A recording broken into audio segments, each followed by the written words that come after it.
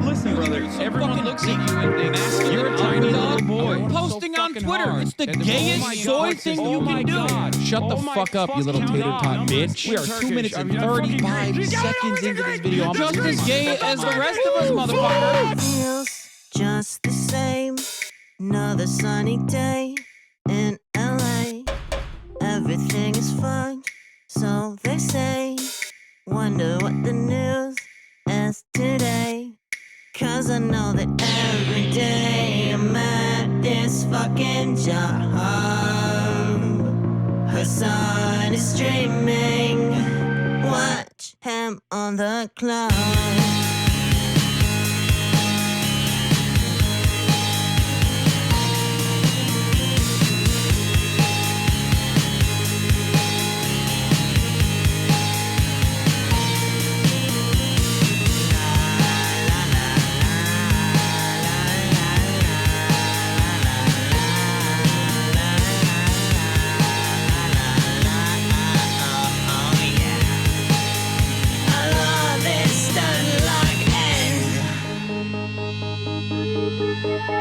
Listen, bro, the Lyra does not need this. Trans people love playing Hearts of Iron 4. Eating pussy is the basic bare minimum thing you can do. You can be like, where did they find these people, dude? And women want to have sex. Your job is posting. You're gay. Okay. God, I hate women so much. Is he really a socialist? He's such a himbo, I can't handle it. He's got a car and a house, and it's better than mine. How the fuck can I sit here like everything's fine? That's just me being a fucking hog. Hasan is streaming. Watch him on that clock.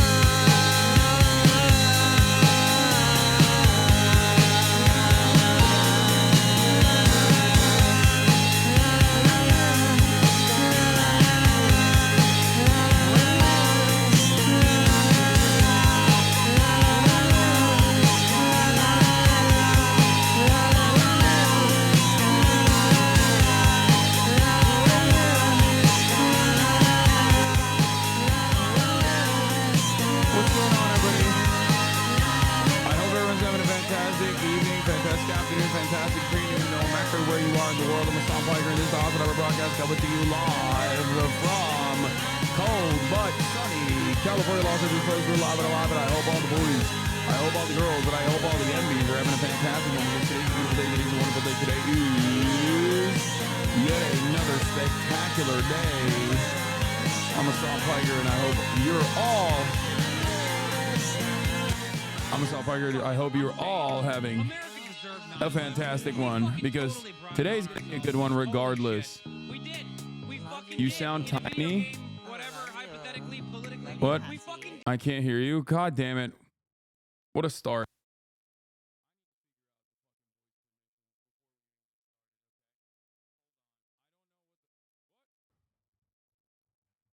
Hello? Hello? Hello? What is happening? My microphone is busted, dude. Actually, good intro, good intro, good intro, good intro.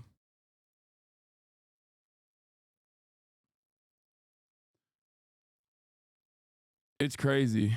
Okay. I did that fucking CBC convo.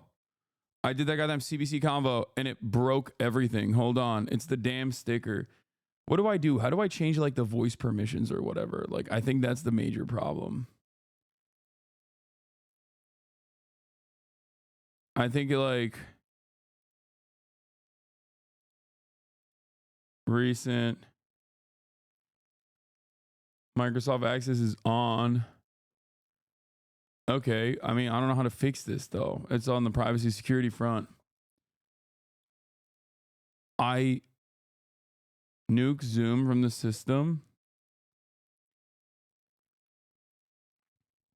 Now voice is okay? No, but it's not okay because the microphone is low, and it literally happened when I gave voice perms to. It only got low when I gave voice perms to freaking Art of Oz sub only, So you subscribe, bitch. Why you got a fucking problem with that? Oh, I'm sorry. Oh no. You have to subscribe if you want to see the VODs? Well, that's right. That's what's going on. Okay. I love listening to your VODs on the company time. But today I was greeted with VODs because with a sub only message. Yeah, I did switch it over.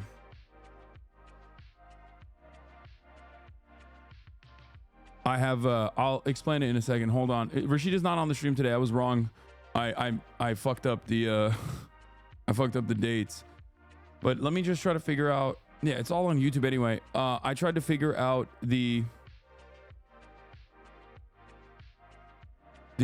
audio perms real quick. I don't know why. Is there a thing I can do?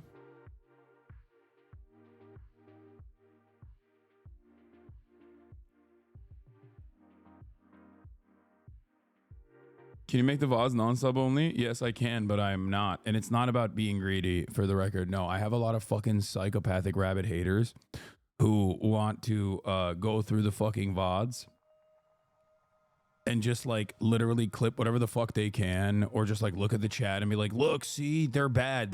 His chat is bad, or whatever the fuck. So I'm like, yeah, if you want to do that, you're going to have to pay the piper, baby. Fuck it. That's what it is. Haters, I'm making my haters the waiters at my table of success. You can check the system levels, window key menu, window key / menu, sound input. Okay, sound. Choose a device for speaking or recording. Microphone, Rodecaster Pro 2 main stereo, audio capture dual HDMI default device. Wait, maybe that's the problem. Hello? Is this better? No, I've swapped it over to the default device, but that's not going to change anything. Hold on one second. Maybe if I crank it up here. Oh. Oops. Sorry. Oop. Is that better? Is that better? I think 1 1 1 1 1 2 3 4 5 6 1 2 3 4 5 6 7 8 9 1 2 3. Okay, it's peaking a little bit. All right, I think this is perfect now. This is good.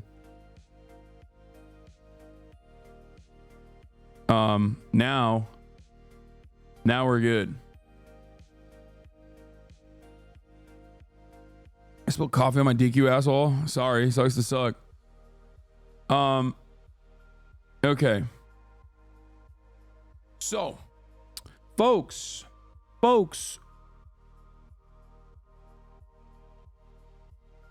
This is dumb. NMP leaning tower of headline. Your paywall and your own viewers who can't afford to subscribe. What's next? Dog, you can literally watch the VODs on YouTube. What are you talking about?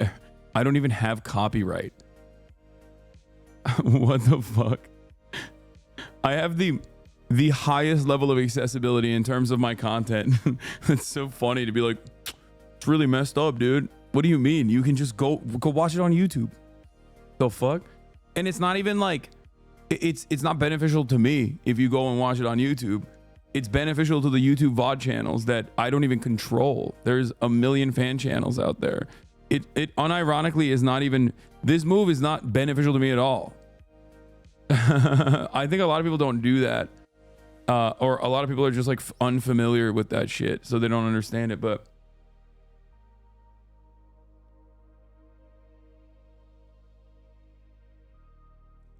yeah, you're such an asshole to your followers. Without your followers, you're useless. I agree, first of all, and I disagree with the being an asshole to my followers. I don't know what's happening right now. Why are people yelling at me? Yeah, it's more so for your safety, if we're gonna be real. Did you see what happened in Amsterdam? I didn't. I briefly looked at it yesterday, and immediately, in the process of me briefly looking at it yesterday and not even understanding what the fuck was going on, these dipshits literally fucking, look at this. Hasan's chat becomes indistinguishable from Nazis during the attacks in Amsterdam. Like, they posted it on fucking LSF, and it's a tweet that they posted on LSF that they clipped out of context. And it's so funny because it's like, first of all, I didn't even know what the fuck was going on. And it turns out these were fucking soccer hooligans that were saying like insanely racist shit. and other soccer hooligans beat their asses. So I don't know what the fuck is happening here. But I guess I was like clip chimp. This is a complete lie. Hasan was talking about how it's funny. People were complaining about artwork done by Gazan children at a hospital. Literally 2 seconds after you cut the clip says, not this. I don't know what's happening here. Yeah. It's kind of wild that like these guys are such shameless little fucking monsters, right?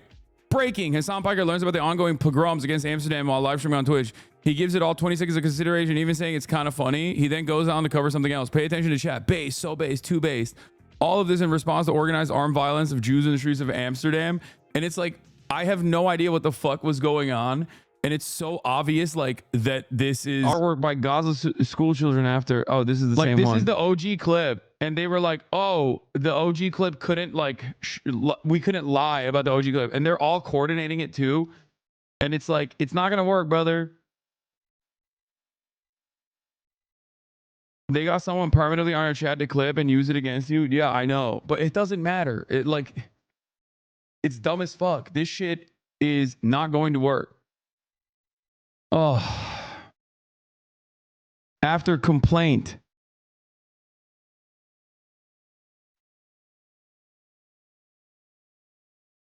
What? The Maccabi Tel Aviv hooligans are getting attacked right now in the Netherlands after ignoring the minute of silence for Valencia victims and singing racist chants about the extermination of Arabs.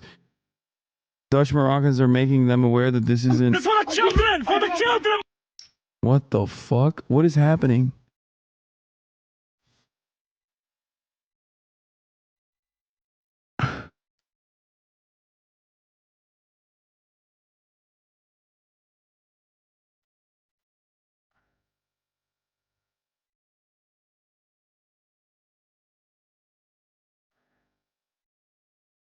This is the video. This is the OG video. This is it ceased to be funny and now I'm in a bad mood? I mean, it's still kind of funny that it's like, well, not this. I don't know what the fuck's happening. They do this all the time in the Western world, all around EU and the US. Yeah, like it's so obvious that I was in between covering two separate things and I said, not this.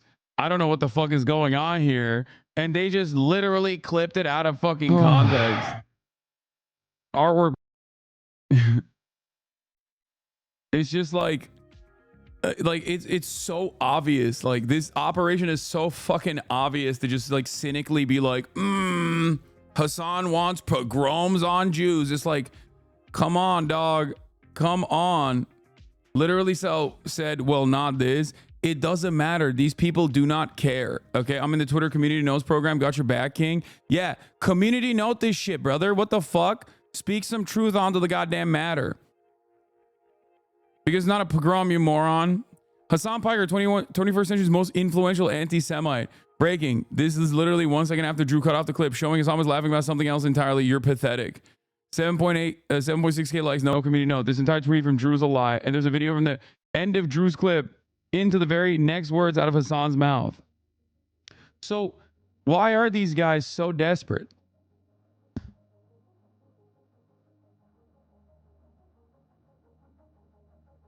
It's just crazy. It's crazy. Like, give it a fucking break, man. I didn't even give it a goddamn break.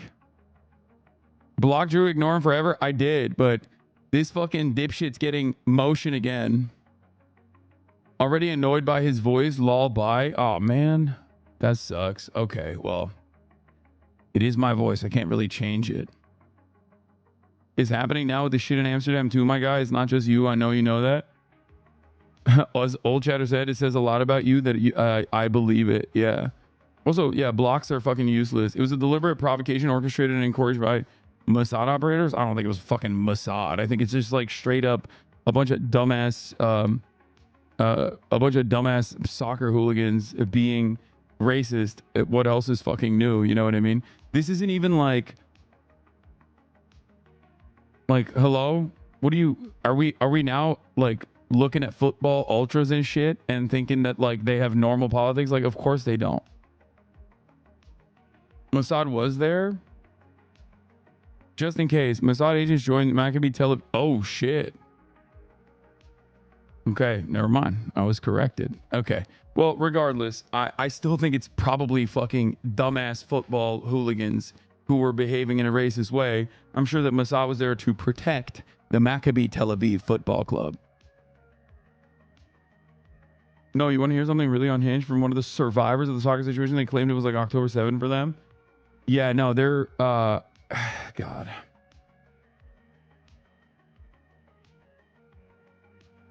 I mean, yeah, we'll look into it a little bit further.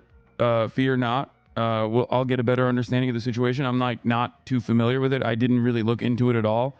But we'll figure it out. You know. Next game is against Besiktas. I hope it does not happen. I hope that they do not play against Besiktas, because that shit is, bro, Besiktas fans kill each other for not being sufficiently pro Besiktas. It's like Çarşı, okay, is famous for sometimes killing one another because like they're like, no, I love Besiktas more than you do, okay? And they'll fucking kill each other sometimes. Like, their hooligans do not mess around. In Turkey, we have like way more barriers that separate the fans from the fucking players for this reason. Like, they will storm the fucking pitch and go nutty mode. They'll light up fucking torches and shit in the middle of the goddamn it's not true, I'm gonna claim. Yes.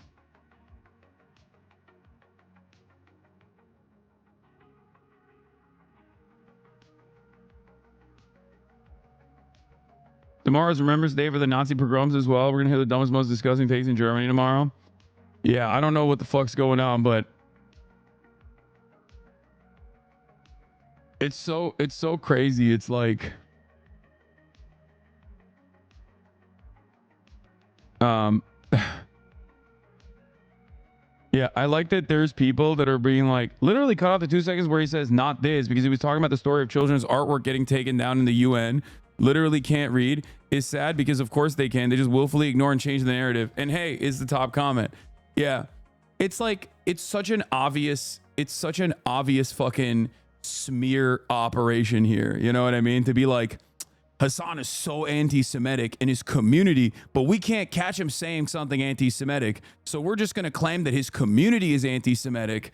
And then, you know, he's not monitoring his community because he's secretly anti-Semitic. It's like, dog, are you kidding me? Nicholas Fuentes is popping off.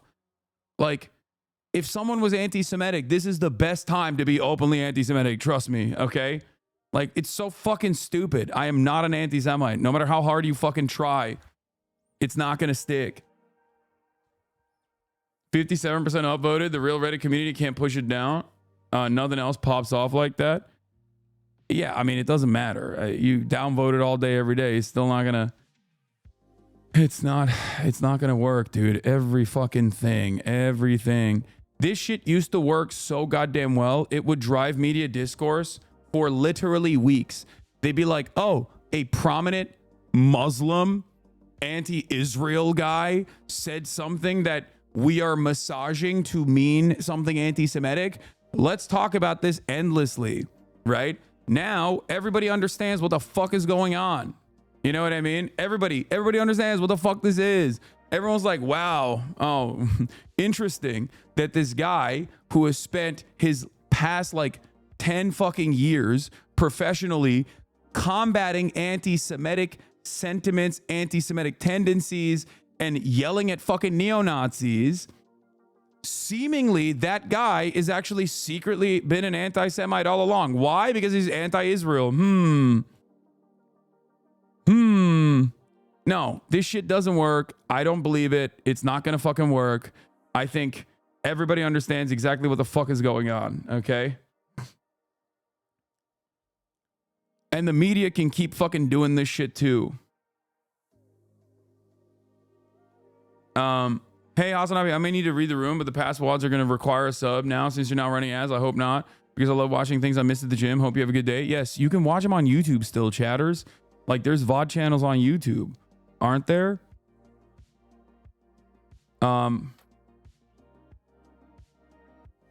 Yep, they're still doing it. It's getting less traction. 4 almost identical headlines. Israel football fans attacked in Amsterdam. Israeli soccer fans attacked in Amsterdam. Okay. Israeli soccer fans attacked in Amsterdam. Israeli soccer fans attacked in Amsterdam. And it's like, yeah, dude, hooligans fucking fight each other like all the goddamn time. The idea that like this is somehow an anti-Semitic pogrom is really funny because there are literally straight up openly anti-Semitic neo-Nazi fucking football hooligans out there that would love to do an actual anti-Semitic pogrom, okay? What the fuck are you talking about? Like, it's wild to me.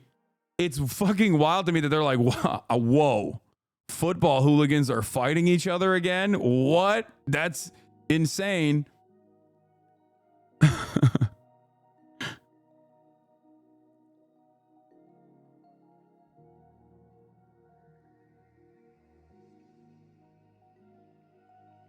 I literally saw comments about you earlier with different people saying you are too far left on one side and not a real leftist who supports terrorists on the other. Yeah, it don't matter, dude. Fuck them. It don't matter, dude. Fuck them. You know where I stand, okay? If you see people, what? Jewish women literally cooms and goons on Hasan Abi at a daily basis. This anti-Semitic shit is getting old. Okay. People are not going to know contextually that the person who's saying that is Jewish. Okay, calm down. And then they're going to be like, wow, he's fucking anti-Semitic.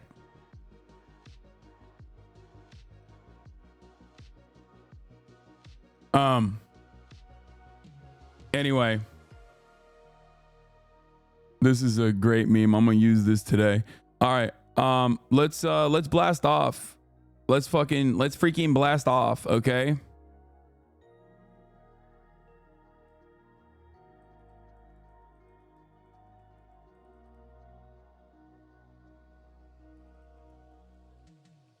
Amsterdam hooligans clash.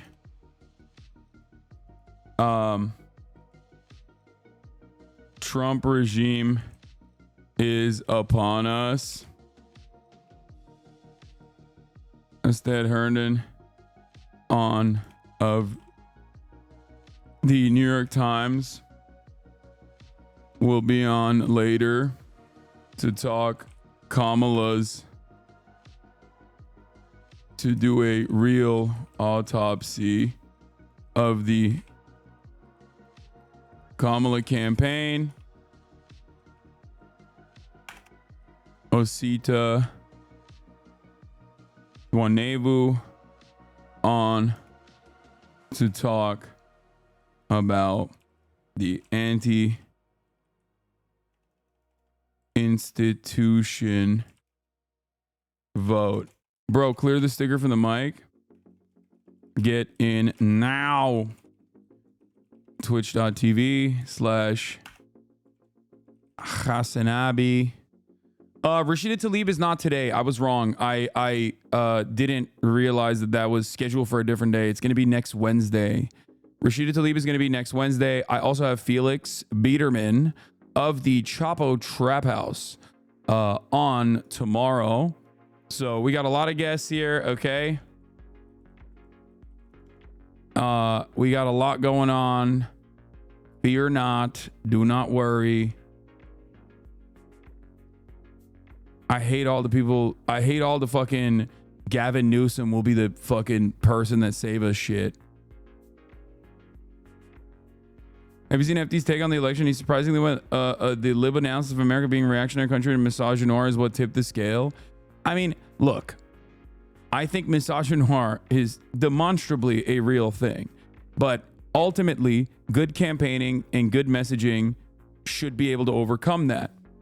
I mean, the greatest counter to that is literally Mexico, the only country in the Western Hemisphere that did not actually see the same incumbent disadvantage that happened historically in every developing nation as a consequence of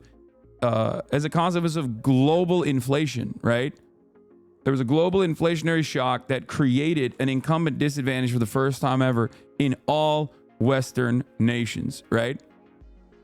Mexico was the one country that did not have that problem. As a matter of fact, AMLO was broadly popular, and his successor, Claudia Sheinbaum, a Jewish woman, by the way, in a country that is 98% Catholic, in a country where femicides are a massive problem. Okay. She won.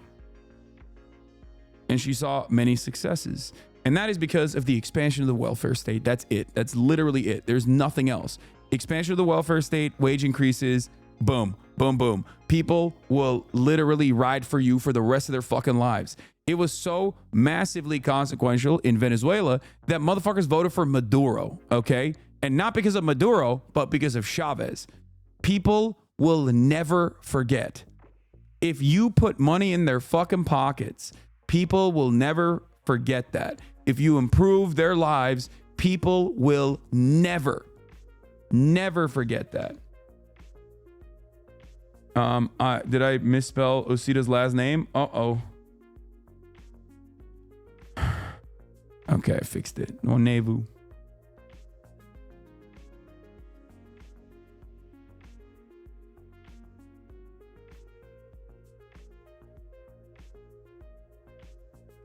AMLO also kept inflation low and increased the Mexican GDP with leftist policy. Yeah, that's it.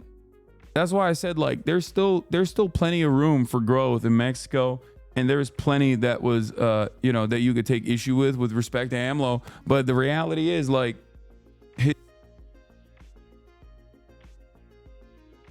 with that, they liked it. You know what I mean? They respected him. They liked it, and we can do that here too, right? Adjusted to the American material condition. Fuck. What is happening with this microphone today? I don't know what's going on. The busted mic moment. Multiple times has been busted today. Cable might be a little messed up. The sticker cursed it, yeah. I should have never voted, man. I voted one time, put the sticker on here, and boom, microphone is broken. It's messed up, chat. It's the sticker. The Dems are attacking you? Yeah. Oh, Murad, do you want to order food? By the way, I forgot. Are you sure? All right.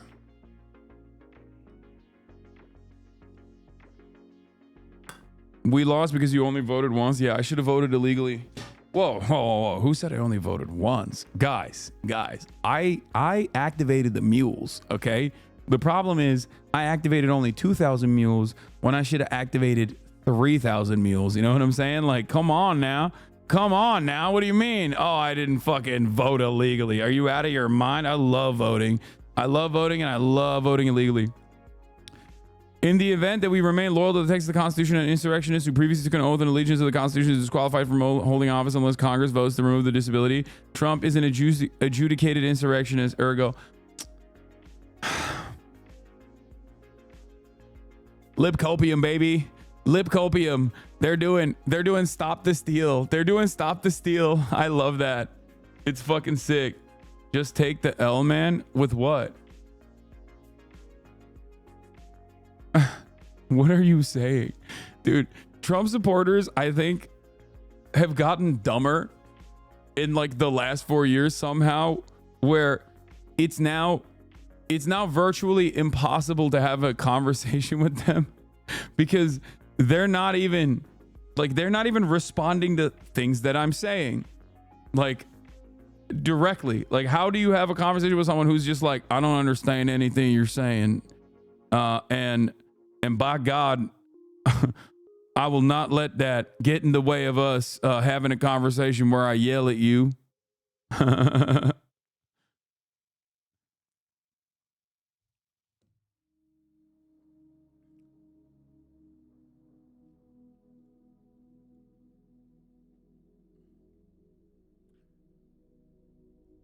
Anyway.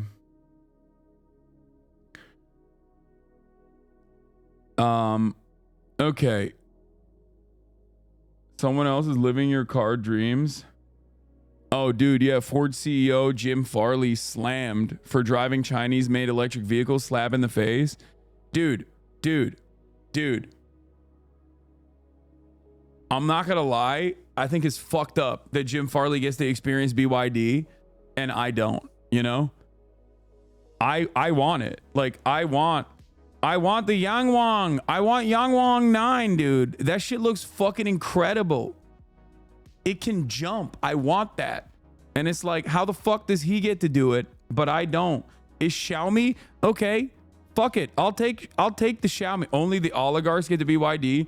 Yeah, the oligarchs of the Canadian public transportation, the oligarchs over at the Canadian Public Transit Board, and their fucking BYD buses, dude. It's really fucked up. Or the oligarchs in Mexico.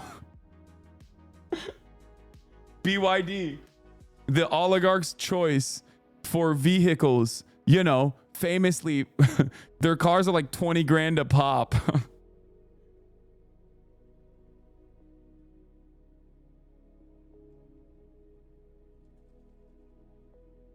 Sneak one in from Mexico or Canada, Azan. Yeah, they're gonna capture me at the border.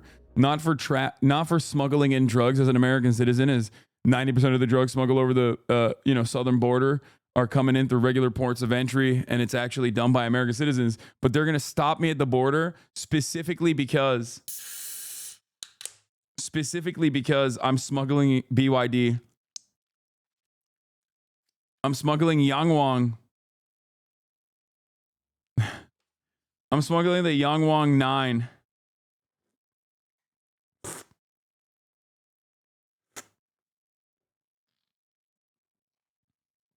Why do you drink so much soda? This is literally not soda. It's a Stumptown Hairbender Nitro Cold Brew. You can have it 3D printed here at home. Muslim terrorist smuggles Chinese contraband through the southern border. Oh no, I'm cooked. What is this? Clip from stream last night was genuinely the hardest I've laughed. 10 million people and growing, anchor babies, their parents, their grandparents. We're going to chill. Okay. Fucking calm down. All right. Hey, and their parents? What do you mean? Now, wait a minute now. Yeah, it's fucked up. Wait a fucking minute. It's fucked up. Chill out. Chill out with that shit. Okay. No more anchor baby talk. Hey, yo, calm down. Dial it back now. Y'all see the hate rally at University of Texas? I think so. Yes, chat. VODs are paywalled now. You're gonna have to subscribe if you want to see the VODs, or just go to YouTube where it's like literally fucking free. You can just like watch it on YouTube, from a million different outlets from my fan channels. But if you want to watch the VODs here on twitch.tv/Hasan Abi, you're gonna have to subscribe, baby. But you should subscribe regardless if you want to support the show.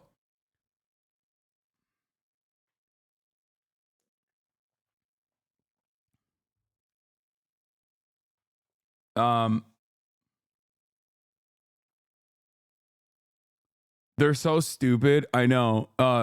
The right are so unimaginably dumb. It's actually crazy. Like, Hamas calls for immediate end to the war after Trump election win. It's like, yeah, dude, they've been fucking doing that. They've been doing that since October 10. Are you making a sub only chat? No.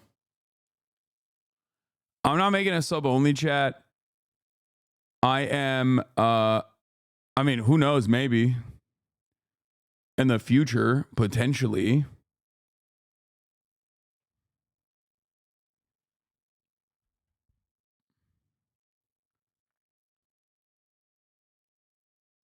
Okay.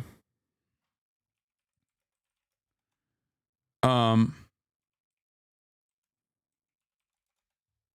on. Wait, oh, oops, hold on. Wait. I have Astead on at that time. When else can we do it? I'm trying to talk to Osita. I'm trying to talk to Osita and also Astead at the same time to try to coordinate with both of them at separate times. I want to have both of them on today, and it is becoming quite difficult for me to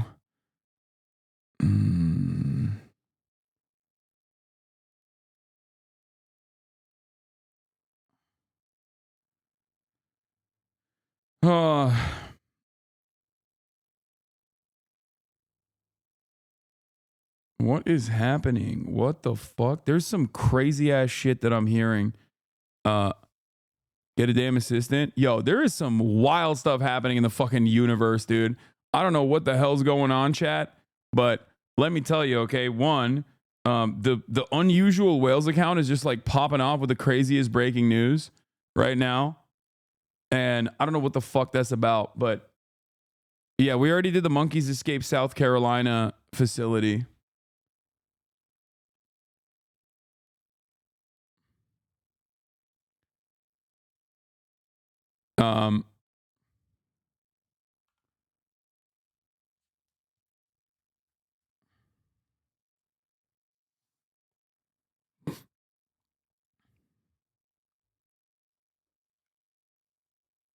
What is this? Adam and Nick make fun of Dion Taft's. Well, I think Destiny convinced Richard Spencer to be lib. Oh, he's not racist no more. That's a bar from fucking Adam, dude. Yeah, they did like a debate on no jumper. What a wild career that guy had. Spencer? No, Destiny. Destiny's fascinating. Well, he gets like famous for playing like Minecraft or something. He's like the best guy in fucking Minecraft. Now he yells at people to. And then he would do like stream videos of him playing it. And he'd be like, "Well, that shouldn't be a law." And then people are like, "Why?" And he's like, "Well, because," and he just talks fast. Yeah. And people are like, "This might be the smartest man in the entire world." It is the live version of like I can only learn about politics with like a hydraulic press video next to it. Like I can listen to someone if they're like playing Fortnite at the same time. They're playing baby games. The whole YouTube world is bizarre because the things that like rise to the top because the whole like debate world on YouTube is really big, and it seems like it would be very stupid. You know what I mean? It's one of the dumbest in concept things that I can imagine. It's like people debating. They're like, that'll never happen. Right. Yeah, someone watching Barney and then listening to, Bro, my other family members are talking about the what? DWPU clip of your response to the Amsterdam thing right now. Fuck me. Wait, what? Why do your family members... What are your family members fucking watching Drew Pavlov on fucking... Twitter? How the fuck? What? A neoliberal political analysis. Bro, your family is lost in the sauce if they fucking if they know about Drew Pavlov. Also, Destiny, I think, was like his girlfriend was like cheating on him, and like people make fun of him about that. And then he wrote an article that was like, why it's good to get cheated on by your girlfriend. Yeah. That's the thing. You get really good at making points and you can rationalize. Or with himself. Yeah, it's true. Yeah. Yeah. That's why it's so good because he's constantly torn, his mind. We will never have a coalition on the left, it seems then. Yeah, dude, because one fucking Twitch streamer is at odds with another Kick streamer who wants to say the N-word as a white guy and advocates to do that, who has propped up neo-Nazis. So the fucking left coalition is over. Just like, please get offline right now. Okay. Like, oh no, the guy who debates everything, including, but not limited to, why being cucked is actually liberating or ethical CP. That guy and his community are a formative part of the quote unquote left. All right, man, I got my share of bash and appreciate you. No, I'm just saying, like, listen. Even if he was literally a die-in-the-wool leftist and we were duking it out, it still would not be consequential. Okay, we're fucking content creators. Okay. Yeah, most people offline don't know who the fuck either of us are, or have like very loose associations about it. Okay? It's because Biden tweeted about it. Biden tweeted about what?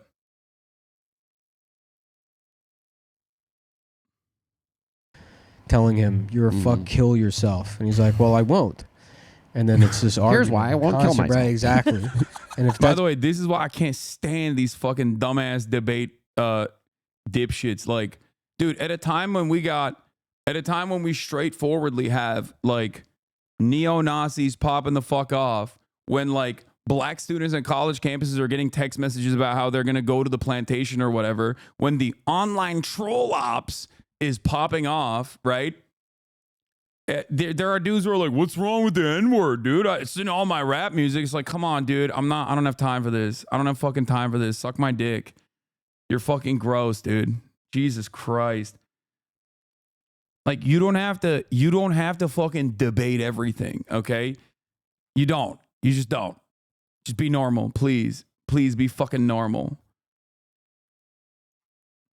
Like, just came in here to say Trump because you're an idiot preaching to 12-year-olds. Hell yeah. Brainwashing 12-year-olds. Actually dumb. Check back with this man right here in a couple months where he'll, have a very different attitude. His fans are having a normal one today. Yeah, I saw this. Bro, what the fuck is wrong with Destiny's fans? The dude who debates the consumption of child porn to stop pedophiles and the use of the N-word, yikes. The argument is that CP is supposed to be distributed to pedos if this helps reduce child rapes. Are you pro-child rape? Who's making the CP, idiot? He explains very clearly in his video that the research said you could find people that previously abused to get their consent to already existing material and offer them compensation for it. Like this is what happens. This is what happens when you have a community that is just like centered around regurgitating talking points from one fucking sociopathic cult leader. Okay? It's so weird, dude. It's weird. It's weird. It's weird.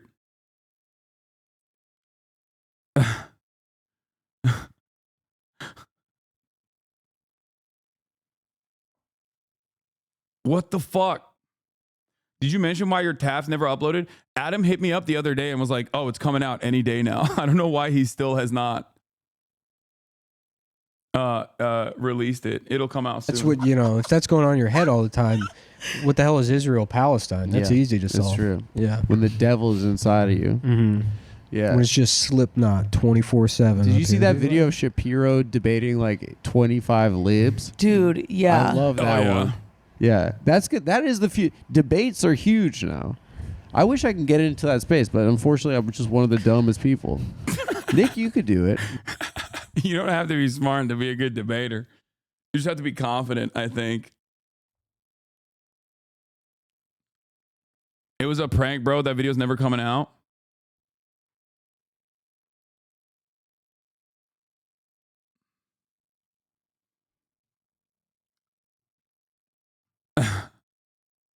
Do you think Dems lost Ryan Ruth because he wasn't able to activate his 10,000 Afghanistan troops illegally? 1,000, not 10,000, NATO-trained troops from Afghanistan illegally to vote for Amala like they did for Biden. 1,000. Get it right. Ryan Ruth activated 1,000 NATO-trained Afghan troops. NATO-trained. Remember that. What? Hasan's Instagram story every morning? Dominant mini basketball highlights. For his dominant mini basketball. That's funny. That is my Instagram story every morning. Calm down. It's fine. Bro, you're the Ryan Ruth wiki at this point? Yeah, dude. He is. Look, when I found out that I was wrong, and then there was actually one singular pro-NATO voter out there who only cared about NATO, okay? Like Gunther Ferlinger style pro-NATO American voter. I was fascinated, okay? I was personally fucking fascinated. What? This chatter wants to debate you? I'm trying to bait him for something else. Are you a fan of the Democratic Party? Why are you so mean? Why do you feel about Trump winning and Kamala losing? Now that I have your attention, Is there any universe would you consider playing the entire Dragon Rampa series live on stream? No. When I saw that someone was making like actual election decisions specifically on NATO, I was like, that's it, man. We're done. That's my guy. I love politics. I see a fucking guy that's like that. I'm gonna ride with him. I'm gonna die for him. Okay. Yeah. All right. Where do we begin? We got a lot going on in the world. What is this? Funniest analysis of your statement? Andrew Tate, Jordan Peterson, internet algorithms, Gamergate, whatever. There is a massive amount of right-wing radicalization that has been occurring, especially in younger male spaces. Any hobbies whatsoever, whether it's playing video games, whether it's working out. By the way, Hasan is right about all of this. Whether it's, I don't know, listening to like a history podcast or whatever. Yeah. Wait, what was... Yeah, I am right about it. What? Asman agrees. What the fuck? What's the problem? Oh, God, I looked at his chat. Don't look at his chat. Don't look at his chat. Don't look at his chat. Don't do it. Don't do it. Don't look at his chat. Everything that they see is right-wing sentiment being expressed by individuals that they find charismatic. But you can only blame internet. So the reason why he's right might not be necessarily like what he's trying to say. I think that it's a chicken and the egg scenario where the content that's popular is right wing because this right wing content more accurately reflects the way that people see the world and the way that guys feel. So it's not that there's a bunch of right wing content that's brainwashing people to be racist or to be Nazis. It's that there's a lot of guys that feel He's like, no, there's just a lot of Nazis out there. There's just a lot of people who believe in the ideology of the NASDAQ. No. By the way, it's ironic because this other person from the video clipped it right before I talk about how like they're not actually overt Nazis in the same way that like they were in the 2016 Gamergate era, where there was like open outward white supremacist sentiment being expressed on YouTube regularly. You had the likes of Stefan Molnier and all these other guys who were like straight up neo-Nazis, right? They no longer, it's not like that. It's like 90% of the way there. But they're not like openly white nationalists, even though there are some, right? But that movement has definitely been cast aside a little bit as a lot of the overt racism, misogyny, yada, yada, yada, has been normalized by the Republican Party at the tippy top. So for that reason, I think most people find themselves very comfortable expressing certain types of sentiment.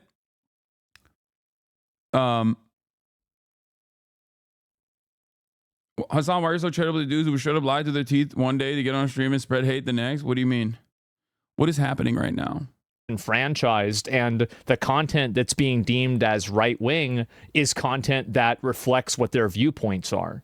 So it's like, the content creators in your orbit all just talk about your drama when you're offline. Nobody's doing anything to combat reactionary stuff amongst men.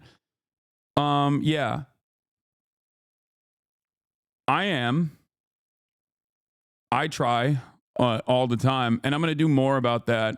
I made the mistake of looking at Nick Fuentes' Twitter last night before going to bed for the first time, and I had literal nightmares. Yeah, I saw that one clip.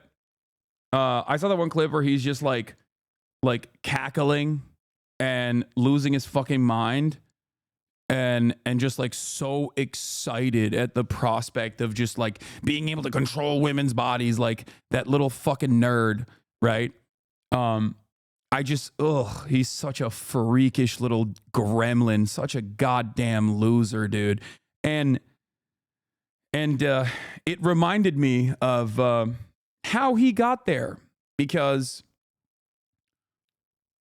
it reminded me of how he got to a position of prominence that actually led to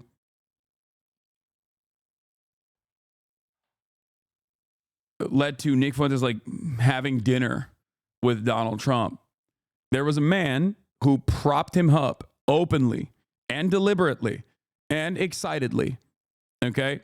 A person who I despise, and every single time I see Nick Fuentes' disgusting little booger-eating gremlin face, I am reminded of the people that are literally saying he should be liberal. This guy should be liberal Joe Rogan. And Fuentes' treatment of me is so bad. I don't understand. That's something he'll have to learn and grow. Not to sound like not to be too self-aggrandizing, but like Fuentes should be worshiping me because I am literally I was the only lifeline that he had to like being able to breach like mainstream political conversations. Like I represented a huge potential opportunity to him, and he just was so bad faith in the way that he treats me. It's unbelievable. I don't know why the fuck you would do that. Like he should have been so conciliatory towards me, and I'm not looking for that. I'm not asking him to be my bitch or anything, but for him to be like relentlessly bad faith against me all the time, like bro, who the fuck are you? Like I can put you on a stream in front of 14,000 people. Like I'm giving you your phone number to like Adam22 so you can go to a show. Why the fuck would you like burn my shit so hard? Like you're so stupid. Yeah. Eating chicken and waffles with Nicholas Fuentes, propping him up, giving him a lifeline, giving him a fucking media career, debating his own fan base, arguing against calling him a fucking Nazi to his own fans who were like, dude, he's a Nazi. When you say things like, why are you defending him? I'm not defending him. I'm agnostic You on the absolutely position. are. But your obsession with me using this word, really only for normative reasons, is revealed when you say, why are you defending him when you won't use my label? If you want to ask me, does he engage in anti-Semitic humor? I would say absolutely yes, he engages in anti-Semitic humor. If you want to say, is there a chance that he believes in anti-Semitic conspiracies? Yeah, of course there's a chance. And he has in the past. In fact, it might even be likely that he still does today. I just haven't had the conversation with him about it, and I don't really feel like slinging that around when I just don't 100% know. I would rather...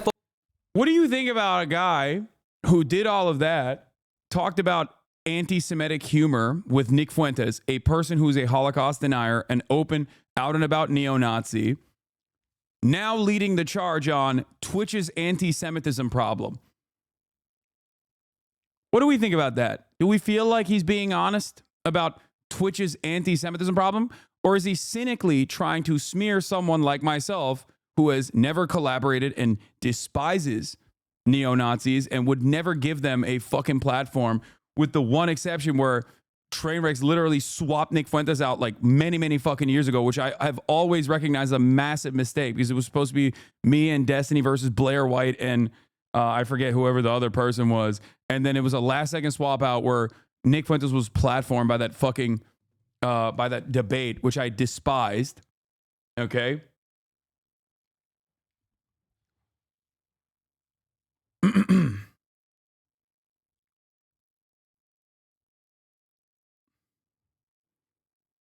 Hanging out with him in real life, giving his phone number to Adam22 so we can go on fucking podcasts, openly recognizing that you propped him up, defending not using the Nazi label against him. Against their own community members who are like, come on, dog, he's a Nazi. Maybe you don't have to debate everything. That's my point. You can't be just like a fucking psychopathic debate mercenary. Like, you're literally just like making yourself, you're turning yourself into this fucking person that has no ideology whatsoever.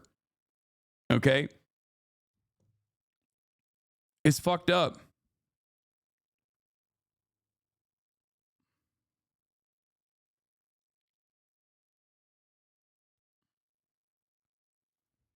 Sometimes you do not have to have a normal conversation, especially when someone's nascent fucking dying career is pretty obvious.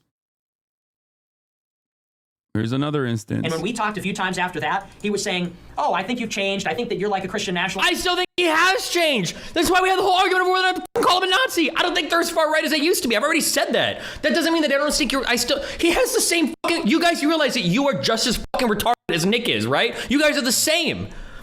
Nick hears me push back against his shit, and Nick is like, oh, you think I'm just as right as I was? No, I don't think that. You guys don't think I push back enough, and then you guys are like, oh, you think he's not as far right as you guys. How does everybody? I don't know if I have to communicate better or if there's just more layers of emotional bullshit that I have to fucking chew through with you fucking morons to try to make you understand what the fuck I think. Clearly speaking, plain English is not enough. Clearly speaking, complicated English is not enough. I don't know what it is to punch through, you fucking morons. And most importantly, he successfully revived him entirely, single-handedly. It worked exactly as Fuentes intended. Yeah, 100%. And then the only reason why they fucking had a falling out is because obviously the fucking neo-Nazi, once his career was revitalized, came after Destiny and tried to deplatform him, which is ironic because Destiny is literally doing that to me right now, desperately trying to deplatform me with the express purpose of, and this part is really funny, trying to weirdly get himself unbanned from the platform. Well, I said step one before anything happens to show there's two things that need to happen. One, Frogan needs to be banned. That's like just an immediate thing. Not that I even give a fuck about Frogan, to say it again, but it's just so obviously apparent that if she doesn't get banned, that nobody gives a shit over there, right? Like that is the most obvious case in the entire world of someone breaking the terms of service. And yeah, it's a clear hate speech violation of a protected class of citizens too, because she's going after veterans, I think. Yeah. Yep. So yeah, it's multiple things. I agree. Right. Yeah. So if that doesn't happen, we know that there's no change at Twitch. So that's step one. Will that happen? Step two is they have to unban Steve. Like, because otherwise, I don't. If they're able to unban Fresh and Fit, like they're talking about unbanning Destiny and Sneeko, they can unban Steve. And then if they do those two things, then I'll talk to Dan Clancy. And I'd be happy to figure out a way forward for him to. For those of you who don't know, these are some of Destiny's little orbiters. This man, we used to have conversations back in the day. Quite pleasant conversations, as a matter of fact. But his brain has just been so fucking broken by being Destiny's orbiter and his co-host on his podcast that he has been spending an unimaginable amount of time on this like vengeful quest to, I guess, destroy Twitch for not unbanning Destiny and also not getting me banned. Okay. They called themselves the Daliban or the Duzbullah Brigades, community dedicated to documenting the anti-Semitism of Turkish colonizer Hasan Piker and the Sultan of Twitch Empire, Dan Clancy, as well as others. Okay. They have made websites from like day fucking one. From, I think it was like October 19th or something was when the Hasan Abi website was launched. Like that was what their immediate goals were, where they were like, we're going to use this Israel shit. We're going to use what is happening in Gaza to, try to activate as many people as possible to get this guy fucking deplatformed. And they've gotten increasingly more insane over the year. As it has not succeeded. Yeah, these are the people concerned about change hate speech, the way that trust and concerned about hate done, speech, so that is no longer the stereotypical purple-haired whatever that it currently is. It's too skewed right now, unfortunately.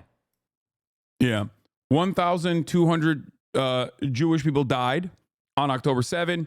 Since then, hundreds of thousands, millions of people displaced in Gaza. Thousands dead in Lebanon. 50,000 is the most conservative estimate with direct gunfire and direct bombing in Gaza. The obvious death toll is going to be significantly larger than that. And these guys are predisposed with, let's use this as an opportunity to get someone we don't like, someone we don't agree with, deplatformed. Okay? It is so insane. It is so unimaginable. Why do they assume there won't be retaliatory ops? I don't know. But yeah. And also, that guy whose account that I'm showing you right now, okay, the Daliban, part of the Daliban, this is one of my biggest stalkers, okay? This is like a known stalker in this community with like thousands of alt accounts that we've banned, who like is the most schizo person you've ever seen. That schizo person is now followed by Richie Torres. American Congressperson Richie Torres follows him. He's following my schizophrenic stalkers, dog.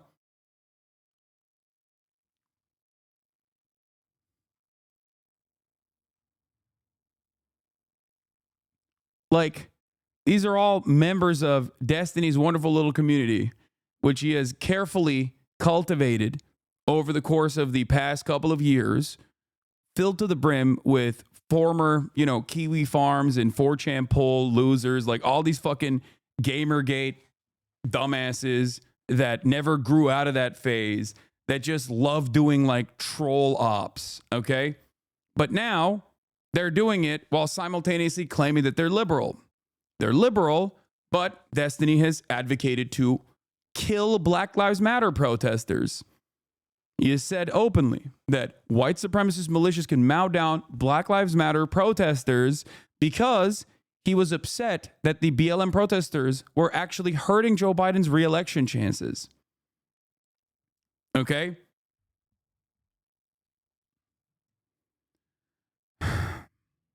A person that has debated the ethics of ethical CP, a person that on a whim, because he was mad at my friend, an activist and content creator from Atlanta, FD Signifier, wanted to troll him. And in order to troll him, he gave $10,000 to the Atlanta Police Department. That's the type of person that we're talking about. Real liberal guy. Okay? Real liberal guy. That's where a lot of this resentment and a lot of this no motion ass bullshit is coming from. Okay?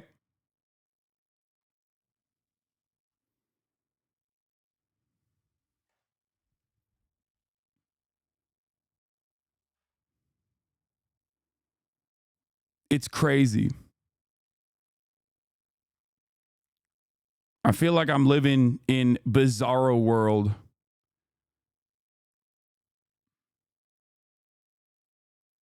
FD just posted he figured out D used another orbiter to set up the donation from the start. Hey, look at what I found with a little video essayist researcher Muscle. Tree of Logic, one of Destiny's weird black orbiters, admitting on stream that Destiny never planned to actually debate and always acted the plan in bad faith. Organization. He had no intentions on doing that. He always. Okay. All right. So that's what happened. This was all his idea from the start. He had no intentions on donating $10,000 to Fat Dude Signifier organization. He had no intentions on doing that. He always had the intentions on donating to a pro-police or nonprofit organization. And he asked me, because I'm very close to these organizations in Georgia, and he asked me to give him two, and I gave him two, but I gave him the most important one first. And I'm kind of glad he ignored. Sorry for the delay of these signifiers. Some of us work and have busy lives, though. Can't believe you couldn't wait 4 days for your $10,000 anti-police fund donation. So I went ahead and just donated $10,000 to the Atlanta Police Department.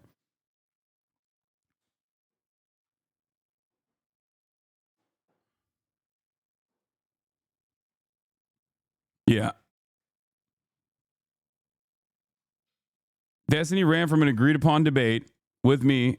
He and his fan base like to retcon it into some other story, but the facts don't back that up. Destiny agreed to debate me and donate $10K to a charity I choose. Contrary to his fan base lies, this is not my charity, nor do I work for them. His fans just made that up to justify their narrative. He told me to unblock him so he could confirm the payment. I did for several days, and I reblocked when it started to seem fishy.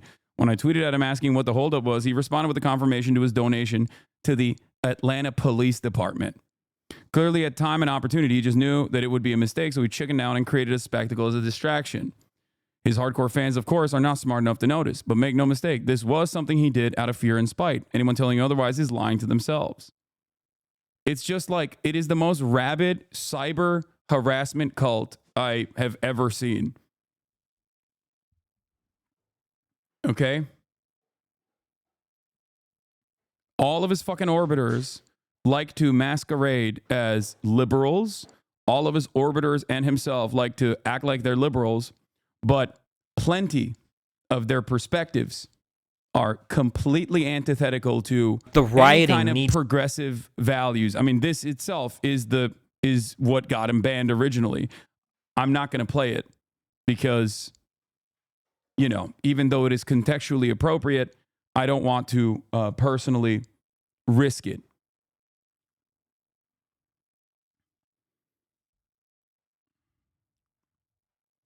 That got him departnered originally.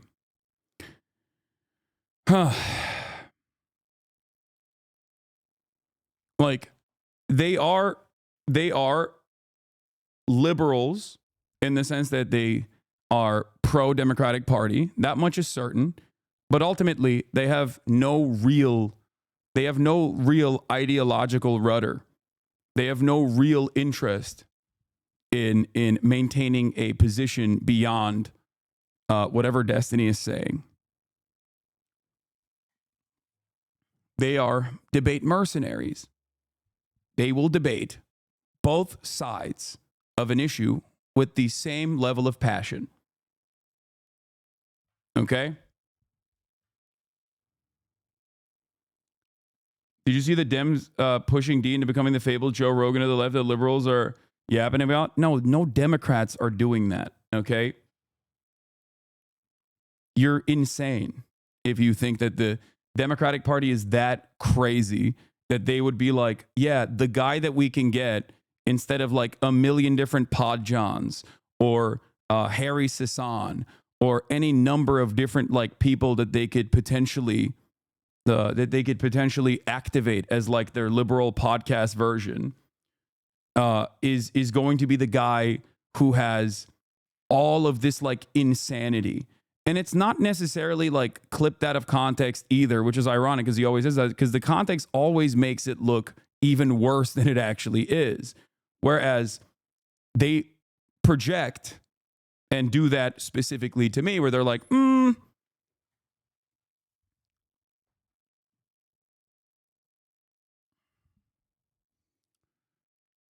look at this 15-second clip, 16-second clip, 13-second clip where Hasan is arguing for something, and then you watch the larger clip and you're like, oh, he was arguing exactly the opposite of the thing that you were saying he was doing.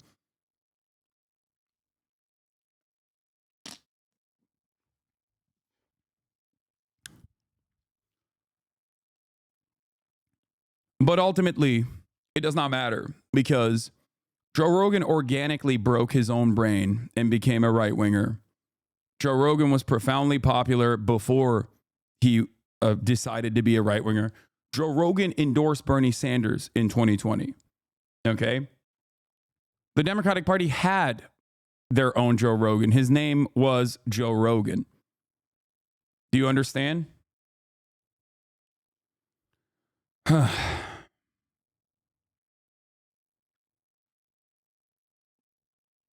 So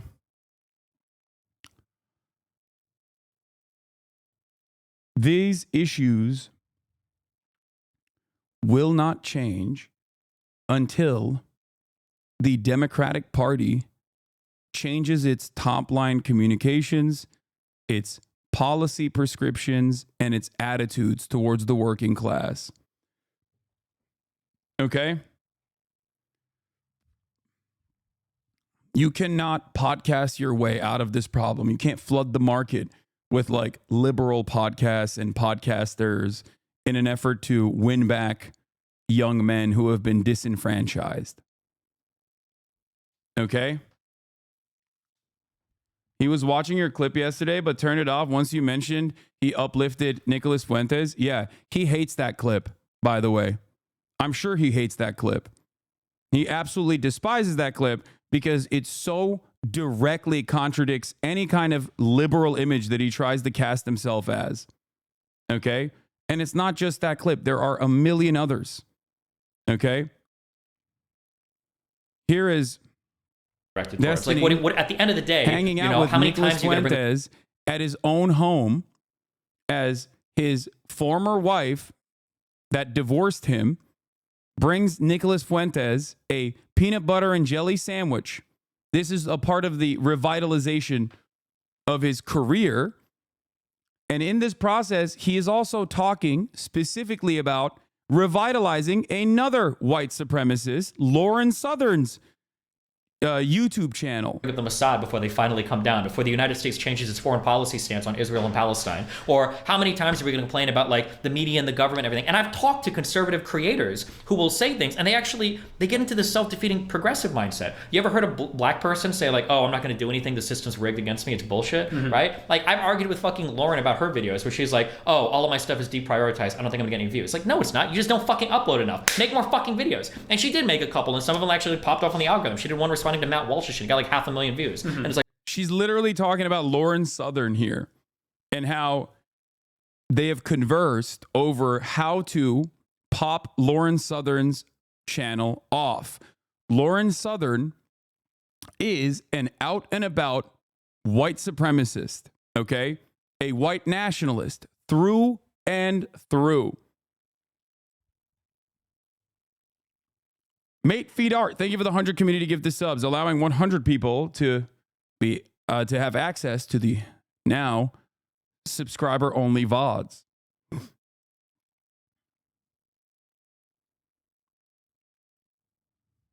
Yes, he's talking about the Lauren Southern, who personally went to Italy to work alongside Identity Europa, okay, to try to intercept migrant boats by filming herself on these fucking boats to try and actively intercept these migrant dinghies that were trying to make it to Italy. If politicians don't stop the boats, we'll stop the boats, Southern declared. Okay. They didn't stop the boat for long. In short order, they were taken into custody by Italian Coast Guard officers and the Doctors Without Borders ship was on its way. Later that night, Southern appeared in a second Periscope live stream with Martin Sellner, the 28-year-old leader of Generation Identity's Austrian branch. Sellner hinted in the live stream that Generation Identity's short-lived blockade of the NGO ship was just the beginning of a new mission to track down and stop the dirty work of these human trafficking ships. Southern has defended the American neo-Nazi Richard B. Spencer, who has advocated for violence against non-whites on multiple occasions. Southern has said, Richard Spencer is not a white supremacist, he's a white nationalist. He believes in a white ethno-state. He doesn't believe in whites being superior. Spencer has praised Southern's videos. That is the person that Destiny is talking about here, that he has direct access to, that he has also helped revitalize the career of. How many neo-Nazis does Destiny have to align with and revitalize the careers of for people to go, maybe he's not being genuine in his defense of the Democratic Party and it's just another thing that helps him debate better? He's talking to one neo-Nazi who is a prominent neo-Nazi now, thankfully because of Destiny's hard work, platforming him, giving his phone number to Adam22, okay? While simultaneously he's bragging about coaching another white nationalist and how he helped revitalize her career as well. Okay? Can you run us through how you make all these fanfic spin-offs of reality? You're such a creative. I get inspired when I watch you. You think this right here, exactly what he just said right here, is fictitious? Am I wrong? Like what? Do you think he was just joking here? He didn't mean it? He's admitting to it. You want me to play the clip again of him saying, like, why do you think that the algorithm's not fucking you? You're fucking yourself. Because that type of self-defeating, self-deprecating, self-fulfilling prophecy of the system's against me, I can't do anything. So it gives you the perfect excuse to work on nothing because you're completely fucked. And then it gives you the perfect enemy to blame for all of your problems. And it's like, well, what the fuck? What does that accomplish at the end of the day? What's that? Wait. I want to be a good wife. So I got peanut butter sandwiches. Whoa! Is it for him? For both. Let's go! Thanks, Isn't that what a wife Mom. is for? What? Isn't that what a wife is for? That is absolutely. See, you got it made, bro. Thank you so much. Wow. Good job. Let's go. You got it made. Hell. Hold on.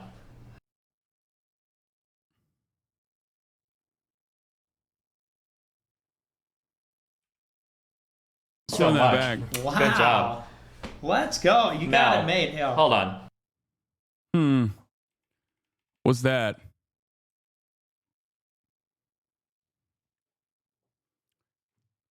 Go ahead, man. Go ahead.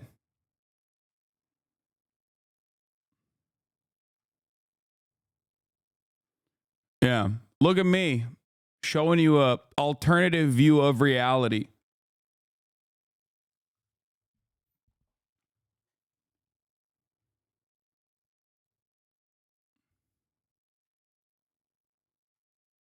Fan fiction.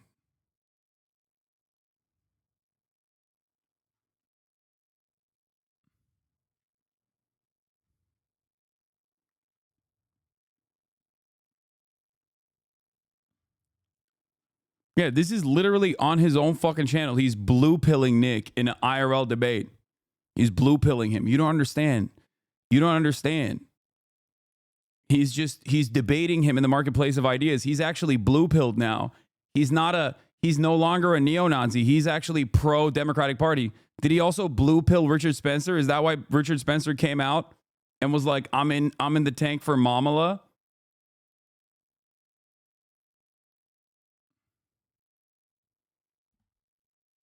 Yeah, it's not the first time they hung out together. Yeah, you think?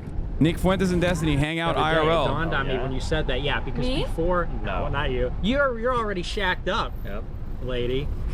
What's going on with that? What's the story? How about just one man, one? My point is this. Last night, I saw this dipshit all over the fucking timeline just going absolutely crazy over how excited he was. How excited he was that he gets to control women's bodies now. Like just pure resentment towards the existence of women. Something beyond like wanting a trad wife. I didn't even know that level of misogyny was even possible, right? Like that level of being an incel was even something that real human beings experienced. And then I was reminded of the desperate attempts of Destiny revitalizing this fucking dipshit's career, so much so that he basically got access to Milo Yiannopoulos and Kanye West and went and had dinner with Donald fucking Trump. Okay?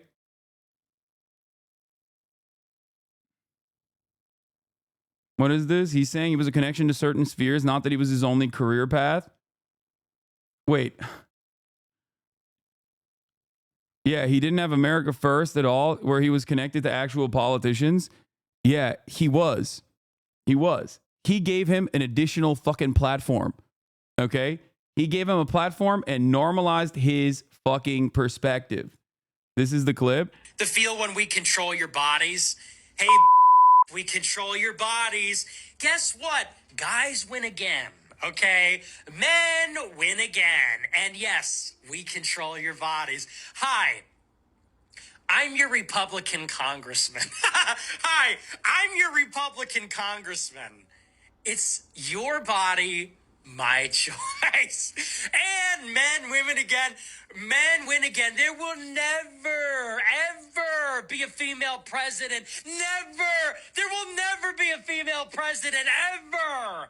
It's over. Glass ceiling? Dude, it's a ceiling made of fucking bricks. You will never break it. Your stupid face keeps hitting the brick ceiling. We will keep you down forever. You will never control. Look at how disgusting of a monstrous piece of shit this man is. Okay? Disgusting.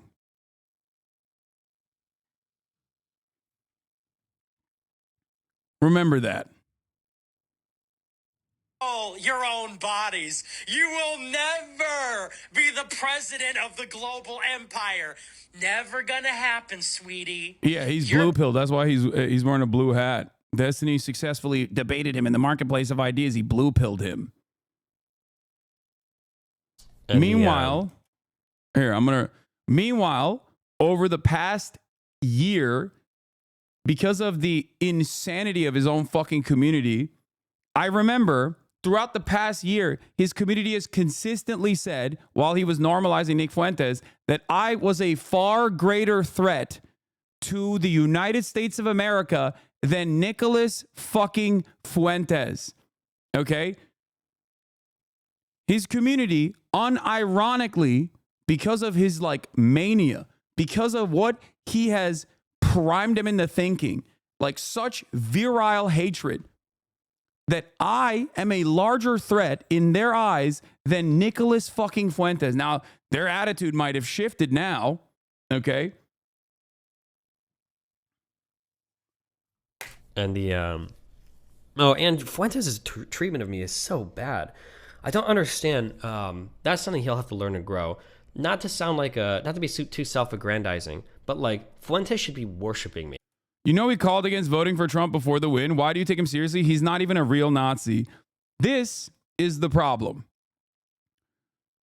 This is directly because of Destiny, okay? People going, he's not even a real Nazi. I don't understand. Like, dude, this guy is a fucking Holocaust denier. What are you talking about? What the fuck are you talking about? This is why I try to explain to people, if you hyper focus on this, okay? If you find yourself in the throes of an echo chamber like the one Destiny has created, okay? You are going to find yourself believing really weird shit that is insanely inconsistent with reality, okay? Like, you should be ashamed of saying things like this. You should be ashamed of being like, oh, Nicholas Fuentes is not a real Nazi, dude. Come on, calm down. Because I am literally I was the only lifeline that he had to like being able to breach like mainstream political conversations. Like I represented a huge potential opportunity to him, and he just was so bad faith in the way that he treats me. It's unbelievable. I don't know why the fuck you would do that. Like he should have been so conciliatory towards me. And I'm not looking for that. I'm not asking him to be my bitch or anything. But for him to be like relentlessly bad faith against me all the time, like, bro, who the fuck are you? Like I can put you on a stream in front of 14,000 people. Like I'm giving you your phone number to like Adam 22 so you can go to a show. Why the fuck would you like burn my shit so hard? Like you're Yeah, why would you burn my shit so hard? I'm fucking propping you up. Okay? I'm propping you up. That chatter basically proved your point. He said Nick said not to support Trump, so he's not a Nazi. Nick doesn't support Trump because he doesn't think Trump is not racist enough. Lamau. Exactly. So when you find yourself in that circumstance, when you find yourself literally going, oh, well, you know, Nick said don't support Trump because he's not Nazi enough. But he's not even a real Nazi. Who the fuck's a real Nazi then, dumbass? Who the fuck? Yeah.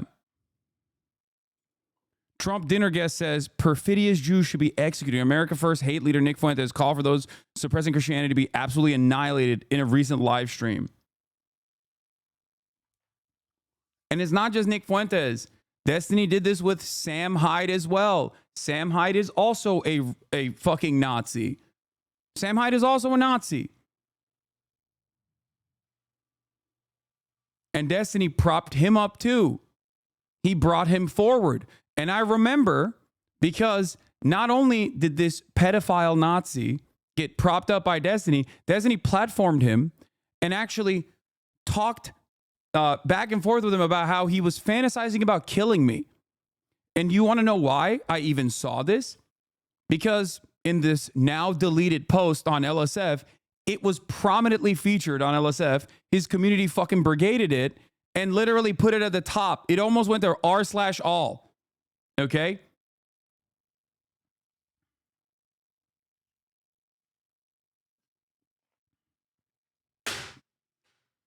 This has been happening. This has been happening for years and years and years. Okay? Tell new chatters how Sam Hyde called to murder you on live TV. Yeah. I mean, that doesn't really fucking matter. It's like, it's whatever. His fans are fucking losers. But like the fact that he was calling for that with his psychopathic fucking fan base is insane. It's additionally insane that this guy gets to present himself as a fucking liberal. Okay? That is simply a defense mechanism. Okay? That's it. It's simply just a way to be like, wait, what do you mean? I'm just a liberal. I love doing debates. I love doing debates against conservatives, and he does. He owns conservatives in the marketplace of ideas for sure. Not Ben Shapiro, which he agreed with so much that even Lex Friedman was like, wow, you guys agree with a lot more than you disagree on. Okay.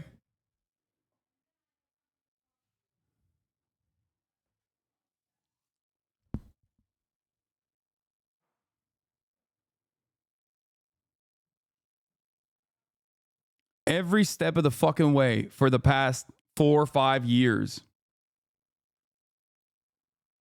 These fucking rabid weirdos.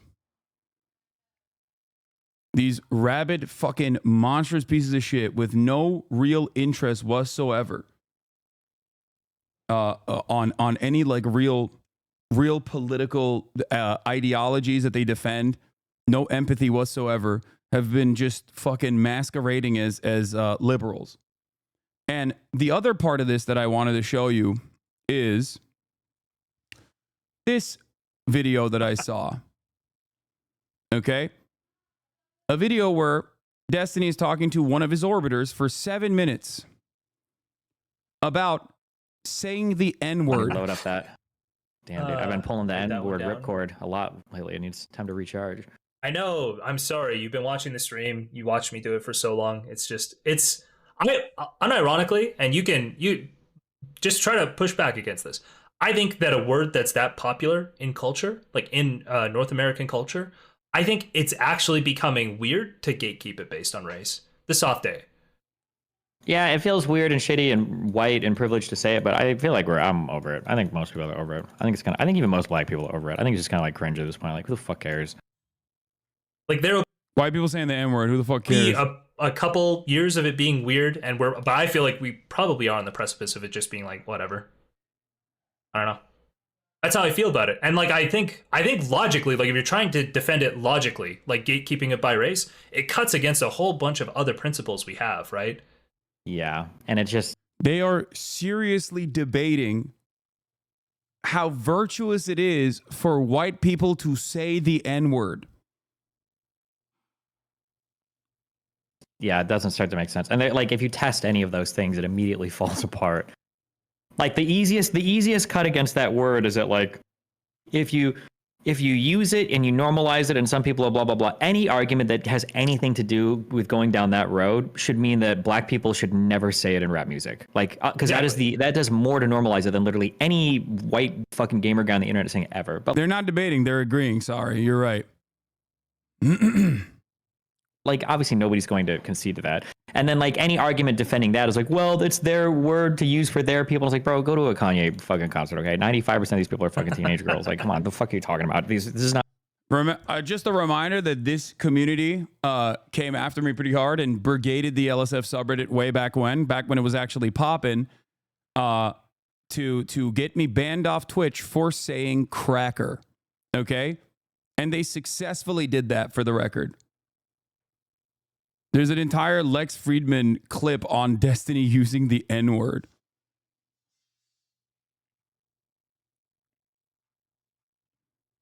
Yeah. It's not music for black people, okay? Shut the fuck up. It's music for everybody. Like, yeah, but... Yeah, I don't know. It's just like, and getting into the whole like intent thing, like the intent of the speaker thing. Like, it's just a fun word to say, and I've never once like used it to, like, the worst you can do is you could say something like bum ass nigga, or like something along these lines, where it's like you're using it as guy or dude, right? But it's like, yeah, I think how most people see it, so it's like it doesn't even like, yeah, I don't know. Yeah, well, I've never once like tried to load negative like stereotypes or racial like animus into it. It's just that's not what the word's for. So I feel like when I use it, I have no intent there, as opposed to like any racist person ever like soft aid a black guy as an insult, like maybe it just doesn't work. Yeah, it basically doesn't get. The only example we could come up with was in a video game where the hard R is explicitly filtered. You might have people who use the soft A to like attack somebody, right? Oh, maybe, sure. In like text, but that's like that's such an outlandish example to come up with. Yeah. Anyway, I don't know. I guarantee a white person made the soft A rule. What's the soft A rule? Well, the reality soft A is doesn't mean dude. There's probably not. Sorry, there's probably if not. If I had to guess, I wonder where the hard R and the soft A came from. Because I'm willing to bet that in the beginning there was only the soft A. Because like the soft A and the hard R are just like, imagine being so unimaginably echo chambered, so incredibly disconnected from the fucking real world that you're just having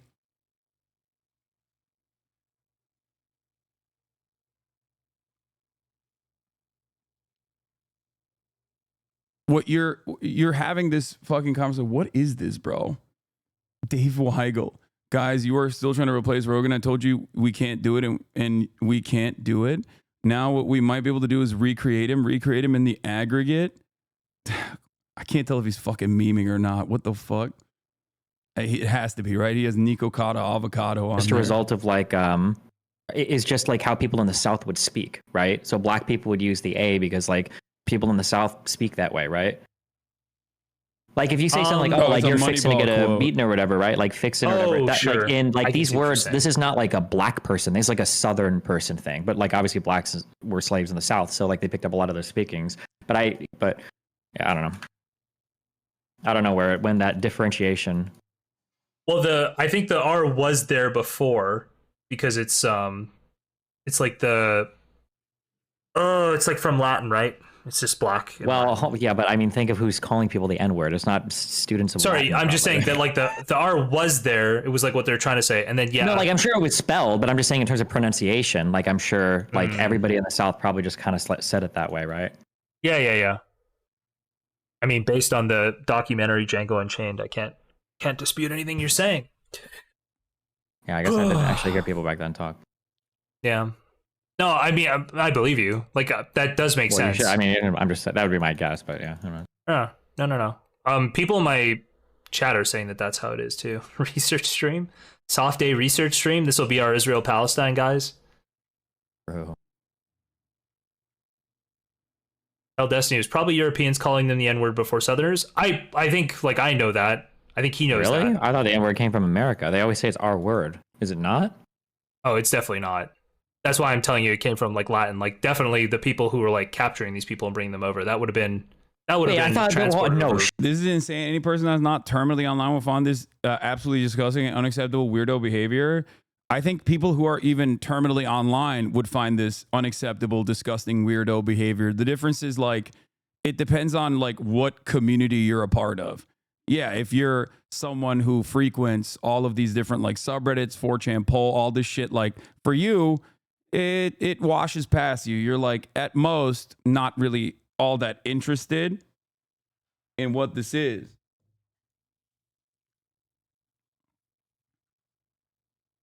Like, I'm sure there's plenty of communities with active large followings that would consider this to be hilarious. I wonder if Richie Torres knows about this. Did you guys know he was fired from 2 separate pro gaming teams for screaming the G slur, the real one against Asians during matches? Yeah, not Gusano, which they tried to turn into like a racialized term or some shit. That was another one of those moments too. Where that's got to be American. Like we must have started. I'm to Google. Who first person call people? Like I bet it was like a formal word that appeared in like early Bonger English, but like I feel like it got popular in the United States. It comes from the word black in Spanish, the original chattel slavery being conducted by Spanish merchants. Isn't that the case? Like I have not I did not dive deeply into the etymology, but I believe it was either I think it was Spanish or the Portuguese, but I think it's Spanish. It's just they're coming in here now. What are they saying? Formerly. You are the biggest echo chamber guy I know. It's perfectly normal. It's a conversation. Oh, dude, please. Like, the reason why I'm showing this to a broader audience is to help people that are fucking trapped in this echo chamber to understand that, like, no, this is not like a normal conversation creating a permission structure for saying the N-word as a white guy. Okay? Like it's not like a normal discussion, brother. That's a very weird discussion. And then this discussion causes you to think it's fucking normal when it's not. And I'm trying to explain this to you that like this is not only pathetic, but it is the reason why you probably get more and more alienated from like normal people around you.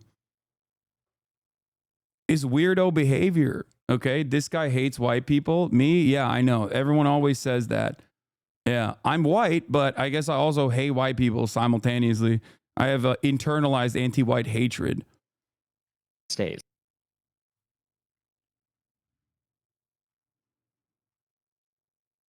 Well, it's not the country. It's like literally.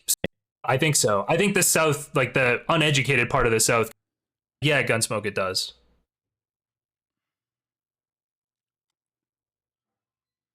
Please explain how the soft A means dude. I just mean like I use it in the same places I would use like guy or whatever. Like that's how I use it usually.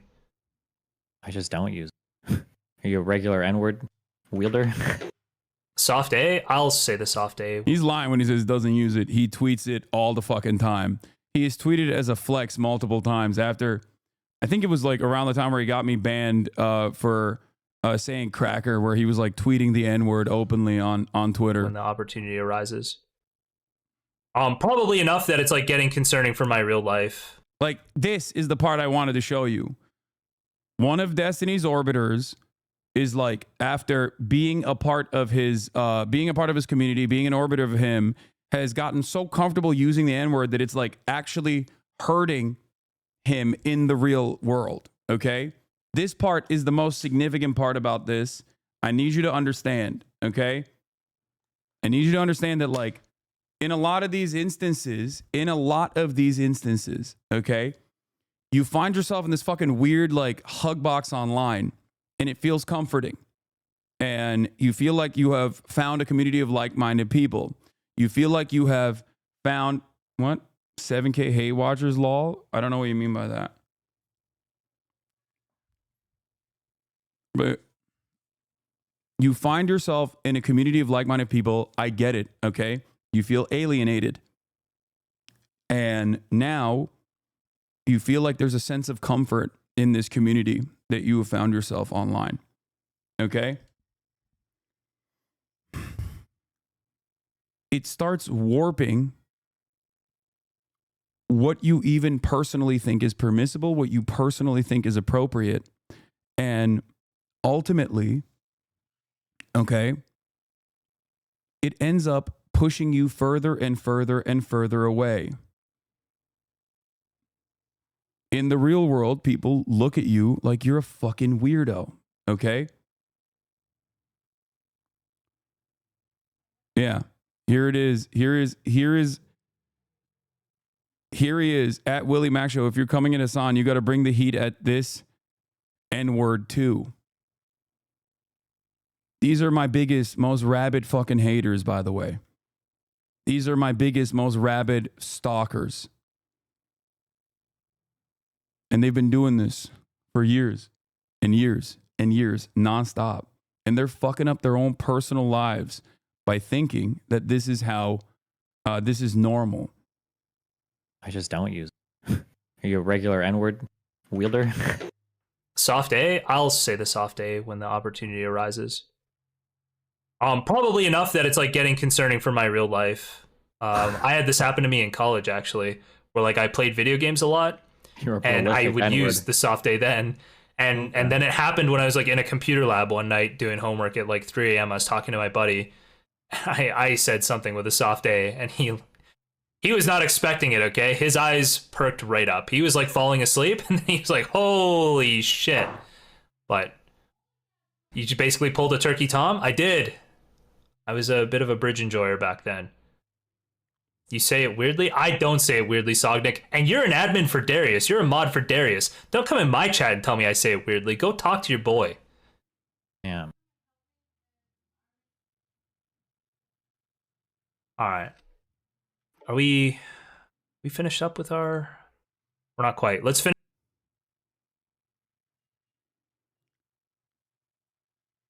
We're all trying to figure out why these people are permabanned from Twitch. Yeah. I wonder how that happened. I wonder why. I wonder how this happened. How could this have happened? How could these guys who are so unimaginably toxic and constantly fucking aligning with neo-Nazis, white supremacists, white nationalists of every fucking variety, regularly going after content creators on every platform, going after journalists, anyone that is in my orbit at all that I have collaborated with, they will actively target and legitimately try to discredit, stalk over and over and over again.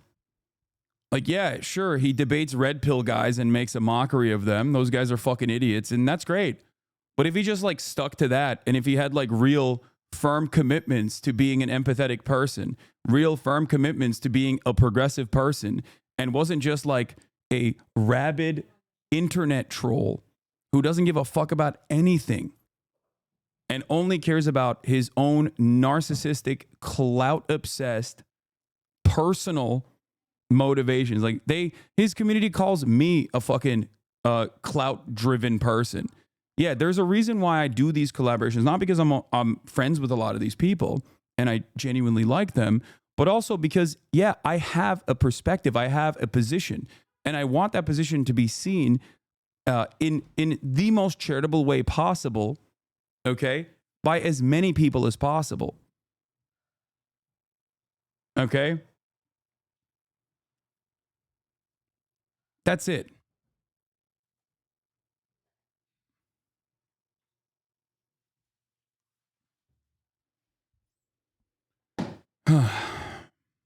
So just wanted to do a brief little fucking blast on the past. And this is just not even fucking scratching the surface. Barely scratching the surface. Okay?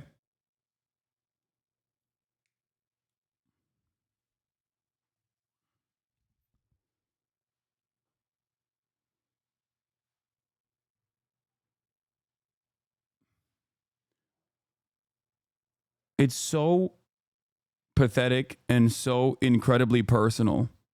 Like it has nothing to do with politics. Like in a normal circumstance, like if he wasn't such a weird fucking loser with like trying to always present himself as the edgiest person possible, him and I most likely would not even have that many disagreements. Like David Pacman is a perfect example. I disagree with a bunch of David Pacman's opinions, but he has always shown me tremendous respect, and vice versa. I can say that I have disagreements with David Pacman, okay? And that's fine, because that's normal. As long as you're like a cordial person. I don't think David Pacman would ever in a fucking million years argue for a white person's right to be able to say the N-word. Okay? Like there are certain fucking lines that most people will not cross. Okay? And I say this as someone who understands that like David Pacman and Destiny are friends. Okay? Like I know that. He's shit on the cost of your merch, by the way. Yeah, whatever. It doesn't matter. Who cares?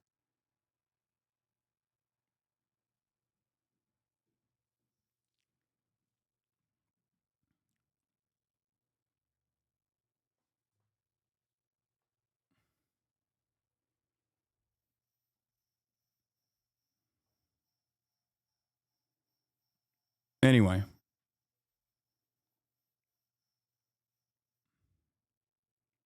So yeah, as this kind of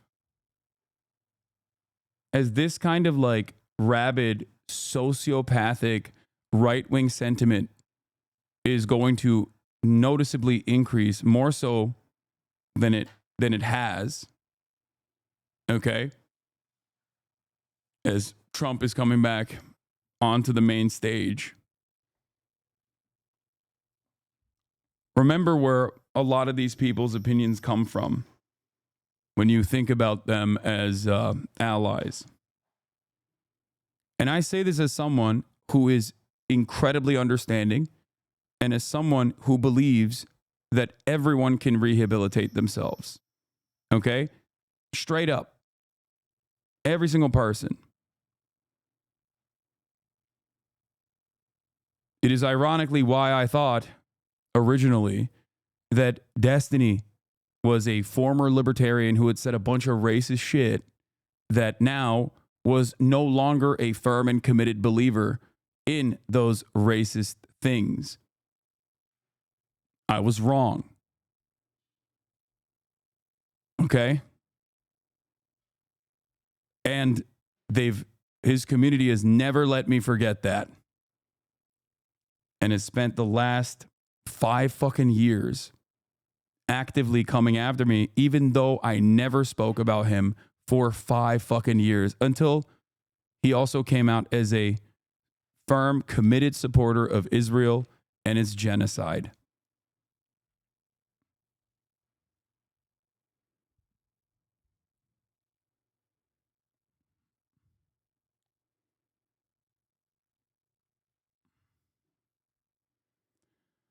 Anyway, there is no room for any kind of Nazi ideology, fascist ideology, racist, bigoted ideology in the progressive movement. Okay? Ironically, you've just given him content for the next 5 months, haha. Yeah, you think he's going to fucking sit there and play the videos where he's like openly and actively talking about how he platformed Nick Fuentes? No. He'll just run the same fucking route over and over again. Bought a house, hypocritical socialist, yada yada yada. He was gonna do that anyway. Also, that's the funniest part about it. People being like, wow, you just gave him content for 5 months, bitch. When I never fucking talked about him, he was still making content nonstop. As a matter of fact, the only time I noticed that like his incessant smear campaigns slowed down a little bit was when more people organically found out what a fucking buffoon he was. Okay?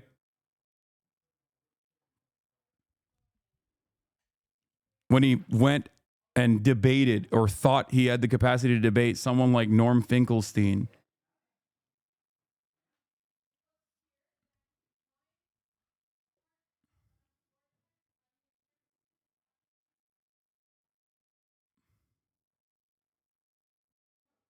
Anyway. Regardless.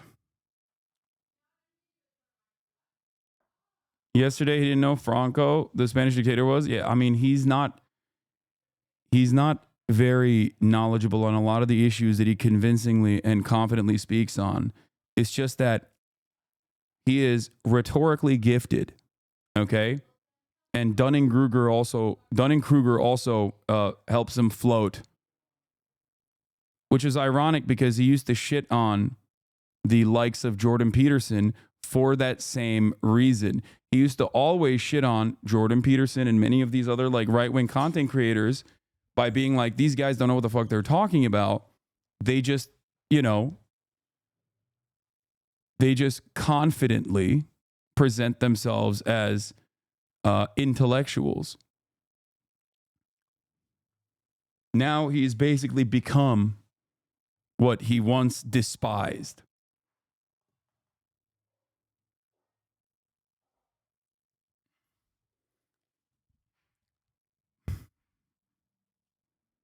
You said Dunning-Kruger law got you clipping now. Good luck.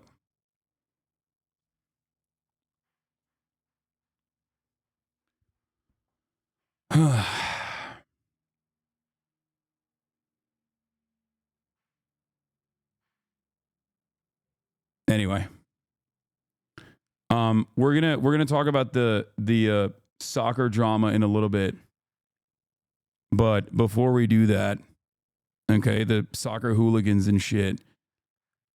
Trump has named Susie Wiles as the White House chief of staff as the transition starts ramping up. Now, obviously, normally the transition team is slated to be assigned long before this very moment, but Trump doesn't do things normally. Okay?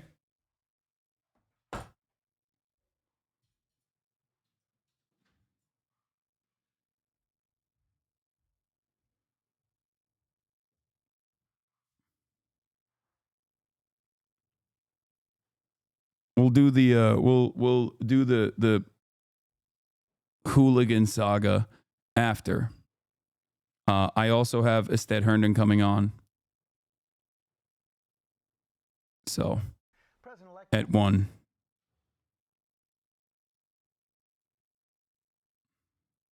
NASA's campaign manager, Susie Wiles, will become his chief of staff. He also pledged to crack down on illegal immigration immediately. Rachel Scott is in West Palm Beach. Good morning, Rachel. George, good morning to you. Donald Trump making his first major decision as president-elect, selecting Susie Wiles to become his chief of staff. She's a longtime Republican advisor that has been quietly working on his campaign for 4 years, but it's hard to find anyone who was more critical to the success of his third bid for the White House than Susie Wiles. This morning, Donald Trump is hitting the ground running for his second term, officially announcing Susie Wiles, his campaign co-chair, as his White House chief of staff. Susie likes to stay sort of in the back, let me tell you. The ice maiden, we call her the ice maiden. Wiles will be the first female White House chief of staff in U.S. history. Trump praising her as tough, smart, innovative, and universally admired and respected. Wiles, the daughter of NFL player and sportscaster Pat Summerall, has been a powerful GOP advisor for years, credited with helping getting Florida Republicans like Senator Rick Scott and Governor Ron DeSantis elected in 2018. DeSantis fired her, and she would later go on to lead Trump's campaign to defeat him in the primary. Wiles is known for running a tight ship, staying out of the spotlight, striking a balance of letting Trump be Trump, but steering the campaign back to focus on the issues: economy, inflation, and immigration. Trump's team already moving quickly to execute his day one priority, a crackdown on illegal immigration, focusing on how to immediately launch Trump's key campaign pledge: mass deportations of the estimated 12 million undocumented immigrants. According to some experts, mass deportations could cost an estimated $88 billion a year and send inflation spiking as millions of workers are removed from the workforce. But Trump dismissing any cost concerns, saying there's no choice, adding in an interview, "They're not staying here. There is no price tag." At the White House, President Biden pledging a smooth transition. On January 20th, we'll have a peaceful transfer of power here in America. After Democrats crushing defeat across the country, Biden urging supporters to accept the results and move forward. We accept the choice the country made. I've said many times, you can't love your country. I think it's kind of funny that they're like, we're going to do a peaceful transfer of power. It's like, did anyone even question that?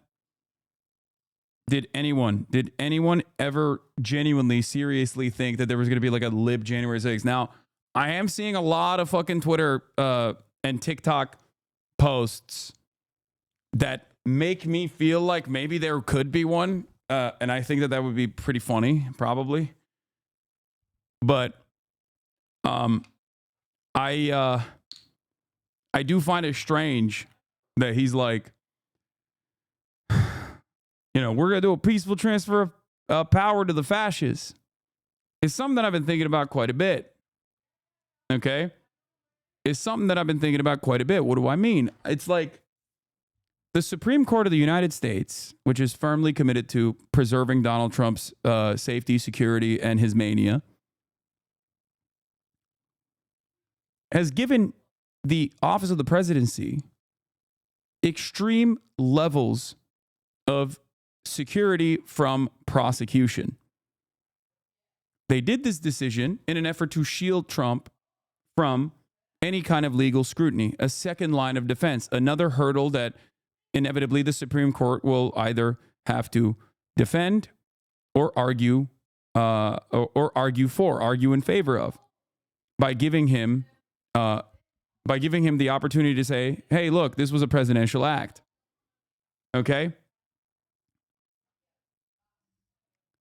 And what's really interesting about this is that this gives Brandon carte blanche in abusing that power, that awesome power that the Supreme Court has afforded to the office of the presidency. However, I believe that the Supreme Court of the United States knows that the Democrats would never do that. Trump, on the other hand, will guarantee do that. Okay? Guaranteed.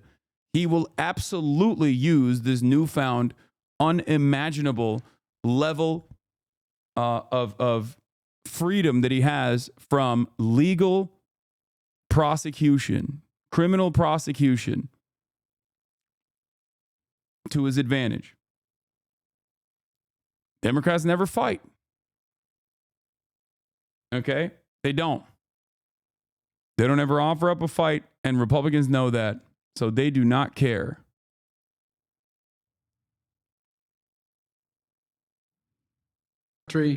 Only when you win. The White House insisting the president does not regret his decision to step aside or that he did it so late in the campaign. The president offering only praise for his vice president. She gave her whole heart and effort, and she and her entire team should be proud of the campaign they ran. And of course, President-elect Donald Trump expected to travel to Washington to meet with President Biden at the White House in the coming days. As President-elect Donald Trump, of course, also entitled to receive classified intelligence briefings. And this morning, we are told that as part of this agreement to accept this role as chief of staff, Susie Wiles wanted to make certain that she could still play the role of gatekeeper, keeping some oversight over who has control or who is going into the Oval Office, trying to avoid some of the chaos that we saw in the first administration, George. And Rachel, we're seeing a group of Democratic governors mobilize. They're saying they're trying to Trump-proof their states. Yeah, Donald Trump has not been sworn in yet into office, but already you have a handful of Democratic governors that are really trying to brace for any potential policies of a Trump administration. So California Governor Gavin Newsom, Illinois Governor J.B. Pritzker saying they are ready to call lawmakers back into a special session, trying to safeguard any type of curtail against reproductive rights, gun reform, and also any environmental regulations, George. In an address to the nation yesterday, President. Also, here's Nancy Pelosi blasting Brandon on New York Times. Had the president gotten out sooner, there may have been other candidates in the race, Ms. Pelosi said. But this is also blasting Kamala, too, by the way. And she's right. Had the president gotten out sooner, there may have been other candidates in the race, Ms. Pelosi said during an interview with Lulu Garcia-Navarro, the host of the interview, a Times podcast she added during the interview, which will be published in full on Saturday. The anticipation was that if the president were to step aside, that there would be an open primary. How about the primary? Why did they not even allow a primary to take place? Because they were worried about a 2016 style primary where a progressive voice would probably do fairly well, and it would actually hurt Biden in the general. It would openly show in full display that Biden had lost his step. Okay? And that's the reason why the Democratic Party did not want to have a real primary at all. That's why the only people running against Biden was like fucking Dean Phillips, Uncle Cenk, and Marianne Williamson.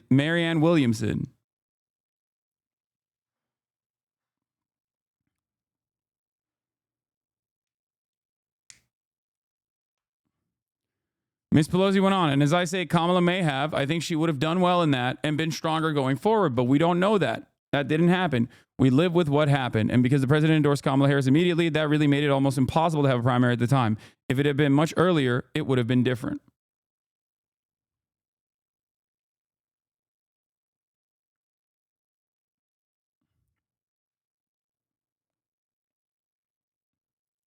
I think that the Democratic Party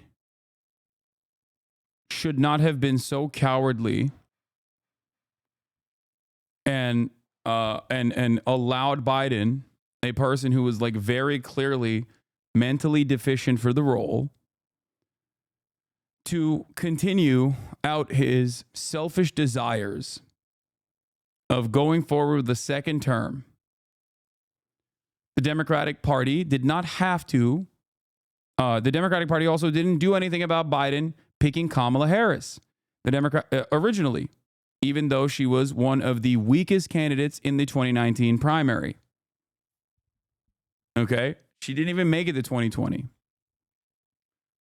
The Democratic Party allowed Biden to choose her deliberately for openly identitarian reasons that he demonstrated. He was like, oh, I want a black woman, Jack. It was like one of the silliest things I've ever heard. Like, Kamala Harris had the background to be vice president. That much is clear to me. I mean, she'd played a role. It's just that she was from California. Okay. It's not a state that is a must-win state, right? It's already a lock. And I think that the reason why she chose Kamala Harris was specifically because you could back pocket her. It would be a contingency plan for anyone that wants to get Biden out of the race at any point when he was running for office again. Okay, and no, I will not be listening to Tim Walz speaking because I will not be listening to Tim Walz speaking now. I'll listen to different takes. I'll listen to his speech in a second because right now I am going to be talking to Astead Herndon of the New York Times. Okay?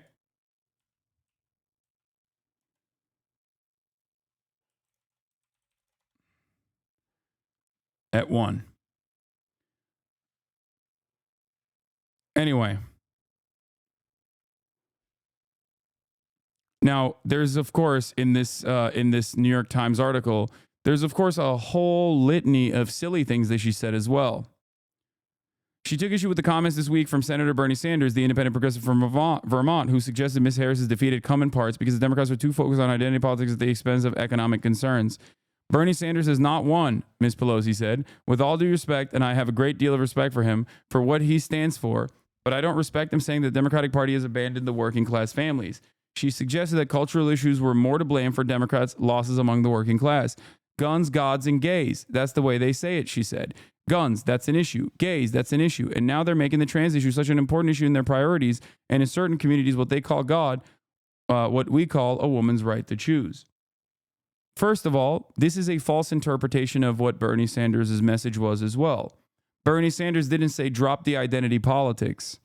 Bernie Sanders said focus on universality in your message. Focus on social safety net expansions. Focus on direct policy prescriptions to the harm that people are experiencing.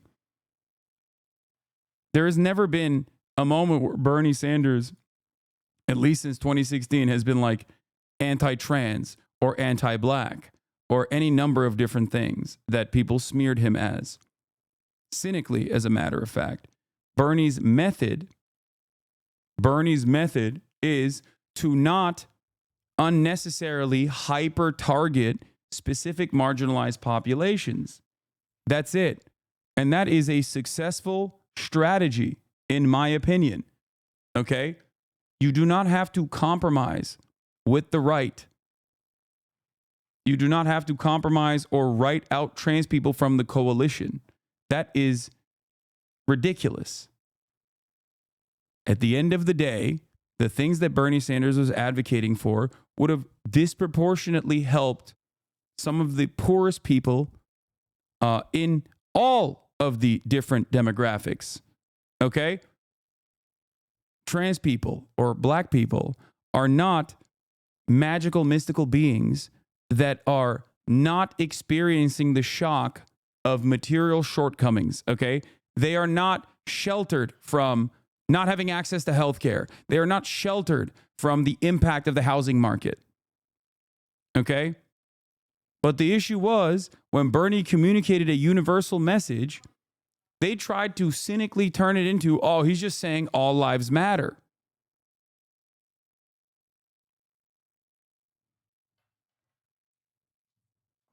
That's what he's doing. He's all lives mattering the situation. It's like, no, dog. It's so fucking stupid. And there's no better representation of this, like, back and forth within the establishment of the Democratic Party than Jim Clyburn coming out and saying Bernie is, like, racist, alluding to the fact that Bernie is racist and that Joe Biden is not. Of course, Why was Jim Clyburn saying that? Well, one, because he was in the tank for Biden, but two, it's because Bernie Sanders had always been uncompromising in his battle to give every single American health care, okay? Free health care. Jim Clyburn, on the other hand, had different opinions on that issue. Despite being a representative of one of the poorest districts in the country, okay, Jim Clyburn was never an advocate for expanding Medicare, okay? He was not. His constituents would have benefited greatly from Jim Clyburn's expansion. Oh, anyway, hold on. I'm joining the video call with Astead right now, and we're going to get started on some of these issues. We're going to be talking about a bunch of the stuff, including but not limited to what I'm talking about currently. Hold on. Astead? Yo, how are you? Hey, what's going on? I thought you were going to be in your car. What happened? No, I'm saying I'm finally back home, you know? Oh, nice. He's giving me my life back in like some way, so at least I'm back. Okay. You want to put your camera on landscape so that I can... Is that better? Wait. Oh, Okay, boom. There it is. That's perfect. What? Oh, nope. It still went horizontal for some reason. You might need to... on. If you put it... Oh, no, it's good. It's good. All right. Perfect. Let me do this. All right, here we go. Damn, your nails are looking insane. That's I started. One of my friends convinced me this year to start getting manicures, and it's been a real relaxation piece. So just me and Caleb Williams on our clear gel tips. That's crazy. That's like my shit is busted. It's so bad. My dad is always trying to get me to go out and get a manicure and a pedicure. I've never done it. I don't know. Listen, why. I gotta say it changed the game this year. So one endorsement here. Hell yeah. All right. So Astead Herndon, everybody, of the New York Times. You might have seen him on CNN numerous times, host of the Run Up podcast, a fantastic reporter that has been accurately communicating some of the issues that have been happening. I think your voice is very important to have in mainstream media, especially now when I feel like a lot of, dare I say, the consultant class is utilizing this opportunity to basically defend themselves and defend their positions and defend their strategies, many of which are former Republicans, by the way, which is always interesting, to claim that the Kamala Harris campaign actually failed because she said Latinx too much, which is weird because I never heard her say that ever. Yeah. Or that they were too leftist and too woke, as a matter of fact. So it's the same hobby horses a lot of these people have done for a while. I mean, for so many of that group, I think you're right to kind of name it as the consultant class. Every loss ends in the same lessons. And it's the lesson to blame the left. And I just don't think that's credible this time around. Yeah. As we talked about the last time on here, she made a kind of explicit pivot to the center that wasn't just with Liz Cheney or refusing to break with Biden on Gaza.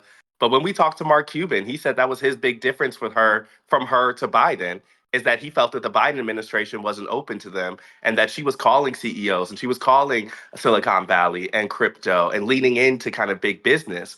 And so I don't think anybody can say that they ran to the left. It's the opposite. Yeah. So I read parts of the Atlantic piece that came from Biden World because, like, there are numerous different camps here, right? You have the consultant class that are, Clinton heads or Obama heads that are defending their own version of like what went wrong, and many of them are basically running the same route, which is ironic. They all sound like a Ben Shapiro video from 2016. Like the things that I've heard Joe Scarborough say about like how his daughter is afraid to speak up in college campuses because of free speech or whatever is just like, it's I guess it's shocking to hear that on MSNBC so prominently in display. But on the Atlantic piece, you had the Biden World also running their own version of events, saying that like Biden could have won potentially, which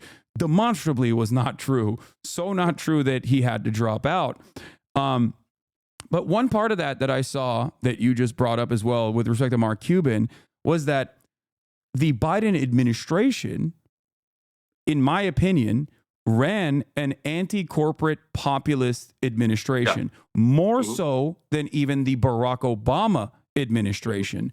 This was something that I talked about quite a bit. And there was one assessment that I actually agreed with in the Atlantic piece where they said Tony West, Kamala Harris's brother-in-law, came on to the campaign and directly told her to cut it out. Tony West is a Uber lobbyist, or I believe, is he an executive at Uber or lobbyist for Uber? I'm pretty sure like chief, one of their senior officers. Like he's not just, he's a big boy there. Yeah, Tony West, big boy at Uber, came up to Kamala Harris directly and told her, cut it out with this anti-corporate stuff. We want corporations and like corporate executives to be on our side, be on the campaign side.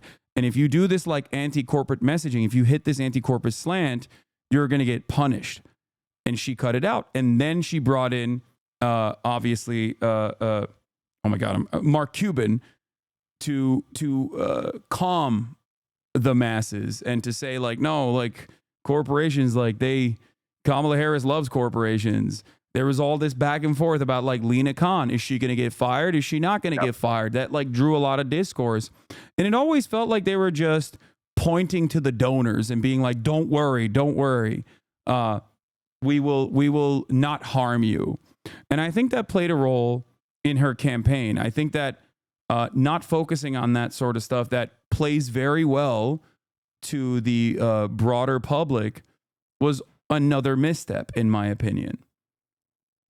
Yeah, I agree. I mean, I think that when you look back, there's the macro failure of the Democratic Party's refusal to break with Biden 2 years ago, and there's the micro failure of Kamala Harris's refusal to do it in the last 3 months.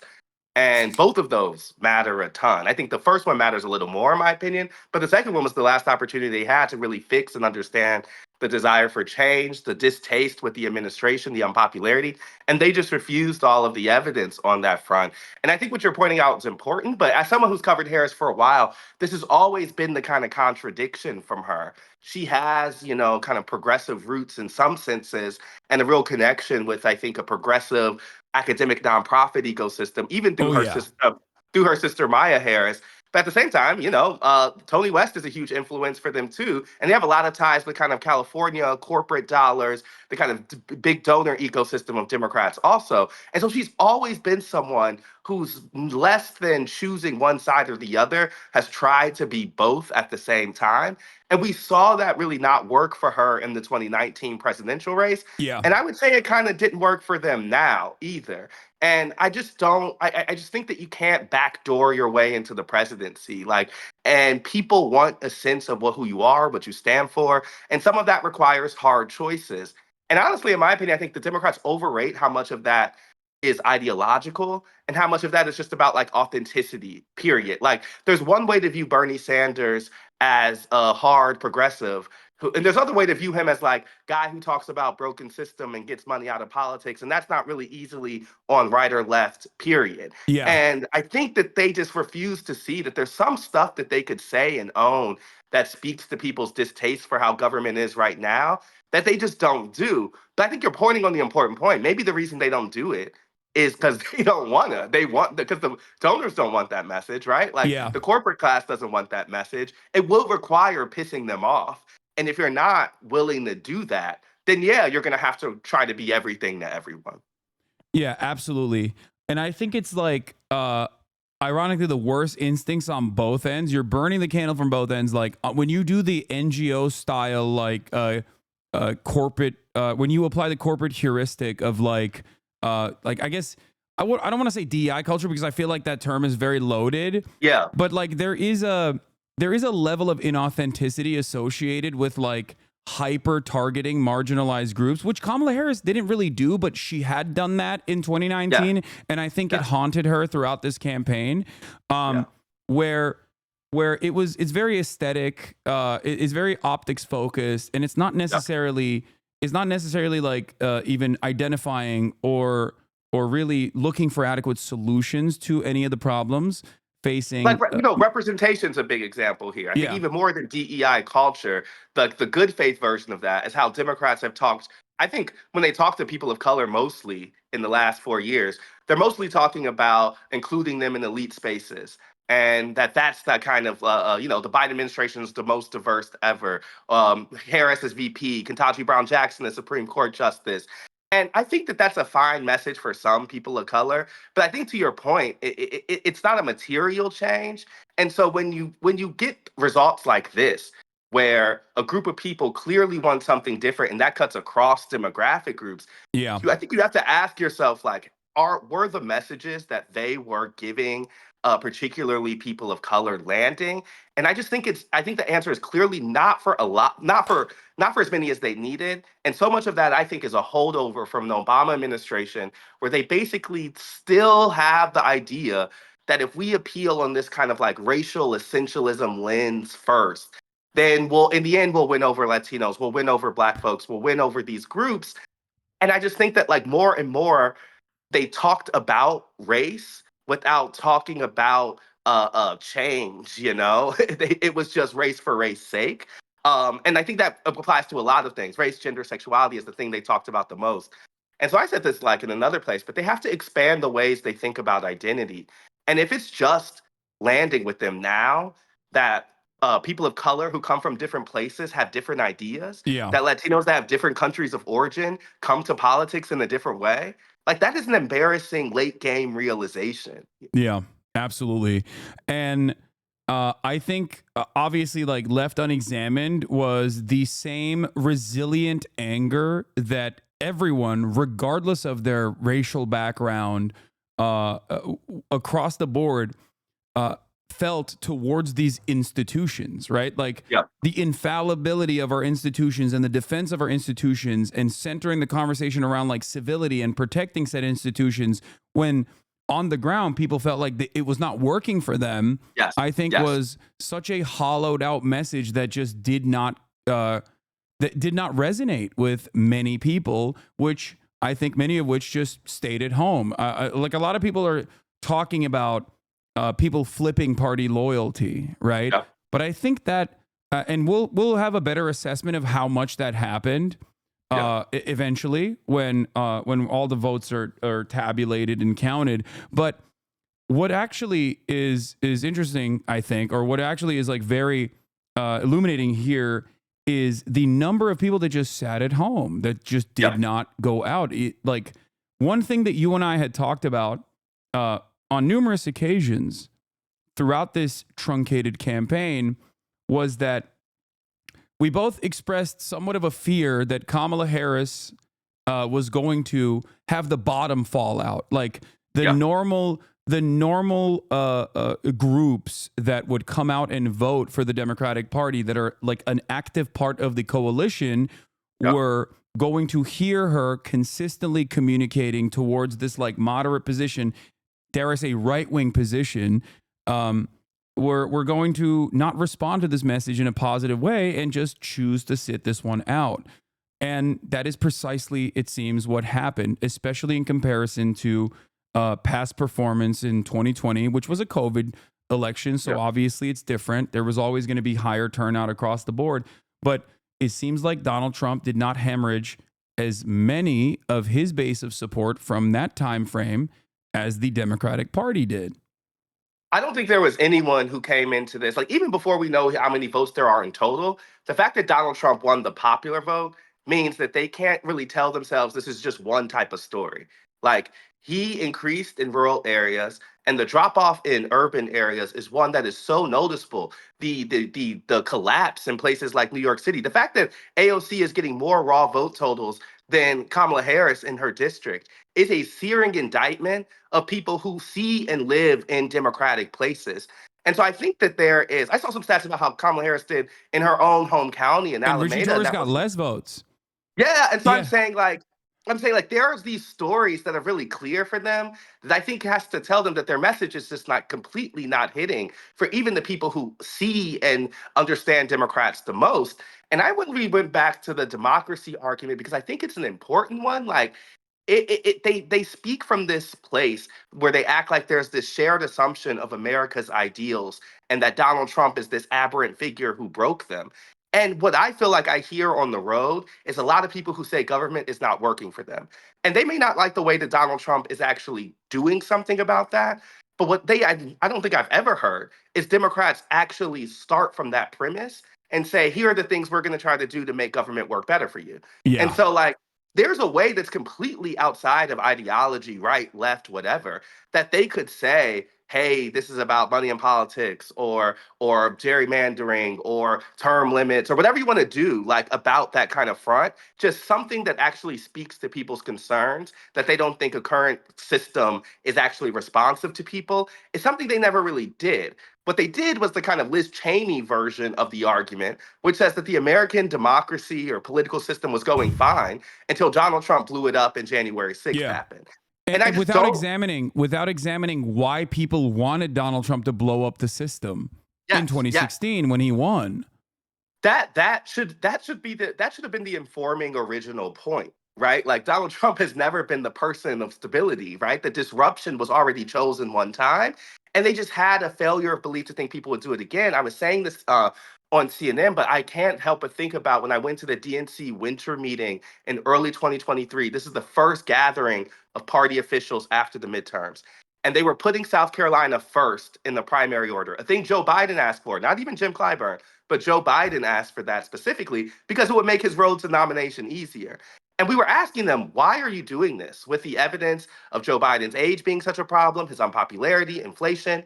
And what we got was, people would, to me, only some people would even acknowledge those signs. But of the ones who did, there was a belief that Donald Trump would be inherently unelectable because January 6th and the legal problems. And so it did. So some of them even said, it doesn't actually matter this time around because we're going to be going up against someone who the American people already see as incapable of holding the office again. But there was nothing that was actually telling them that was true except their own hunch, And so it was such a big risk on the party's part. And even in their own strategy at that point, they were basically banking on the fact that when people tuned in a couple weeks before the race was over, that they would be freaked out by the reality of Donald Trump. And at the minimum, that was a strategy that just hampered them into only one way of winning. And it just blew my mind that nobody decided to question it. Like, whether Joe Biden wants to act in his own interest or not is one thing. But these are all political actors with agency. And before the midterms happened, there was a discussion in a lot of political circles about if someone was going to run against Biden and his mass unpopularity and the fact that he was too old, right? Like, it's not like they didn't have these thoughts. It's just that they suppressed them once it didn't match up with their own political ambition. And so the only thing that I feel like I've been trying to do in the reporting side is like try to tell folks like this was not inevitable. Like this was not like some march that ended with Donald Trump. It had to end with Donald Trump. I think it was made easier I think the Democrats made that pathway a lot easier because they lived in their own reality and just frankly just assumed it was true by just agreeing with them amongst themselves. Yeah, I noticed this when I had, for the first time in my career, like direct insider access to the DNC when I went to the DNC.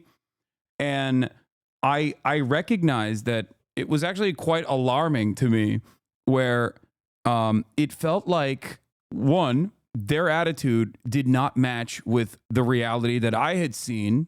Right. They were doing victory laps with the initial momentum that Kamala Harris had gotten, making it seem like this was in the bag. But beyond that, I also noticed that it is a bubble. It was the first time I remember thinking, this is the least I've been aware of what is happening in the world when I'm directly in the center of what people are paying attention to.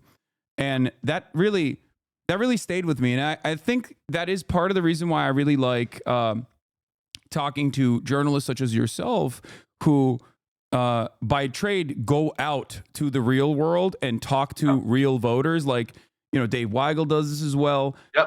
Like you have a dramatically different perspective than I think the type of perspective that, op-ed writers who never really leave New York or never really leave DC have, because you're seeing what like normal human beings are suffering on. You're seeing like where the material harm is and what their experiences look like. Yeah, And I had this like formative moment after the 2022 midterms where I remember being at Christmas with a friend's family, and this was like, this like a working class family who were like all Black and Latino, and they were asking me like, okay, they doing the like ask their friend who's a reporter like, so what's gonna happen in the presidential election? And I was like, oh, it's probably gonna be Biden and Trump, and I just said it kind of flippantly because in our political ecosystem everybody knew that, right? And so I was like, it's probably gonna be a Biden Trump rematch, and there was a shock in this room. Everyone was completely shocked. And it wasn't just a shock about Donald Trump, which I had heard before, because of January 6th, because of all that stuff. But everyone was shocked that Joe Biden would be running for reelection. And there was a feeling that, like, didn't he tell us he wasn't going to do that? And I know that there is like questions about whether that promise was explicit, but it was certainly implicit, right? And I think that so many people held on to that, and they did, and that was the reason they talked themselves into a Biden vote in 2020. Yeah. And I had that moment at the midterms where I was like, oh, the surprise in this election is not just about Trump's return. It's about a dual distaste for the candidates, and that is reflective of a political system that people aren't liking. Yeah. And it was this moment for me that I really informed the work we did over 2023, because I was seeing this like completely disconnected conversation between all the insiders we talked to and I'm around for work and my life. And in my life, everyone was being like, are you serious? There's no way this is happening again. And in the journalistic and political world, everyone was just kind of like silently marching toward this thing. yeah. And so I just feel as if, to your point, like it can be such a bubble because the people who end up making the decisions are people who are oftentimes completely disconnected from the electorate. Like when Joe Biden's deciding whether or not to drop out, the electorate is not in the room at all. Yeah. And that's been one of my big realizations in this process is like, oh, take those voices and bring them to them, because you can't just assume that they're asking those questions. Like in a lot of cases, they aren't. Yeah, absolutely. There are a couple different things that I wanted to point to here. In our conversations, I still, while criticizing Kamala Harris's campaign and like the active messaging that they were engaging in and how it clearly was not resonating with voters, especially in the swing states, given the polling data readily available that showed that after $30 million of ads in particular TV markets, like the polls had not swung in her direction at all, which implied that, in my opinion, that the message was not resonating because it wasn't a good message. But in spite of that, I still maintain the belief, looking at past performance of high propensity voters, the normal whites that were grossed out by all of the trans panic, crime panic narratives that they just didn't really subscribe to, and that did care about, at the very least, like the civility narratives. Looking at the 2022 midterms specifically, I thought that this older 2016 Democratic agenda statement from Chuck Schumer was potentially going to hold in the upcoming election. I'm going to share my screen with you real quick, and I want to show you this, and we can watch it together. And I want to know if you also agree that maybe this was a failure, that the progressive people that had been very critical of this back in 2016 can maybe now turn around and say it. Let's take a look. This is the second point. For every blue-collar Democrat we will lose in Western PA, we will pick up 2-3 moderate Republicans in the suburbs of Philadelphia. And you can repeat that in Ohio and Illinois and Wisconsin. The voters who are most out there figuring out what to do are not the blue-collar Democrats. They are the college-educated Republicans who lean Republican or are independent and in the suburbs. So this is the method. right? Like they very actively communicated that this was the method in 2016. It failed. And that in the aftermath of that failure, it seems like with the COVID situation, there was a brief moment, a brief glimmer of hope for the Democrats to say, no, actually it did work. See, Joe Biden won by 42,000 votes in across key states, but still won overall. And then the 2022 primaries that turned that was supposed to deliver a resounding defeat to a president that was overseeing historic levels of inflation actually turned into a red puddle. So I think that really solidified the Democratic Party's position that this was the method, and that's part of the reason why they ran in this direction.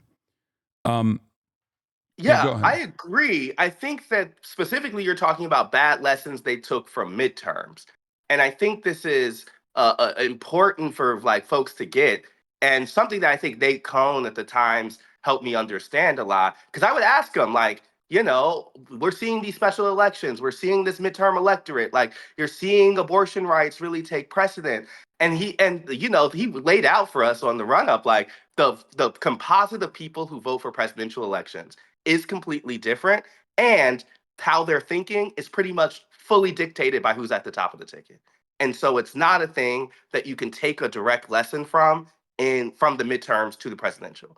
And so part of the reason we were asking those questions, even back in early 2023 at that winter meeting I'm talking about, is because it was very clear that the midterm results changed everything for Joe Biden and Democrats. When the folks who follow the numbers and the kind of the pollsters and all those folks were saying that's not equal, those are not extrapolation you should make. And I think this is the problem with kind of what he's talking about. And even if that suburban person came to Democrats in 2018 or 2022, it's not set that that person's going to stay with them, right? Like they're not like a full member of the party. And I think what we saw over the last 4 years was that Joe Biden, like the distaste for Democrats, just became greater than the fear of Donald Trump. And so in seeding that blue collar worker in for the sake of winning that Republican voter, now when that Republican voter flipped back to Donald Trump, they've just lost both. And I think that that is the thing that I really don't get, is because there could be, and this is where the primary matters so much, because I think that is the way that you really find a message that includes all pieces of that slice. They didn't have an open conversation of where the base wanted to be on immigration or wanted to be on all of those issues. They didn't fight it out. And so at the minimum, there was a feeling of unheardness, I think, from a certain group of Democrats. And I don't think they're wrong in feeling that. Like, I don't think the party acted with those people in mind. I mean, there's an even greater example of this that we also had talked about, that the Democratic Party's attitude on Israel-Palestine was going to be a deciding factor in a state like Michigan, for example. And when I kept seeing the way that they were operating, including kicking out an Arab delegate that they'd invited, right, to a speech, and sending Richie Torres to Michigan to tell the Jewish voters there that, don't worry, we actually love Israel and we don't care about these Arabs at all. And then sending Bill Clinton to do like an Itamar Ben-Gvir style speech talking about Judea and Samaria and King David or whatever the fuck. Like, all of that was actively pushing away not just the Arab voters in Dearborn, which is a massive constituency, but beyond the Arab voters in Dearborn, it was clearly very frustrating to a lot of people who did care about this, and plenty of polls showed that reality, and they just openly refused to reckon with it. And as a matter of fact, not only did they openly refuse to reckon with it, they simply were acting like they could win without these constituencies.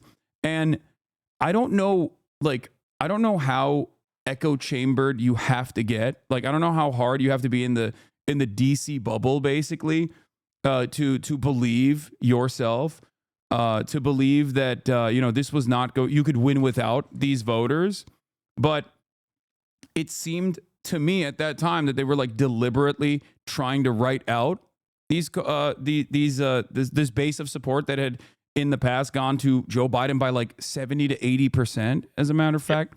And I think that the one thing that flipped me from, they're deliberately writing out these people and they actively want to give people the permission to like openly be bigoted and openly say, no, only Arabs care about this. This is sectarian violence. It's the classic trope of like, this is a 1,000-year religious war. Don't worry about it. You can still vote for the Democrats. Like, that's what I thought they were trying to do.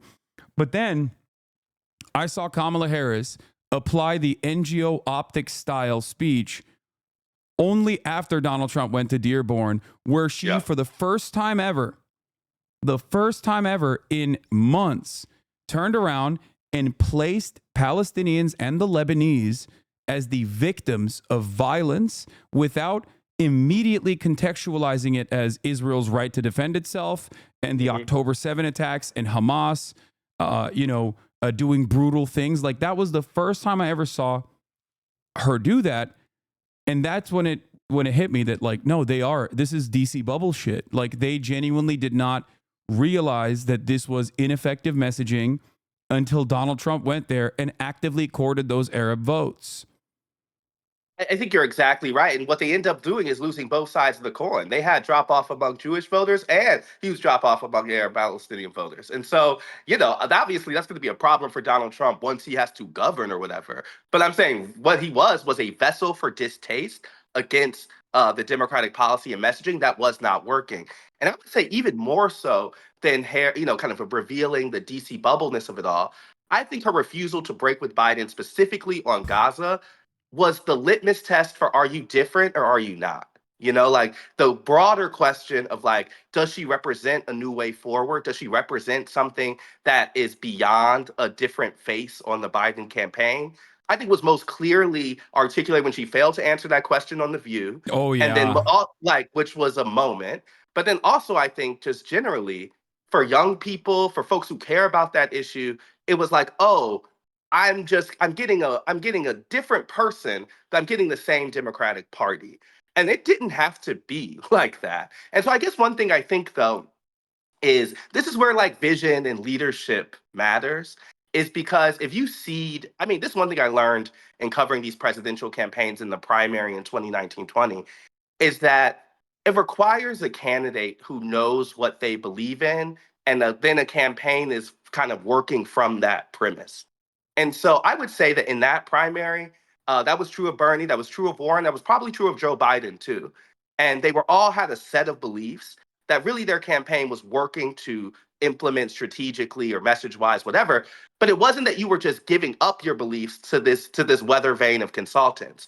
And I think one thing that Harris has been fairly guilty of is being more so reflective of where the Democratic Party is than trying to lead the Democratic Party's conversation. Yeah. And that was true even on criminal justice, an issue she's dedicated her whole career to. And I just think that at some point, that really starts to reflect poorly on you because voters don't have a sense of who you are.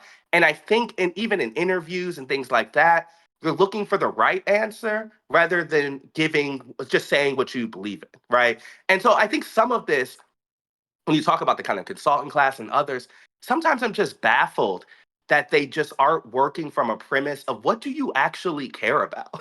Like it would seem to me that's the easier way to run, is to actually set off like a set of beliefs and work from that premise. But for her specifically, that's not what they did. I would say one more thing too, like if Joe Biden's refusal to acknowledge his age as an issue starts with his selection of Kamala Harris. Because they knew at that time that a lot of Democrats did not think she was a leader, she was the person to lead the party in the future. And so when I was doing a profile of Kamala Harris last year, one of the big questions I had was, did they pick her with the future in mind? And the answer was kind of no. No. And that was from Biden's own people. And so all I'm saying is like, that's how far they were from reality, even at that time, is because they were planning they were operating from a kind of two-term assumption even back then. No, it was And very so selfish. I'm saying, so like, if like, fine, like, let's say you didn't think Kamala Harris, like, in that selection process, they should have known they were choosing the person who was who was likely to be the next Democratic standard bearer. And so if you think that's Gretchen Whitmer, choose Gretchen Whitmer. If you think that's whatever, choose that person. But they didn't do that. They were only basically thinking about how to win the current election. And then I think it plays out between a weird dynamic with the VP, because I don't even think she was set up for success, honestly. Oh, yeah. No, definitely. This is something I noticed early on when they made her the border czar, right? That's not something you do if you think the person's going to be running for president. That's cleanup duty. You put her there specifically because you wanted her to do side quests that were unimaginably bad, and you had no care or consideration in propping her up as the next leader of the Democratic Party. They did that deliberately, and I think that was because Biden is a truly spiteful and somewhat selfish person who wanted to become president since 1988 and never gave up on that, and was probably very upset with Barack Obama, who told him not to run in 2016, where he was correct in thinking that he would have won against Donald Trump, because I think Joe Biden would have defeated Donald Trump in 2016, and he never forgave anybody for that. So he basically cast aside like a lot of the pillars of the Democratic Party, for better or for worse. And I think that was the reason why he was like, no, it's Biden's time now, you know? And and I think that you're really correctly landing on some of the Biden mythology that's important here. Like, I think one of the things that I learned that I don't really have a full grasp on before I started doing this reporting is just how important the kind of unelected emperors around a candidate are, and the stories they kind of tell themselves. Yeah. And one thing that's really important about the Biden world is they thought, I mean, before this week, they thought that they were kind of unappreciated figures of history. They thought that they had been, that Obama did not give them the credit they deserve, that Biden was someone who was completely underestimated, and that they were uniquely positioned to beat Donald Trump, as they showed. And that even in the primary leading up to that, people did not see them as being the people, the kind of salt of the earth connectors that they were. And so partly all of that leads to them being so convinced of their own correctness that I think it stops them from answering the very obvious things that were in front of them. And so I'm like, they can believe all that if they want, but to think that America was electing Biden in 2020 under the assumption of 8 years is just wild to me, you know? And so partly like that's his decision to run for re-election. But even before that, I think it's his decision to select Kamala Harris, because they should have done something with the knowledge that that person was the very likely next party leader. And if they wanted that to be her, they could have set that person up for success. But they and if they didn't want that to be her, they shouldn't have chose her. They did not want the vice president to potentially overshadow a very old president, because then it calls into question like how replaceable he is. And I think it was a very well calculated and disastrous decision overall, which I think carried on to Kamala Harris's campaign. I mean, it is without a question that like one of the major issues here, because there have been a lot of incorrect assessments, and then there have been some very correct assessments.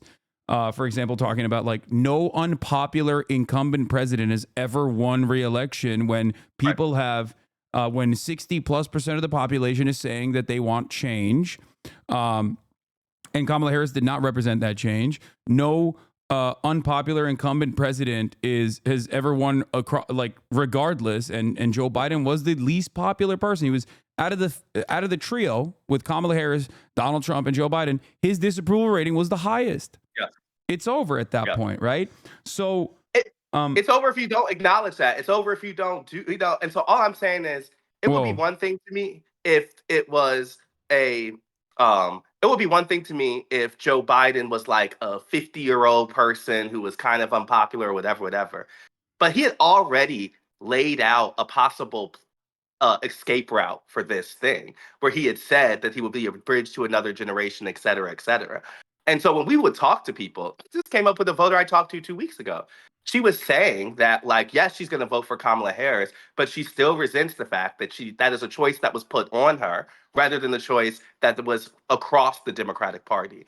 And no one made that, no one forced that to be true besides Biden, the folks around him, and the lack of political courage for the party at large. Because technically, it's the party's job, right? Like, technically, Biden can say whatever he wants, and other members of the party and the party writ large should be the one responding to voters' concerns. And so that's why we were at the DNC, because I was like, I know you're doing this because Biden wrote a letter telling you to do this.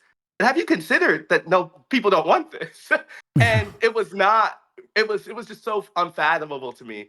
That it was not really unfathomable because we know that that's kind of politics. But all I'm saying is they were comfortable even admitting that that was a decision that was made without the public in mind. Yeah. Which is interesting because like now Nancy Pelosi is coming out and openly admitting it. Like if Biden had dropped out sooner, things would be different. We could have had an open primary. And it's like, well, instead of an open primary, what about just a primary, right? Yeah. Like how about just a normal primary that wasn't completely shut off because Jamie Harrison and everyone else, which were Biden loyalists for some reason, refused to even acknowledge that like anyone else was going to be the candidate for the reasons that you pointed to. I want to take a step back from the campaign and actually talk about the administration, because obviously this past year of the Biden administration has been mired with, I guess I'm going to use a loose term here, controversy, right? And a lot of discontent. Having said that, however, I think that the Biden administration, I'm doing my best Ezra Klein right now. I'm trying to be like him. Having said that, however, I think the Biden administration did a bunch of remarkable things that I, as a leftist who always feels a level of discontent with the party, was shocked by. Biden's NLRB did a fantastic job. Biden's IRS went after tax dodgers and actually recovered millions of dollars of taxable revenue from tax dodgers. And Biden's FTC, obviously with Lena Khan, had done a fantastic job as well, going after trust busters, including but not limited to Amazon. Yep. And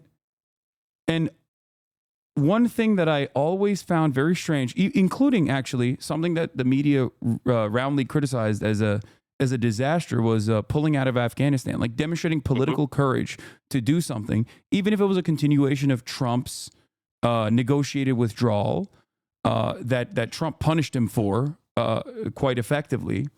Actually, not even quite effectively. I don't think the Trump's Afghanistan withdrawal point was that as prescient as people would suggest it in the media. But the thing that I was always frustrated by, if we go back in time to October 2023, before October 7 and before October 5th, where Biden actually unveiled his right-wing border bill, leading up to that moment, this administration was slated to be the most anti-corporate populist and most progressive from an economic standard administration that I had ever seen in my lifetime. And that includes the Obama administration as well. Biden walked a picket line. That was historic, right? And the UAW stood by him for that reason. Now, these are very important things that Biden did. Why did they not talk about it? I never understood. I mean, I know as someone who covers politics and has been doing this for 10 years, like Democrats do not campaign year round. Republicans do. And they have this incredible connection with their media ecosystem all the way down to independent content creators and Fox News, certainly. They're always connecting with their base and they're always re-upping their narratives, the Republicans do. Democrats, on the other hand, never chose to actively campaign year-round and communicate to the public all of the things that they were doing.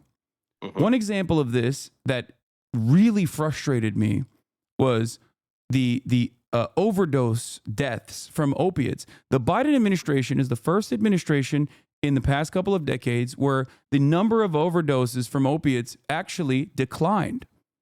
Now, fentanyl has been a point of contention nonstop on the Republican side. And yet I never heard from the Biden administration that, like, we actually took a shot at this and with the, widespread, readily available over-the-counter distribution of Narcan and many other policies, we actually were able to lower opioid overdoses for the first time ever. And it's shocking to me that they never communicated that. It's shocking to me that they never communicated the fact that the Afghanistan withdrawal was, yes, mired in controversy and the media pummeled them, but that it was the right thing to do. It was not only the right thing to do, but that the Republicans cynically weaponized the 13 active duty service members that were killed in the process over and over and over again. And yet 13, while not a single, soldier dying is appropriate, right? But 13 was the final number of the amount of active duty service members that were killed in Afghanistan because they did successfully withdraw from Afghanistan. Whereas under the Trump administration, 67 soldiers had died in Afghanistan because he never withdrew from Afghanistan. So, like, there are so many gimmies throughout this entire process, throughout this entire administration, where they could have just stood 10 toes down and been like, no, this was the right thing to do. How dare you actually weaponize, death of our beautiful soldiers to try to make this, like, cynical argument. And maybe even sicked Pete Buttigieg as an attack dog on all of the media sources that were yelling at the administration over and over again. He's a fantastic communicator. I don't agree with him ideologically. I'm terrified of him, but, like, he is good at chirping. They never did that with the railroad strike. They shut off the railroad strike, but then they went back to the railroad companies and openly negotiated with them and delivered results for the railroad unions. The only reason why I know that is because I read the union publications. That was the only place that this was communicated. I mean, I think you bring up a bunch of important points because it is true that Democrats had come into the Biden administration with the belief that good policy will be good politics. That if they simply do the right thing, quote unquote, that voters will reward them. And so I think it might be a unfortunate lesson that they take from this loss, that voters did not respond to that and voters did not reward them electorally for those policies. But what I would say is I think that's a little overly simplistic because even though they were doing good things, it is not as if they had a messenger to sell that progress to Americans. And so when I was out on the road, you would hear people say that Biden's done nothing on climate. And then I would mention the IRA and they would, like stuff like that. This would happen all the time, right? Yeah. And so I think that he was this filter that people were seeing the administration through. And so even things that would have been defined as quote unquote progress, we're not seeing this progress because the part of politics that's also important besides just doing good things is telling people what you have done and then and getting that to them. And so I don't think they really did that effectively. And I would also say, and this is obviously going to be rich coming from the Times, but they made a very specific war on mainstream media over the past 3-4 years. And I think that was part of their desire to insulate Biden. And I think it was just a very bad decision because a lot of the things that I think you're talking about are messages they could have taken to traditional and legacy media, are messages that that Biden could have, done, but he was not going out. He was refusing those type of interviews, and they were making a point to say that you all don't matter anymore. And I guess that I just find it really, really like a self-inflicted wound on their part because not only obviously the media landscape has changed, but a lot of times when narratives are setting in, particularly in those early points of the administration, when the public isn't really tuned in, they could have started creating a narrative of their political accomplishments. And they simply left that on the ground because they wanted to stick it to the New York Times. They wanted to stick it to the Wall Street Journal and all that stuff. And then they started, and then as those places, including us, were reporting on his unpopularity through things like age, they used their allies to try to say that that was part of some grand mainstream media conspiracy against him. Yeah. That the Times publisher was coming down and telling us to ask these questions, which isn't true, right? And so I'm saying it's like both a problem of, I think, the fact that Joe Biden was not a good messenger for even the things that they were doing, and the fact that they were not taking that message to a lot of the more traditional places simply because they thought they were over it. And so by the time they get to the, Harris campaign side, when she's doing all these podcasts and she's doing all of this type of other stuff, I kind of think they're at a 3-year deficit because either they refused to do it because they didn't want to, or they couldn't do it because Joe Biden couldn't. And either one of those is a bad answer. Like if you don't have the type of messenger who can tell you why the policies that the administration are doing are good, if you can't take that message to the American people and against Republicans, that's the job. Like that's literally the job of the president in the political context. And so the fact that he wasn't up to it, I think frankly just stopped them from being able to pitch that story to the public. But I think you're right, that story was there. It was not a policy question. I do think and as I said at the beginning, I think an unfortunate impact might be, though, that they take the lesson that good policy doesn't help them. Yes. And so what is the purpose? Yeah, that's precisely the reason why I wanted to talk about this issue, because I am very fearful that Democrats are either deliberately, cynically, or unwillingly going to learn the wrong lesson. They're going to look at this and be like, what are you talking about? Biden was incredibly progressive, and look how the voters rewarded him. Right. Voters Right, obviously exactly. don't care about progressive, a progressive legislative agenda.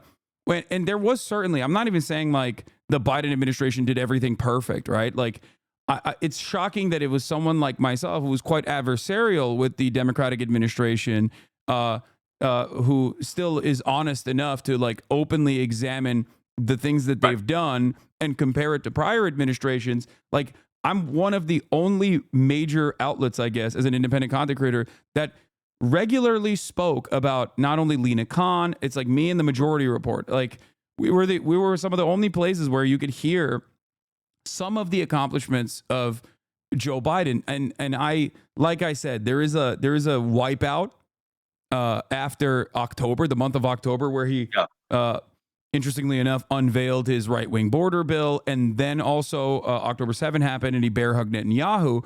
But like, it was always shocking that they just did not.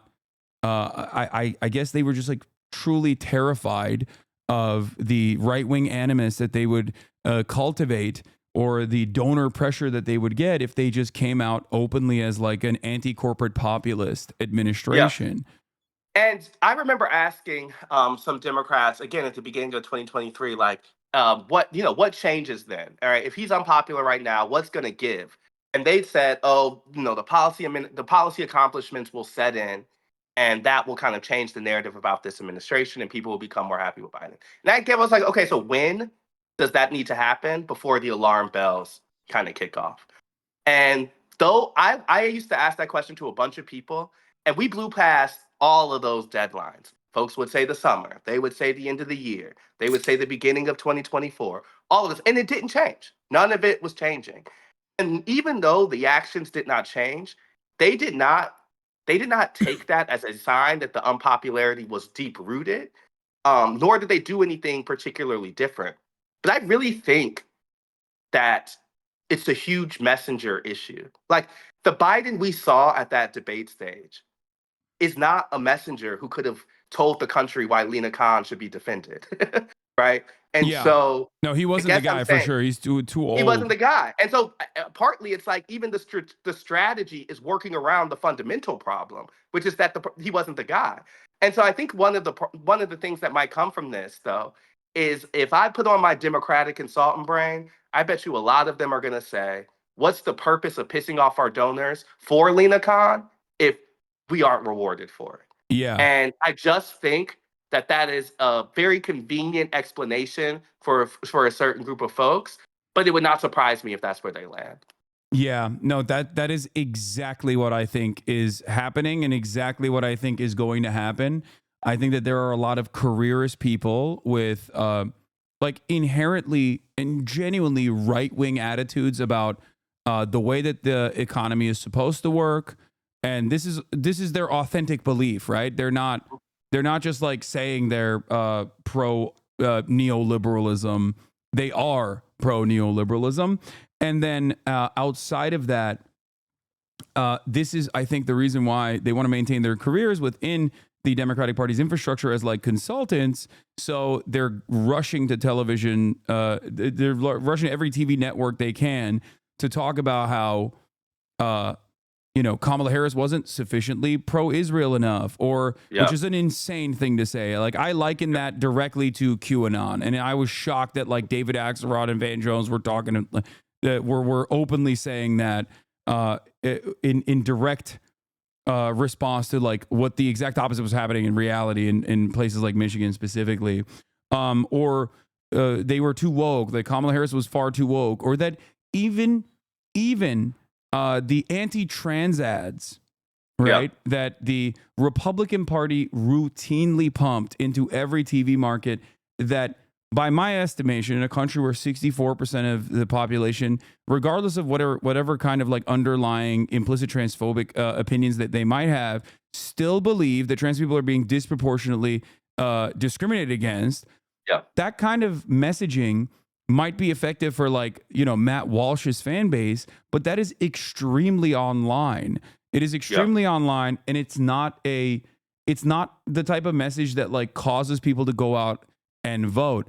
And it's not like Kamala Harris was like defending trans people outwardly anyway throughout the entire campaign. And yet they're now talking about how wonderful that ad was, how successful that ad was, both on the Republican side as they're running victory laps, and even on the Democratic side, where I talked to a bunch of consultants off camera, off the record, where they also genuinely thought that was a good ad. Like, they were shocked when I tried to describe to them, like, no, this kind of stuff didn't work in 2022, and this kind of stuff just does not work. It might prime up like a certain minor, tiny percentage of the base that already has this like incredible amounts of outward transphobia, but for most people, they just kind of find it to be weird.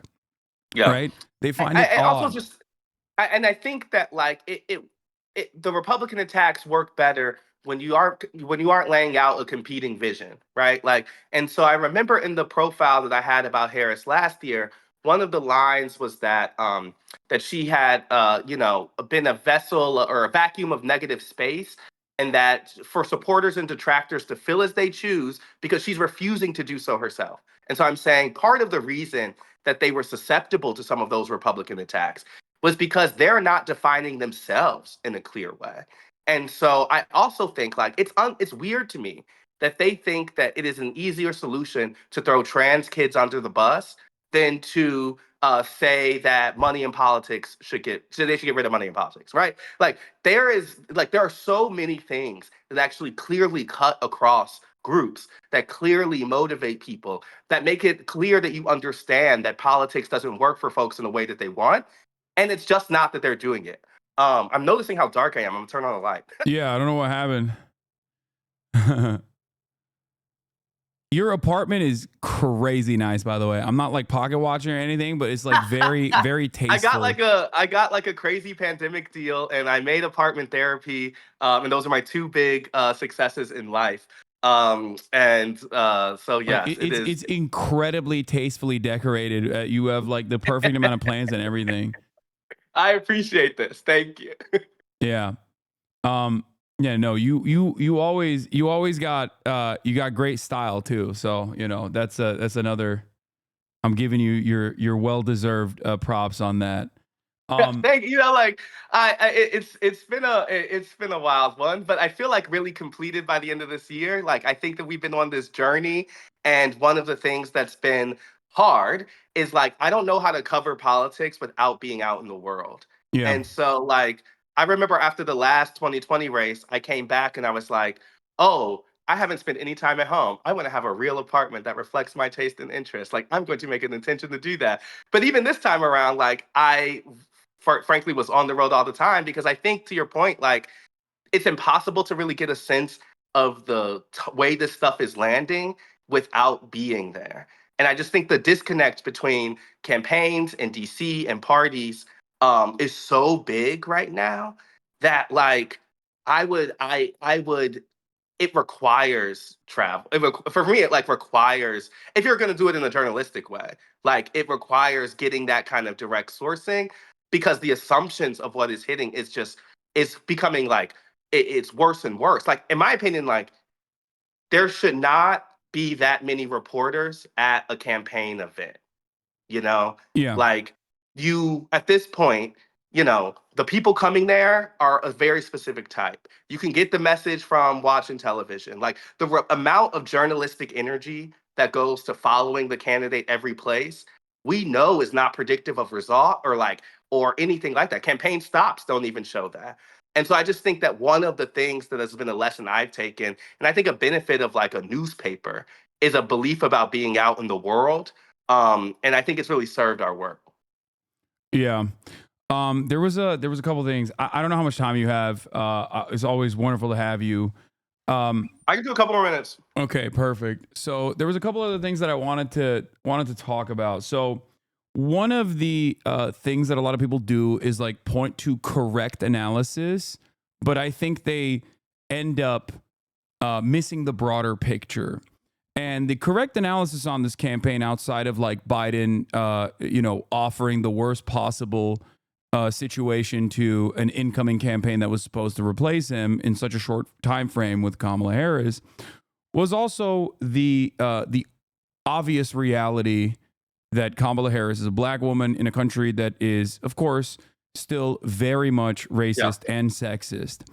And while that is a real issue, right? While that is certainly going to be a hurdle that the campaign must clear, I was of the mindset that the way to clear that would be by becoming an authentic and earnest communicator who could present themselves that way, and also make up for it with like decent policies that meet people where they're at, including the economic hardship that they were experiencing. And we've talked, of course, about Kamala Harris's opportunity economy narratives, or how much she loves small businesses and how she was going to offer $50,000 in tax cuts to small businesses, to new startups and whatnot, and how I think devastatingly bad of a message that was. But one thing I wanted to ask you is like, do you feel like people are missing the forest for the trees here, where they are focusing on the obvious like racist and misogynistic tendencies of the population? Because like what frustrates me about that argument, and I hear this, like there was a community member earlier today talking about how like he goes to Howard and his classmates are like devastated and they are repeating this as well. And I have black content creator friends in this space who are very progressive, who are also focusing on this. And the thing I don't like about, the thing I worry rather about this narrative festering is that the solution then is to only run a white man. And I think that's silly. Like I don't think that that we should be shutting off like potentially black or brown women from their political ambitions of running for the highest office, specifically because like, oh, sorry, we just have, America's just like too misogynistic, too racist. So I wanted to hear what your opinion on that is. Well, first thing I think about is back to the 2020 primary, and this stuff does have big impacts because the lesson of Hillary Clinton was so taken as one of sexism. Clearly, I remember in that primary when people talked about electability, they were really just talking about white madness. They were just talking about that the only candidate who could eventually go up against Donald Trump would have to be someone who, when they would say electable, they really meant white guy. And like that helped Joe Biden get the nomination for sure. And I think partly folks aren't really seeing, to your point, how that narrative puts those people in a box. And so we're not thinking about Hillary Clinton or we're thinking about Kamala Harris. We are just thinking about them through their lens of identity. I also think the map is too broad and sweeping to really say it's just one thing.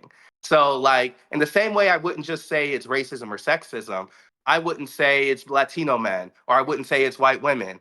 I wouldn't say it's black men. I think it's all of the above. I think that there was a drop off from the administration that cut across so many groups that you can't really just say it was one of those things. But when I also think about my own reporting, we did an episode of the show that was about young men in Gen Z. We went to a University of Wisconsin football game, and we talked to all of these tailgating young men and women about the gender gap and how they're thinking about the election. And one thing that was really clear to me, and I think you've talked about this before, is a group of young men who are increasingly in an ecosystem that talks to them about masculinity from this right-wing lens. Yeah. And so you would have these guys. I mean, one of these guys was like, oh, I logged on to X yesterday. And he was like, I had to delete my account because every time I get on, I'm just pushed these messages. He was talking about this anti-circumcision ad being his last kind of straw. And he was like, I'm sick of this, right? And then there was a bunch of An other honorable guys. cause. We are intactivists in this community. And there was other guys who were talking about how Donald Trump was this model of masculinity, how, all of the kind of businessman success things, but also just like the fact that he pissed women off was an attractive quality to them.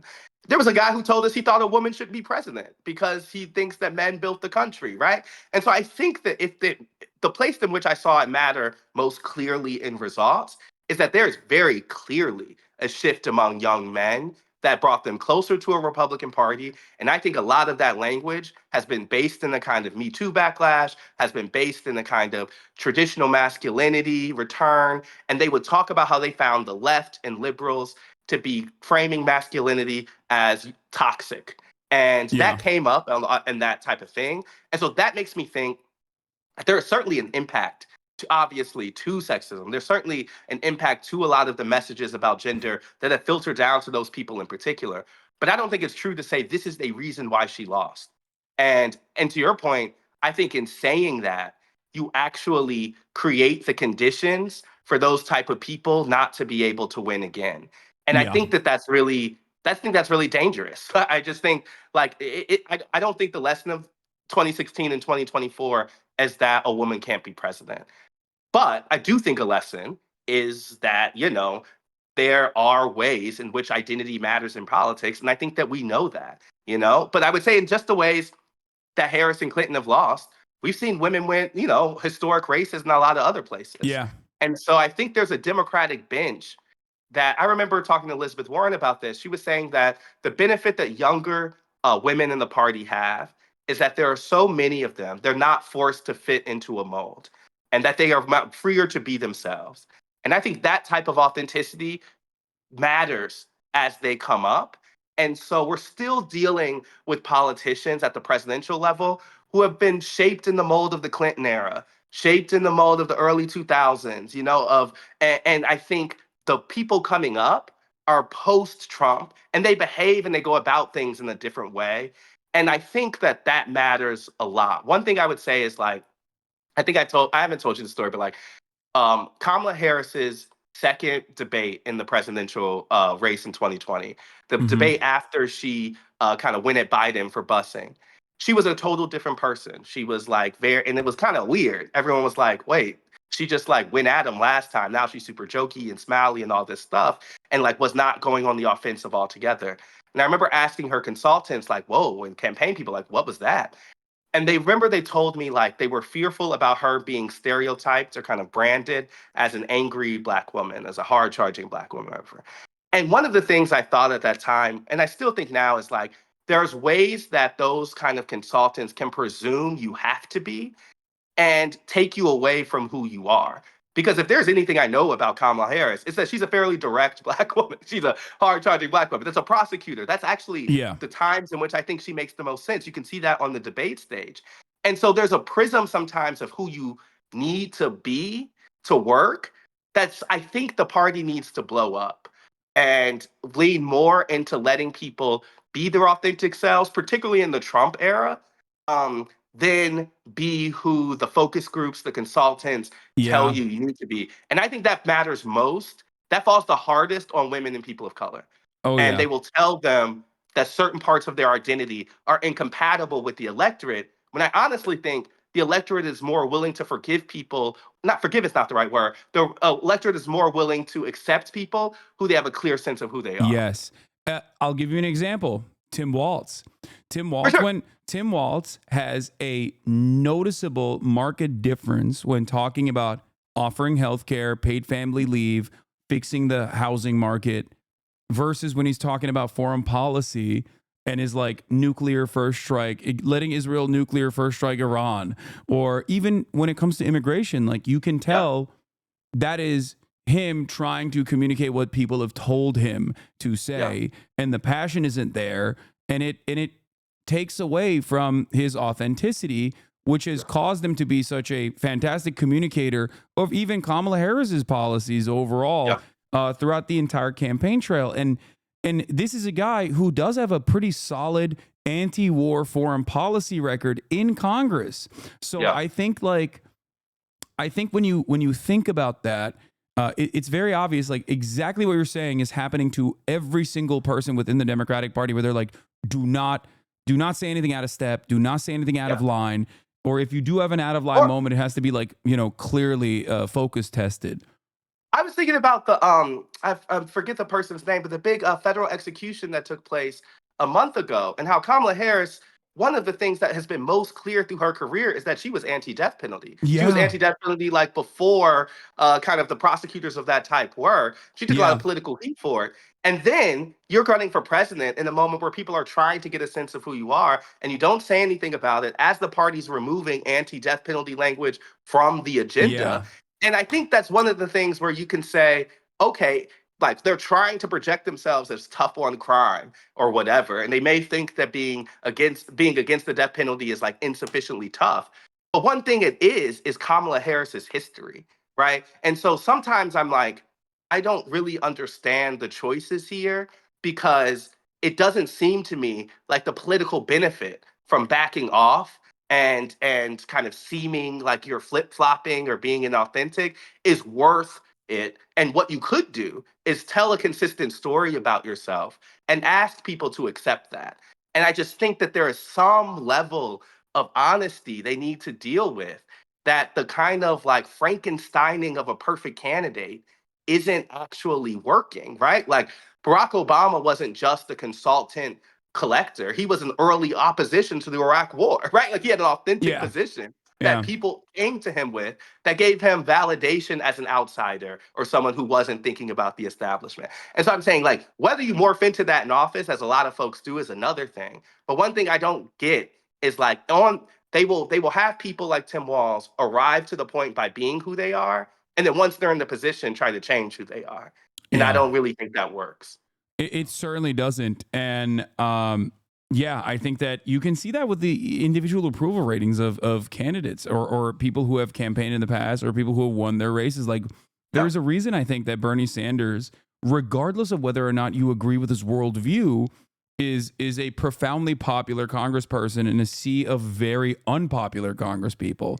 And that is because he is authentically himself, and he has always communicated his desires openly and has demonstrated messaging discipline on it. And I think that plays a massive role, like regardless of policy, right? Yes. Like, but can I say something about Bernie huge. though? His numbers in his reelection were pretty bad. Yeah, no, and he got worse. It reminds me, though, of how age can complicate some of this stuff. I think it's similar to a story of Biden, where you can be consistent. I think Biden actually had a record of consistency that most Americans felt they understood in terms of bipartisanship and such. But there is something about hanging around the party, hanging around the bar a little too long, you know, and people wanting something else. And so I don't know. Bernie's going to win in Vermont until he decides not to. Yeah. But I did find that drop off interesting. He underperformed. Yeah, he underperformed Kamala Harris at a time when like everyone else under Bernie's wing, like the Bernie-crats, if you will, overperformed the top of the ticket. Right. And so I don't think that's a belief problem for him. If I could bet, I bet that's an age thing. And I think that is a reminder of the problem with Joe Biden, is like it can become a filter for people, and then it becomes the most important thing they care about. And so that's the ways I think like a more like healthy or responsive party, particularly at the top of the ticket, has to recognize those type of things and at the minimum directly talk about it. Like, remember the week after Biden's debate when he was actually trying to say, yeah, I lost the step, or like, I might do this, but I still whatever. That could have been a premise they were working from a long time. At the minimum of talking to people about the thing that they care the most about him.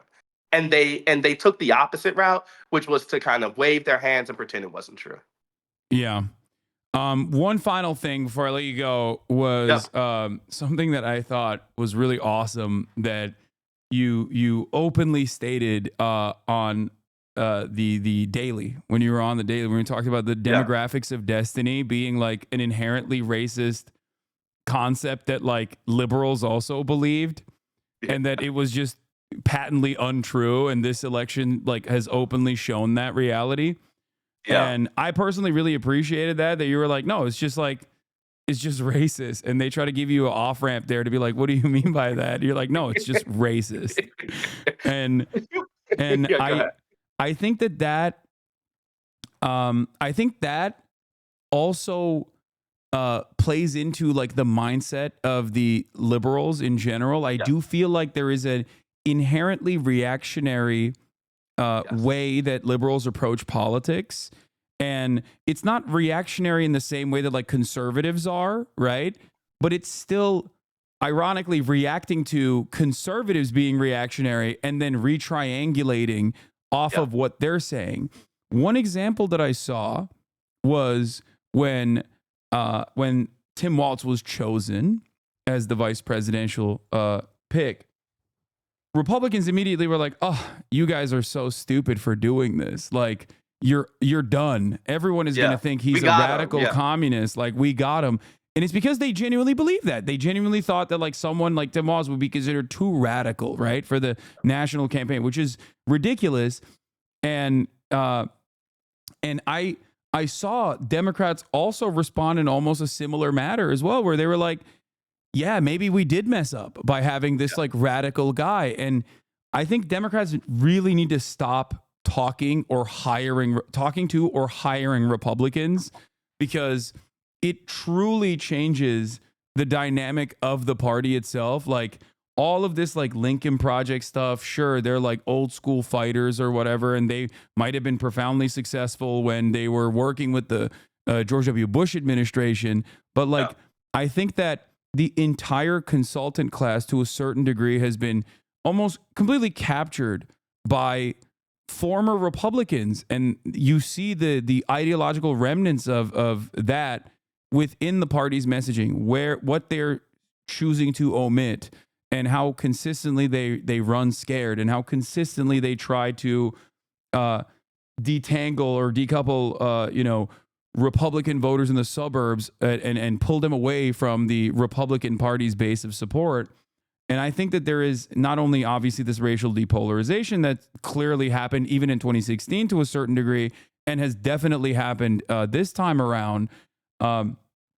It frustrates me that the Democratic Party is not looking at the warning signs of their like normal base and just simply relying on Latinos will always vote for us because the other guy's racist. Yeah, I mean, Republicans do not care what Democrats say about them. They are completely disconnected from the idea that what Democrats say about what they're doing really matters. And one thing Republicans is work from the premise of their most loyal supporters and basically dare the soft R's to leave them, right? Yeah. So they will dare Nikki Haley voters to go vote for Kamala Harris and function. And this is obviously the big impact of the Trump era, and reflect the message and live in kind of the language of their base. The Democrats do not do that, right? Like they work kind of from the opposite premise. They tell the progressives to like, get the fuck out of here. They tell their base to suck it up for the purposes of appealing to others. And it is not, and it's a choice that I don't like. It's a choice that they have decided to make, but Republicans do the exact opposite. And I think it's also so interesting. And I think there's one caveat I would say in Democrats' favor, which is like their base is more diverse. And so it is a harder task for them to find a unifying issue or find a consistent message across those things. And the Republican task is a little easier because they're more homogeneous. So like I think that's important to say. But to the point about diversity and the kind of assumptions of demographic destiny, like the reason I called it racist, and I believe that, is like what have we learned over these past 8 years? That Black people also have class concerns, right? Like that Latinos, like their country of origin matters.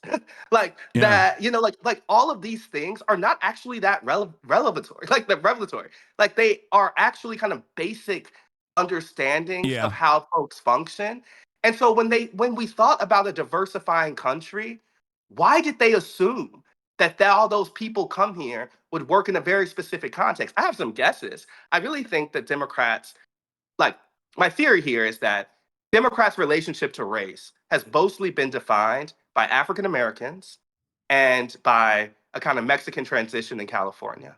Yeah. And because those groups are uniquely American, frankly, and uniquely invested in kind of political structures the way they are, and uniquely democratic, they took a lesson from those people and said, of course, if there's more Black people or if there's more Latinos, they act like these two groups. Yeah. When, of course not. You know, when we're in El Paso talking to a bunch of Mexican folks there, they're like, why do they keep referencing Miami Cubans? Like, why do they think I care about these other groups? Like, I do not see myself in a kind of collective group across a diaspora. And so I'm saying the assumption that has undergirded a lot of their beliefs is simply, I think, an impact of treating people like poll respondents and not like full people. Because the difference is the poll will tell you that there's a unified belief among Latinos, right? Like the poll will tell you this or that. But if you actually go talk to those folks, you know that there's a different belief set among those groups. And so, of course, a diversifying nation means different ideas. Like, of course, more Black immigrants will think differently about politics than African Americans who have been here for 100 years, right? Like the idea that stuff is a surprise to Democrats just shows how distant they were and how much they took those new arrivals for granted. Because I think for everyone who knows those communities or has been around those communities or grew up in one of those communities, that's a baseline fact. That's a very like normal way to understand things. And so like the only way that like I see that as a new lesson they're learning from Donald Trump beating them twice is their own racism clouding their ability to see that. And so that's why, you know, it's funny because I think sometimes, particularly in like white liberalism spaces that often the New York Times can be reflective of, there's an uncomfort with naming some of that. And I think that it's important to say, because it wasn't, I think Republicans, a big change in Republicans from 4 years ago to now is they know now they can pick off some of those voters, right? Like, they used to think that those demographic destiny would make them a toast party, that they could never win. Yeah, because they're racist too. they're right? outwardly and racist. then they realized, and between then and now, one thing that they were telling us in Georgia was like, oh, we don't have to change our message to win these people. Like, we can actually bring our message to them. And I think Democrats just weren't ready for a Republican message that wasn't fearful of those people, but targeted them. Yeah, and it's interesting because like it is inherently white nativist sentiment expressed in a way to present like economic change. It still responds to the economic issues that people are facing. So there's a class component associated with it, but it's actually like inherently a racist, non-class based way of dishing out violence towards a group of people. And it is very revelatory because like with the Haitian migrants with TPS, which Donald Trump himself had actually offered Haitian immigrants as well, and actually re-upped on his way out for Venezuelan migrants, which he shits on now, was this idea that like they also recognize that TPS means proper paperwork, so they're technically not undocumented immigrants, but they communicated about them as though they were, and I think that directly says like, oh, you just think everyone that is an immigrant in the country, paperwork or not, is undesirable and shouldn't be here, and that regardless of that underlying sentiment, Republicans realize that they can still be like, oh, you know how we're going to fix the housing market? We're going to deport 20 million people. You know how we're going to fix the economy? Deport 20 million people. Deport 20 million people over and over again. And if the alternative on the other side is to just simply not say that the economy is shit and we have to fix it with like direct action, whether it be an expansion of the welfare state, like the existing welfare state, or tackling price gouging, which was, again, I keep repeating this because that was such a banger of a policy that they just kind of abandoned with the first sign of pushback. That Republicans succeeded in saying we're going to shake up the system with an inherently racist message that was still broadcasted as like an economic solution, and they had no way of combating that. And they thought that it would carry them across the Democrats thought that it would carry them across the finish line to just be like, it stands on its own. It's just racist, right? Like, think about how racist this is. While they also were simultaneously pushing for a watered down version of that exact same principle with their right-wing border bill, which stemmed from the same white nativist attitude towards migration patterns and towards immigrants, born out of right-wing hysteria and panic, and not actual data that shows that, you know, undocumented migrants are actually contributors to the economy, and that they are not responsible for a significant share of the crime that Americans are experiencing. I think you called this out really early, but when, Democrats have, ceded a lot of the ground of this race to Donald Trump's issue of choice, right? They did not stand on the stage and say, what you are doing about immigration, what you're talking about migrants is not factual, and we think that they are contributing members, whatever. They were saying, yes, there is a problem. We're just better folks who will be a better solution to the problem. And what they did in doing that, I think, was put the race on terms Donald Trump was most comfortable with. And that was certainly a choice that they made.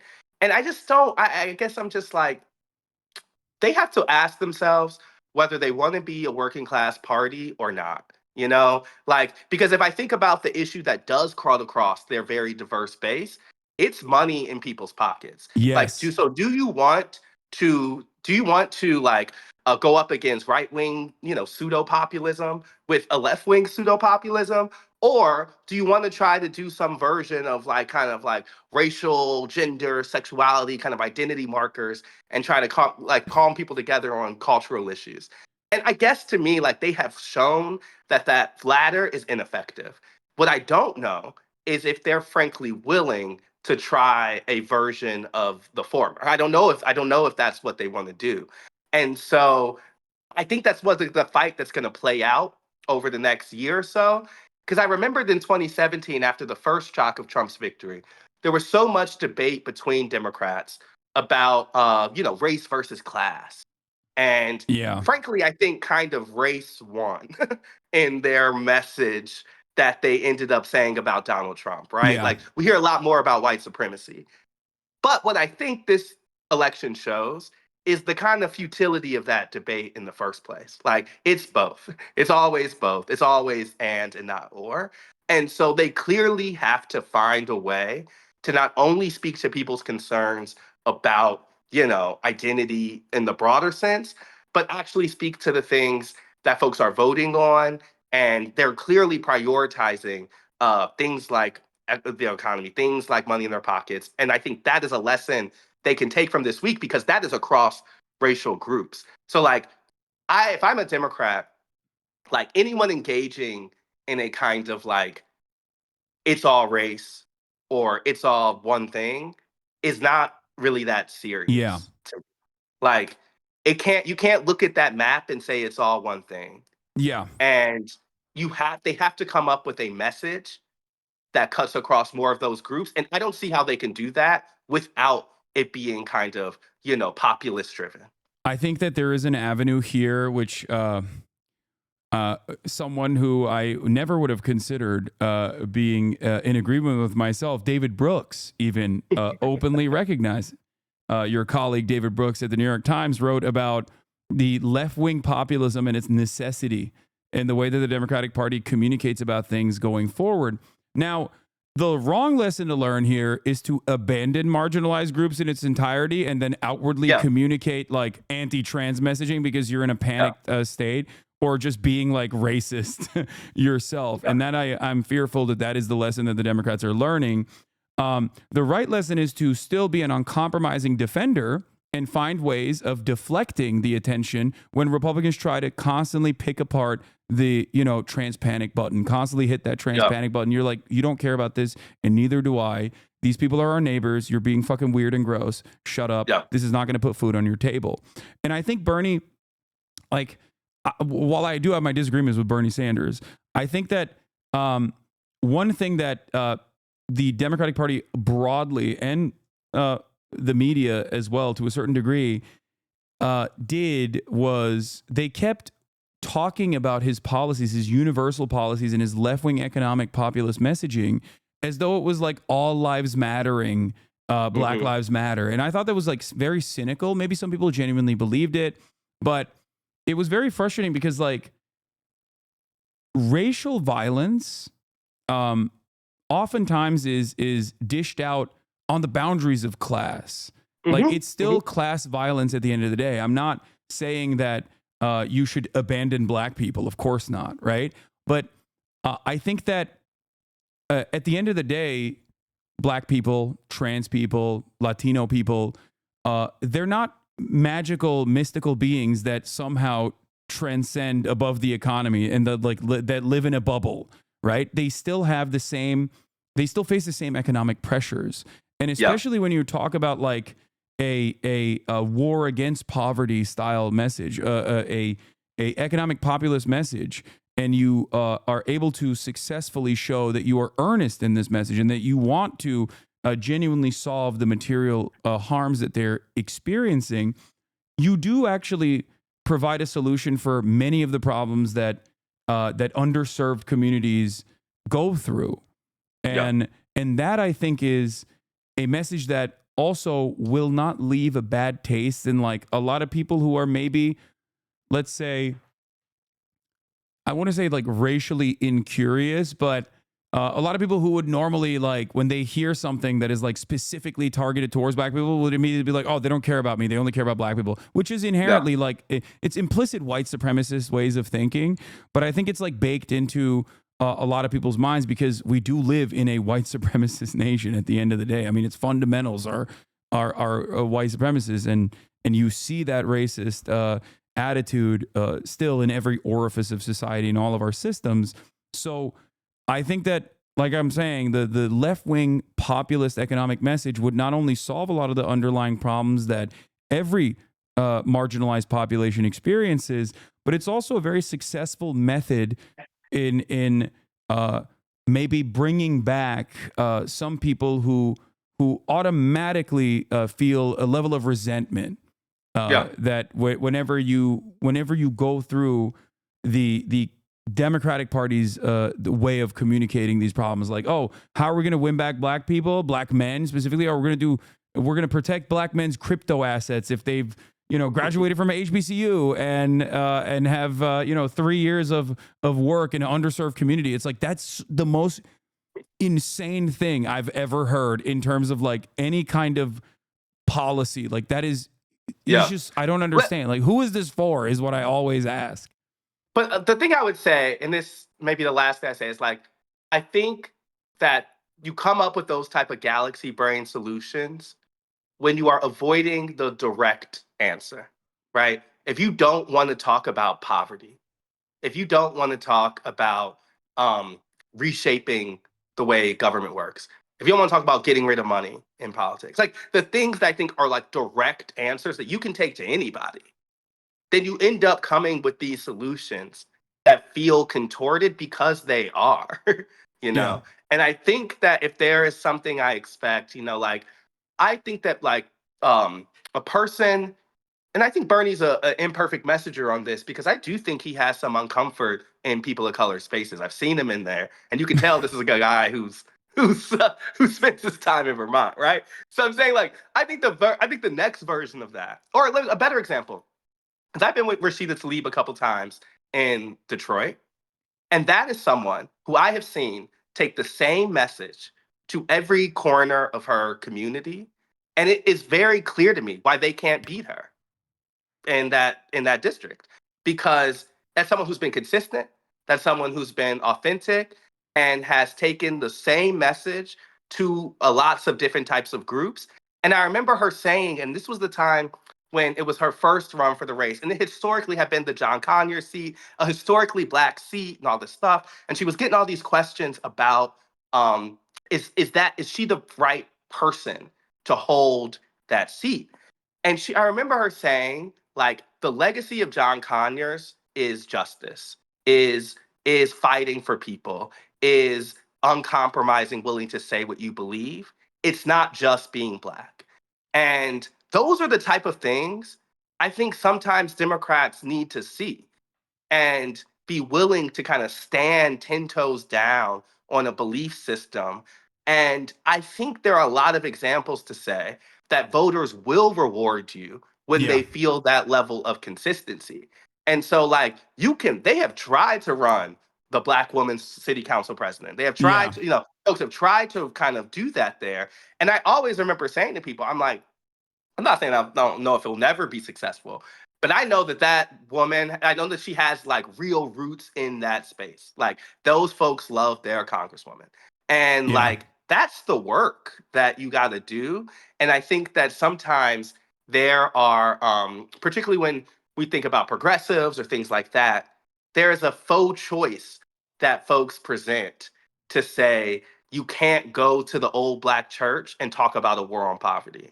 And I'm like, who says that? That's not true. Okay, You know? the only people that say that have never been to a Black church in general. So That's what I'm saying. Like, you go there, you're presuming something that I don't think is real. And so, like, I imagine that whoever is the standard bearer for this next version of democratic populism will understand that and will be much more like the type of politicians you've seen coming up than I think the type of politicians who we've had at the national level for a while, whose thinking is still based in a kind of 90s, early 2000s, at minimum Obama era style of racial politics. Yeah. Astead, thank you so much for coming on. I know I said a couple more minutes, and I just kept you here for like another 40. But this is always a delightful and very enlightening conversation. Before you go, where did you get your shirt from? Because one, there's a lot of Spurs haters here. Oh no, I haven't seen the chat. Yeah. I did put it on thinking like, let me rep Spurs on this moment. I got the shirt from like a very well targeted Instagram ad, and which is a horrible answer. But like, if there's one thing I'm a stand on, it's both my journalism and Tottenham. So might as well roll with it. Yeah. So if people wanted to figure that out, and also apparently. Now, I'm not a Galatasaray fan by lineage. I guess like my family is Fenerbahce fans. I don't really care about football or soccer that much, but apparently Galatasaray ripped. Yeah, apparently Galatasaray took out your mans. Yesterday I slipped from the office and watched that loss at a bar in person. So yeah, a very unsuccessful trip to Turkey. All right. Well, thank you so much, Astead. What do you want to promote before you leave? What do you want to promote before you leave? Where can people find you? Oh, well, the run-up is in its last couple episodes. That's the podcast that we do for the New York Times. So follow me on Twitter or Instagram at Astead, ASTEADWH, which is not stand for White House. It stands for my middle and last initial. I'm gonna figure out what I'm gonna do next. But I really like doing this, so let's keep on. Let's do it again. Absolutely. Thank you so much for coming on. Cool. See you later. It was Astead Herndon, everybody. One of my favorite guests. Always a fantastic contribution to the stream. He's great. Look, one thing that I have noticed in my own personal experience is that I love talking to journalists that are constantly roaming the United States of America. I often talk to journalists who don't do that as well, but their analysis is always very different than what you hear from the people that are just like sitting in their DC apartments, right? Dave Weigel is another great example. Donnie O'Sullivan is another great example. Like, these are the guys who are on the front lines. And I think that those communications that they have with real Americans, that offers them a different kind of insight.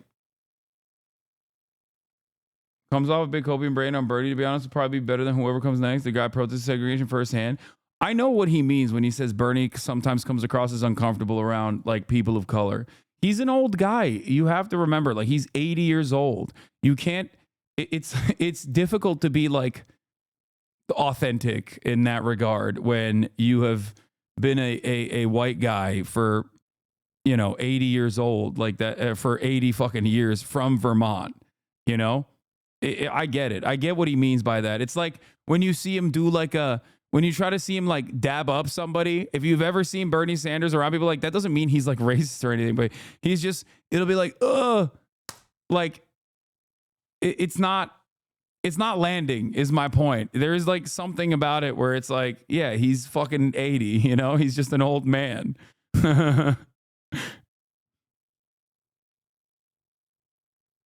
Anyway. Like, I don't think he's a racist person in general, but anyway. So, yeah, he is the wokest old man you're going to get. But even then, speaking of like, here, I'll give you another example. Someone who is genuinely racist, who I think is at least better at presenting himself around people of color, is Joe Biden. Joe Biden, straight up, is so good at that shit, regardless of the fact that he has aligned with segregationists for a big chunk of his fucking career, his political career. Straight up. Yeah. And also, like, I mean, black people do love Joe Biden too. That's another thing. But anyway.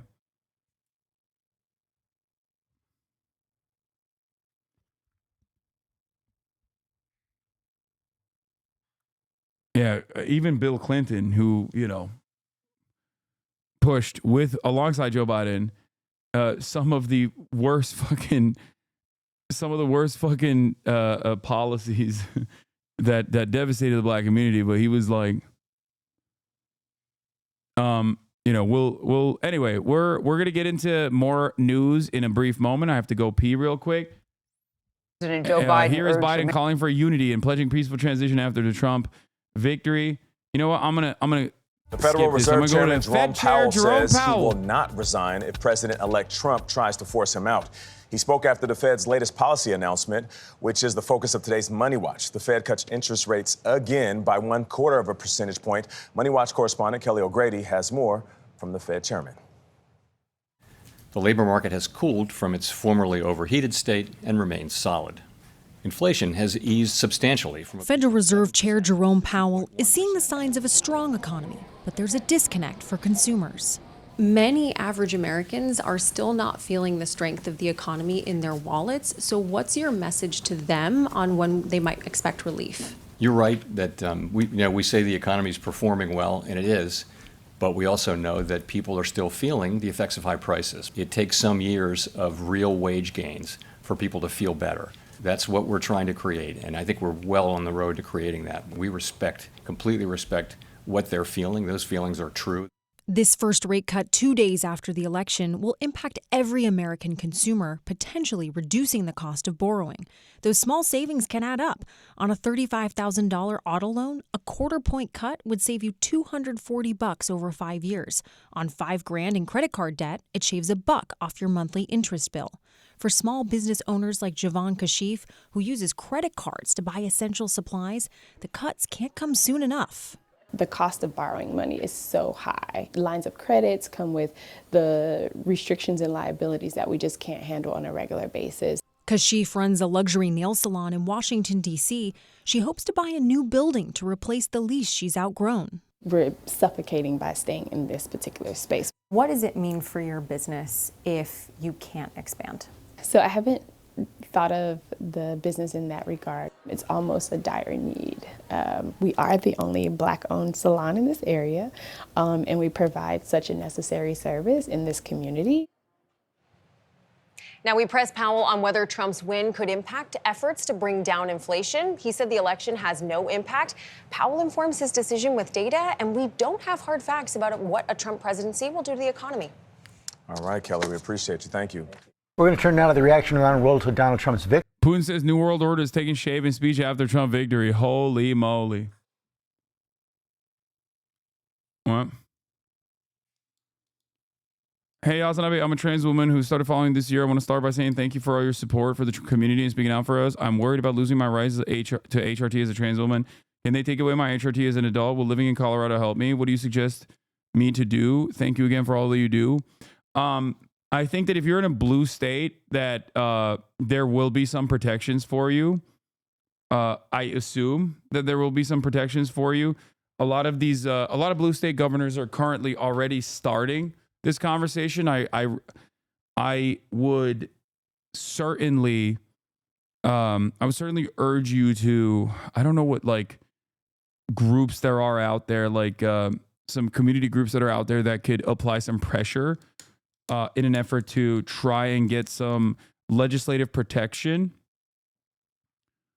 But yes, even at the federal level, I don't want to fearmonger here. I don't want to scare you, but yes, even at the federal level, they could technically compromise your access to medication by using like antiquated laws. And then create but blue states seemingly are looking to fight and maybe even create a constitutional crisis. So we shall see.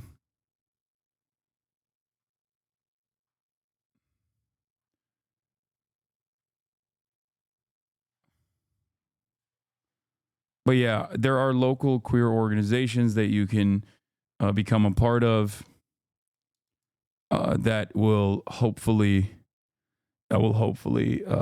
try to apply pressure ahead of time, gearing up for Trump administration. This is something that I've been reading about a little bit in terms of like what Gavin Newsom is saying about like providing sanctuary to people that might be deliberately written out of existence by way of federal legislation or actions that are taken by the Trump administration.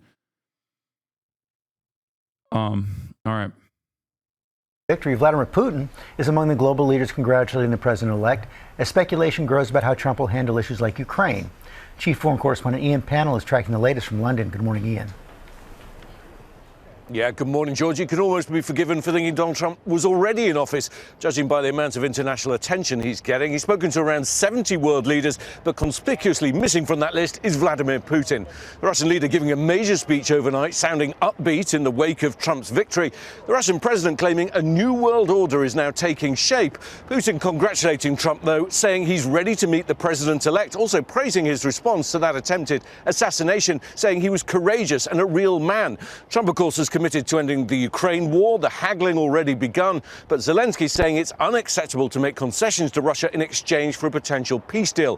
Trump also, of course, promising to bring peace to the Middle East, but I think his victory is likely to be seen by Israel as a green light to continue its wars. And last, but certainly not least, is China. Trade and Taiwan stand as thorny issues.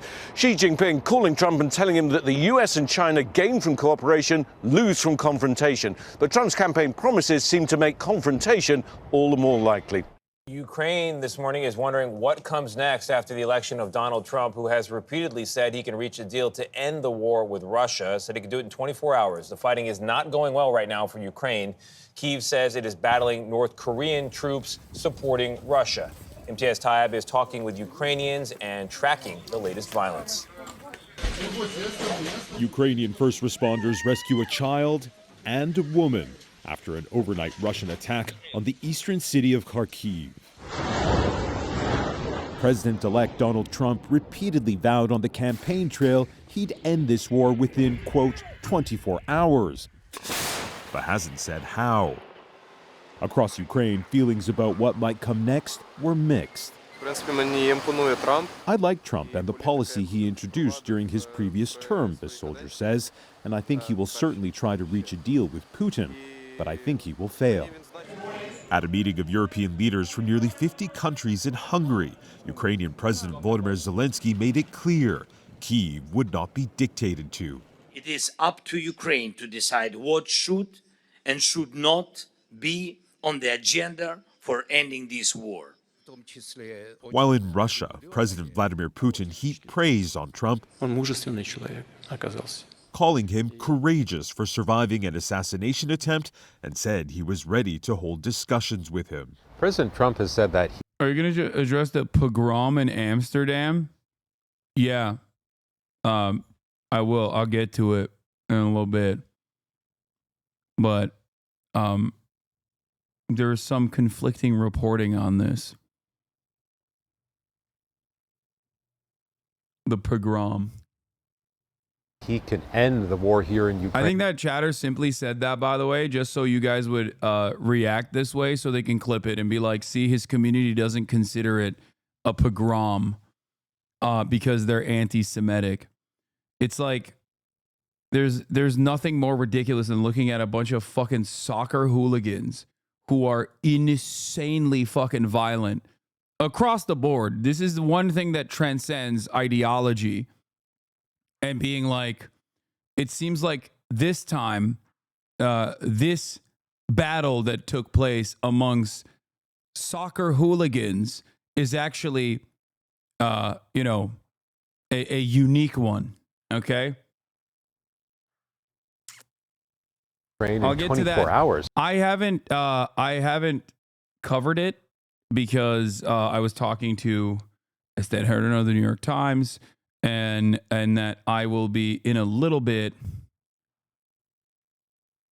talking to whatchamacallit. Yeah, this is the funny. Yeah, this is correct. Soccer fans beating each other up. What has happened to Europe?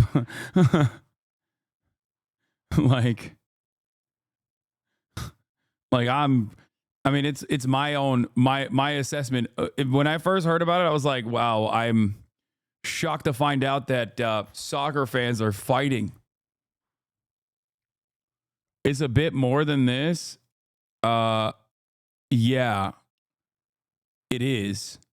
But in many ways, it's also not. This story has no Jews. It happens every week in Europe. Yeah, but there is definitely you seem hesitant to discard any claims of anti-Semitic hate fueling this attack when we all know very well what how Israelis are. No, it's not even like how Israelis are, dude. And also, when you say stuff like this, people will absolutely fucking use this against you and against me as well. Like this is first and foremost primarily football fans. Okay, that's the first layer of complexity. All right. Anyway, here. All right. You know what? Fuck it. Let's talk about it. I got 30 minutes before Osita comes on, and we'll do it.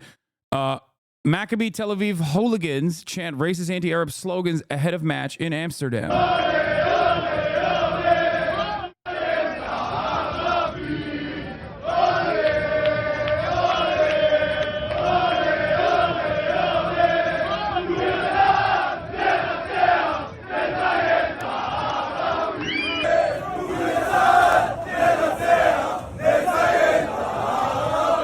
Let the Israeli army win. Fuck the Arabs.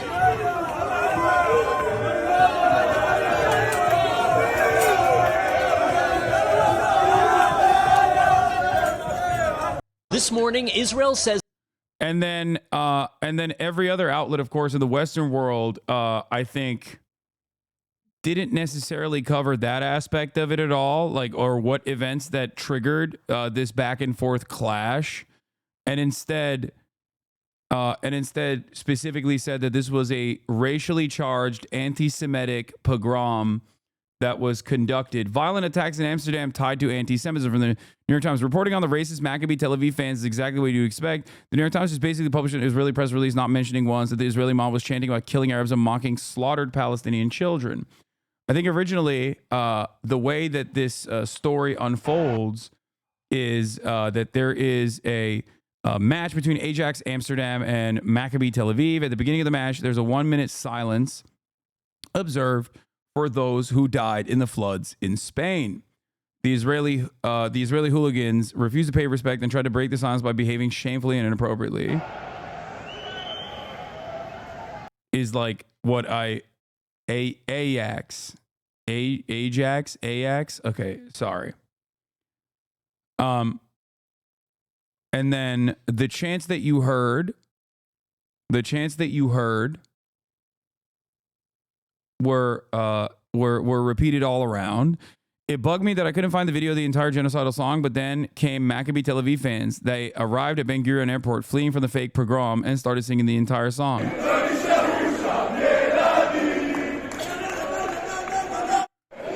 Yeah, one of the lines is, "Why is school out in Gaza? There are no children left there."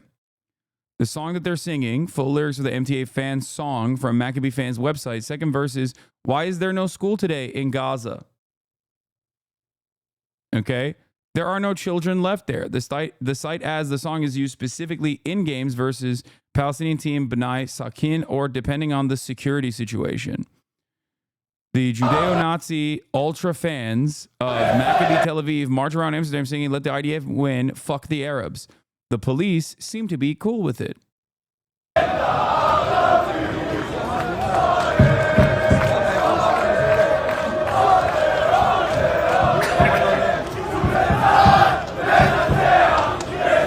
I can confirm they had like 50 people working to change up the entire article. Top level editors made them move up paragraphs that were buried about them tearing down Palestine flags. I think this was total oversight and pushing out a story too quick.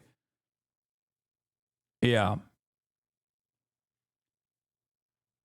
So the ole, ole, ole, ole, ole, like that's a very common chant. It's a very, very common chant in soccer.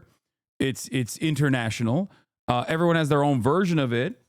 It seems like the Israeli Maccabi one is, you know, insanely fucking racist.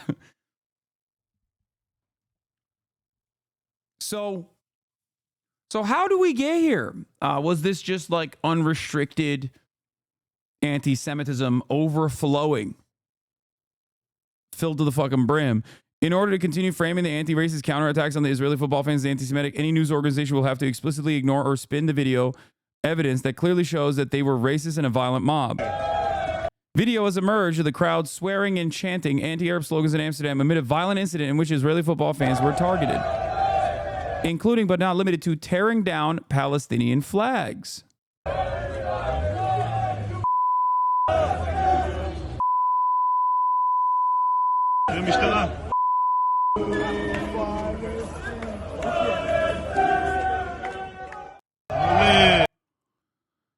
Which is exactly what the New York Times did in its first reporting of the incident early this morning. Slogans versus slurs. This was an interesting point from the Reuters. Videos on social media showed riot police intervening in clashes with some attackers shouting anti-Israeli slurs. But some footage also showed Israeli supporters chanting anti-Arab slogans before Thursday's evening match. So if you're saying something anti-Israeli, that's a slur. If you're saying something that's anti-Arab, that's a slogan. The anti-Israeli slur is, of course, Zionist. The anti-Arab slogan is, you know, calling them barbaric monsters. But that's besides the point, you know? One is clearly significantly more important than the other, it seems. Okay? Now, let's take a look at what TRT reported on in the dark side of Maccabi Tel Aviv Championship League match. But overall, the point is they ripped down Palestinian flags. They were chanting anti-Palestinian, anti-Arab shit, being incredibly fucking racist, as, for the record, most football fans are. Okay? Just so you understand. Just so you understand. This is not exclusive to the Israeli football fandom. Okay? If you think that this is exclusive to the Israeli football fandom, you got to understand it's not, okay? Like fucking Italian flags will throw bananas at their own black players, all right? Ultras across the board, hooligans across the board make up a massive amount of neo-Nazi paramilitaries even. Azov Battalion, which originally started as a neo-Nazi brigade, is comprised originally almost entirely of football fans from Ukraine that were neo-Nazis themselves, okay? A lot, like football hooligans across the board have incredibly bad politics with some exceptions, right? You'll see like some Irish or some Scottish ultras that are like fucking Marxist Leninists or whatever, but like usually it's very commonplace. Here it is. Football sounds over Argentina's racist chanting is deafening and damning. You got SS Lazio in Italy. Okay. And also, they love to fucking fight.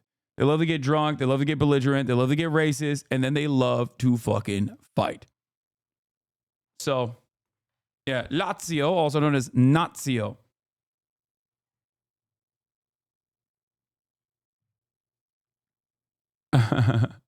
This guy says, I went to Amsterdam recently and left in one piece because I respected the locals and I didn't chant about killing children. Then this guy responds, locals. Local in Amsterdam means tourists. Dutch people are like 5% of the people you encounter. Those damn Jews deserve it, says Stop Jew Hate. If I would have went around shouting about killing people's kids, I would have gotten smacked and I deserved it. Make of that what you will.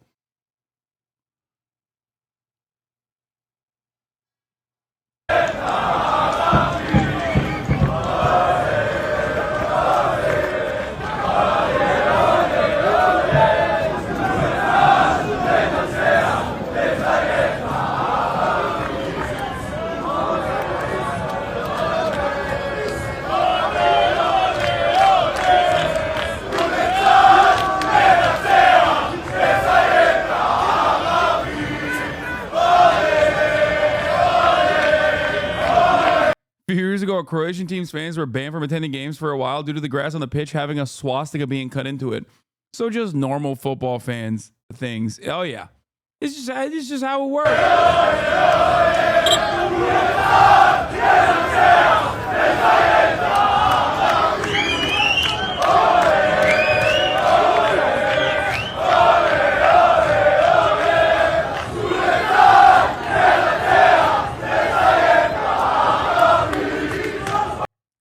So, seems to me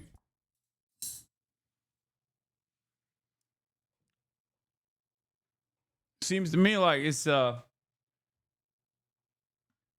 bunch of fucking rowdy, incredibly racist fans of footy behaving in the way that they normally do. Now, of course, it's fucking unacceptable. And at first I thought this was like, again, somewhat of an anti-Semitic canard when people were like, dude, Mossad was with those guys. When someone in my chat said Mossad was amongst them, I was like, shut the fuck up. Come on, dude. And then it turns out it's true. Just in case, Mossad agents joined Maccabi Tel Aviv Football Club trip to Amsterdam from the Jerusalem Post. In the first year of the revamped format, the yellow and blue currently sit in 34th place out of 36 teams in the Europa League with 3 losses from 3 games.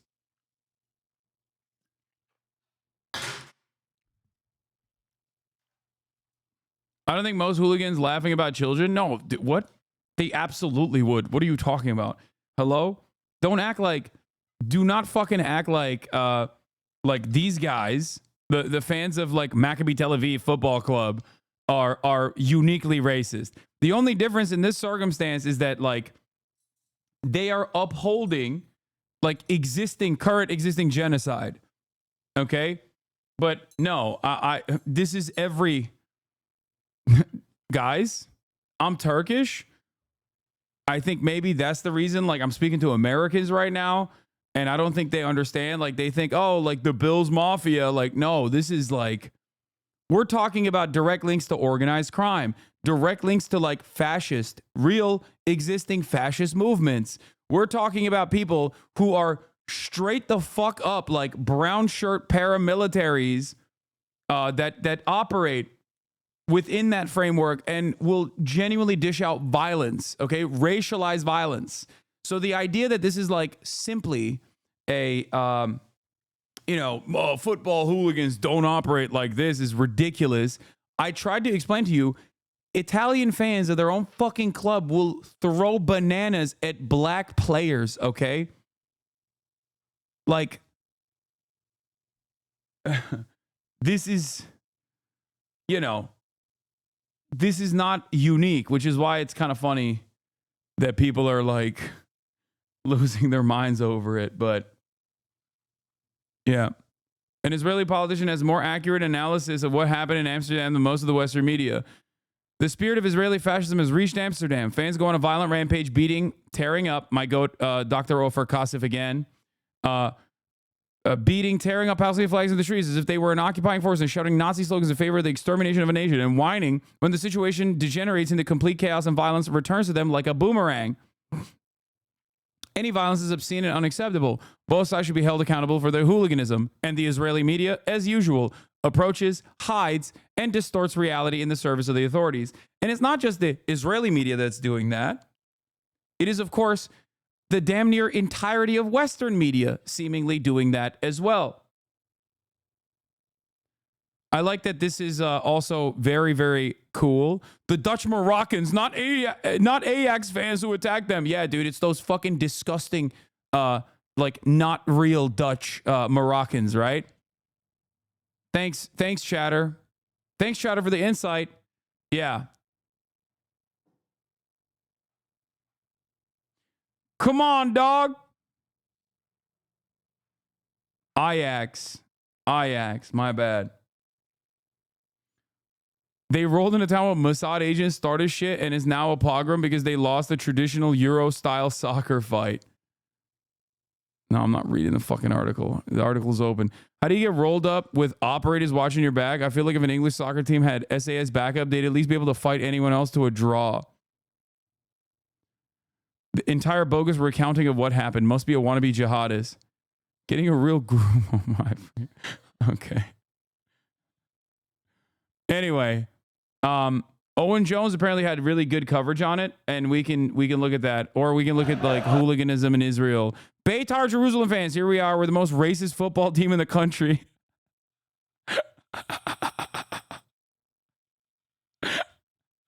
The Dutch king compared it to the Holocaust. Oh my God. Dutch king, we failed the Jewish community during World War II last night. We failed them again. I'm done, dude. I'm fucking so done.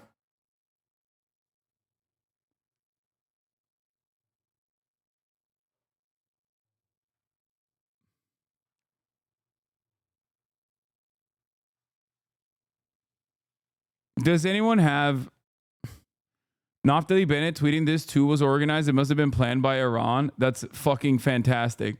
Okay. Does anyone have the Owen Jones coverage of this? Just send me the Owen Jones coverage.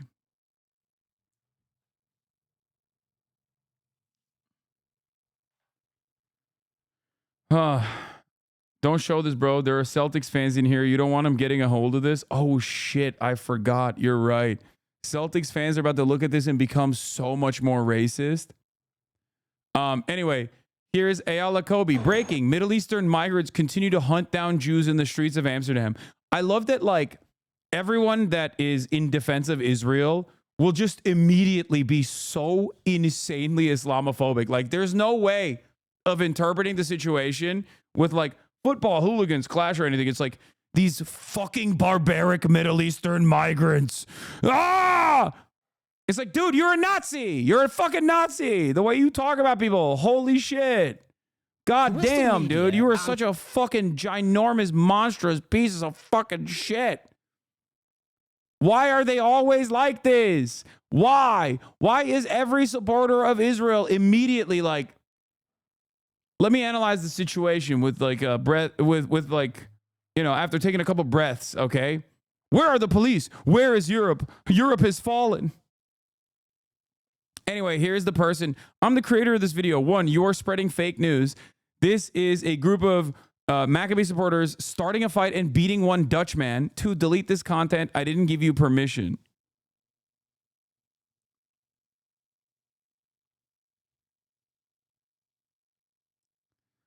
AFD's Beatrix von Storch thanks the Greens for not adopting the AFD's position on imported Muslim anti-Semitism and the new anti-Semitism resolution to be passed on AFD support. Her granddad was a final head of the Third Reich. Oh, that's incredible. Oh, she is like a current existing neo-Nazi with direct ties to, the OG Nazi movement, talking about how Muslims imported anti-Semitism to fucking Germany.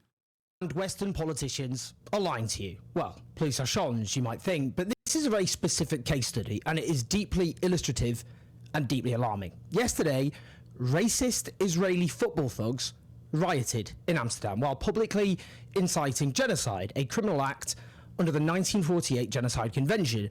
This is the proximate cause of the violence. Now, to be clear, I'm not a vigilante sort of guy, and I'm not going to pretend to know exactly what happened in Amsterdam. I wasn't there, I'm not on the ground, and nor would I ever justify violence against anyone unless in self-defense. These are important caveats. I'll always stick to the truth and always be morally consistent. What matters is you can say all that without erasing what we know happened in Amsterdam, because we can all see and hear for ourselves. Now, the narrative being pushed is that there was a pogrom against Jewish people in Amsterdam yesterday.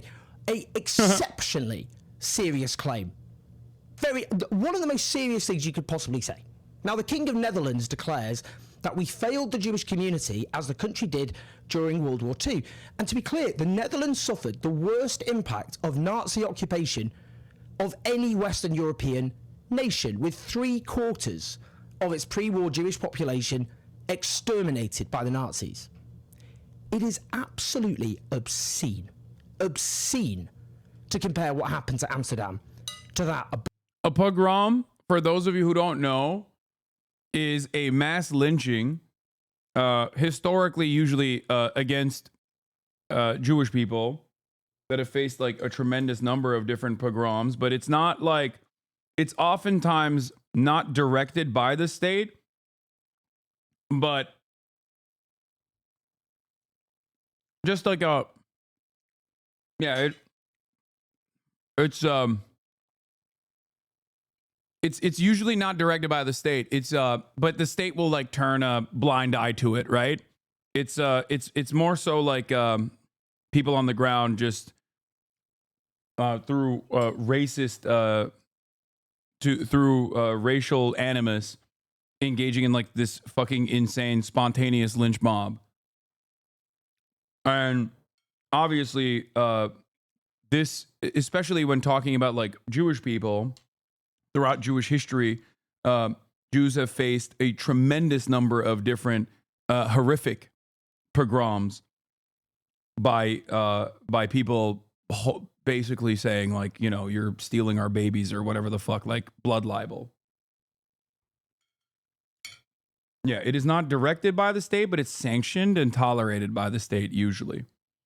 Now, the reason why it's a significant thing to say, a significant, like a very important word to use in this circumstance, is because they are trying to take football hooligans fighting one another and deliberately turn it into a sequence of racialized violence that is born out of anti-Semitism. You know? They are, and specifically, like, the Dutch king was invoking the Holocaust. For the record.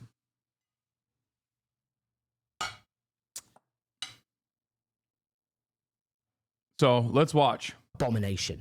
Now, the headlines across the media simply portray the Maccabi Tel Aviv fans as victims. Israeli soccer fans attacked in Amsterdam, authorities say, is a typical such headline.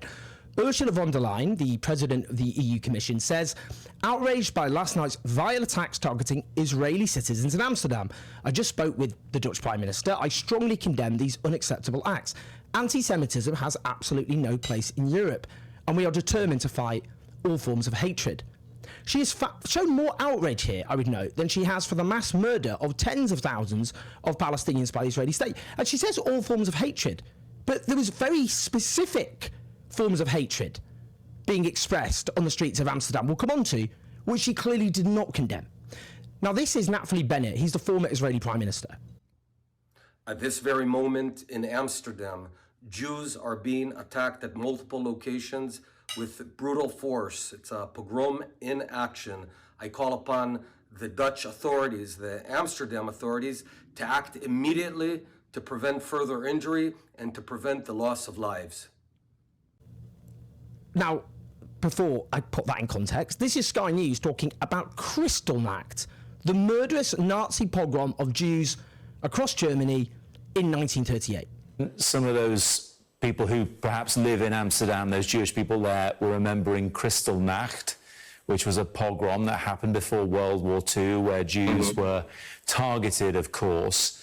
You can understand how upset, how angry, how afraid they are that this happened in their own country in modern times.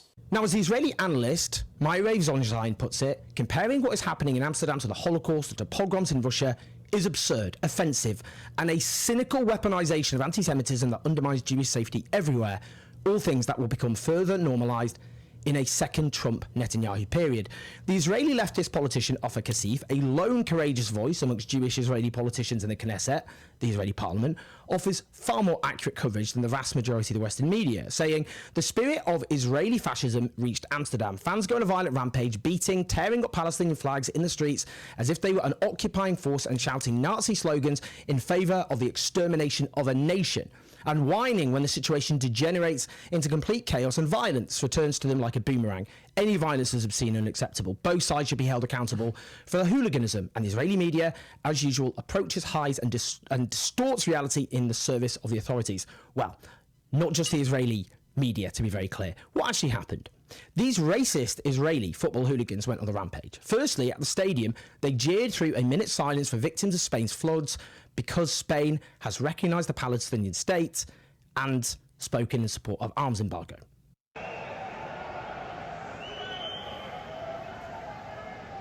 Do you know what they were chanting there? There's no schools in Gaza because we killed all the kids. What do you even say? What do you even say at this point? This attempt to turn the world on its head and reality upside down, this just simply cannot carry on. This gaslighting. They tore down Palestinian flags in Amsterdam.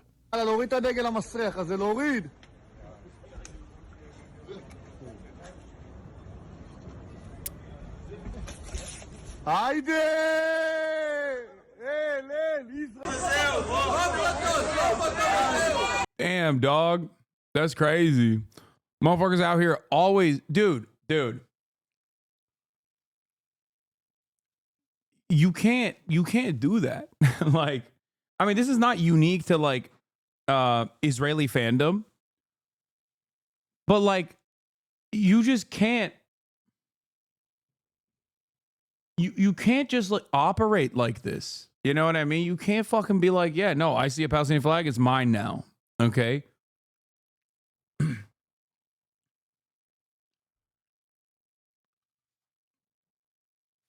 Like, you're not in fucking Tel Aviv, dog. You are not in the West Bank, okay? There is no IDF to come and pack up everybody that like you're pissing off and actively targeting. Like, you can't go to you can't go to someone else's country and just pull this shit thinking that the IDF is coming. You know? The IOF is going to be there to defend you.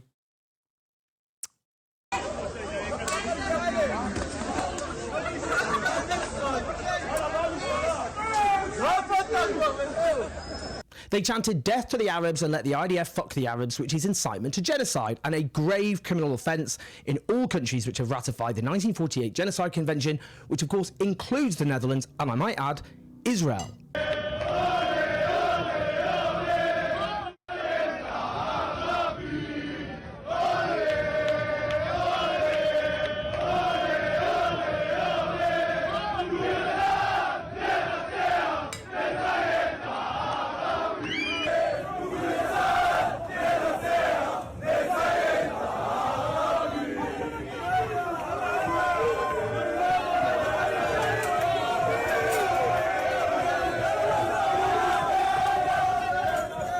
gets worse. The BBC headline was Israeli football fans attacked in Amsterdam, officials say, with a clip of this purported attack. Indeed, you can see this clip for yourself. It does indeed look disturbing. Turns out it's actually Israeli fans beating the shit out of a random Dutch guy.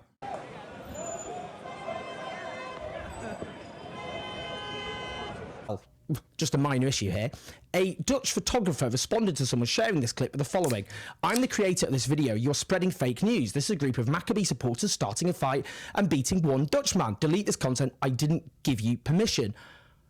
I mean, that just sums it up, doesn't it? That just sums it up. The attempt to turn reality on its head. Literally sharing a video of Maccabi fans attacking a Dutchman and then portraying it as though it's Maccabi fans, Israeli fans, football hooligans being attacked. And as dire as the vast majority of the coverage has been, even Sky News posted this.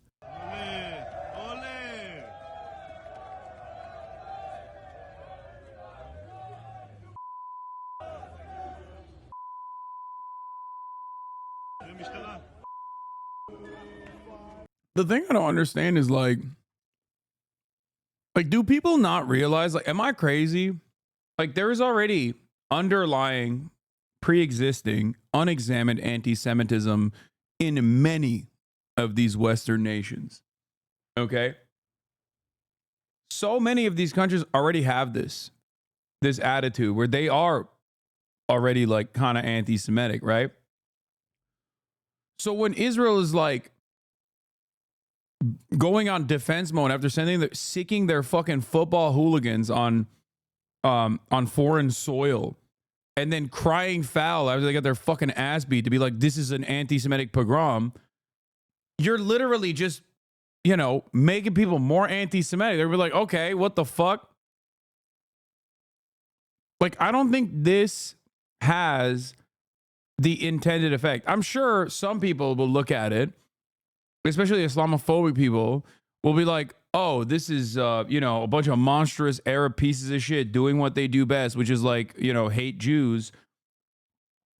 But overall, I think there's probably a much larger group of people that are like, one, not even anti-Semitically, but like straightforwardly seeing this for what it is and going, oh, this sucks. Shut the fuck up. Because it's also annoying.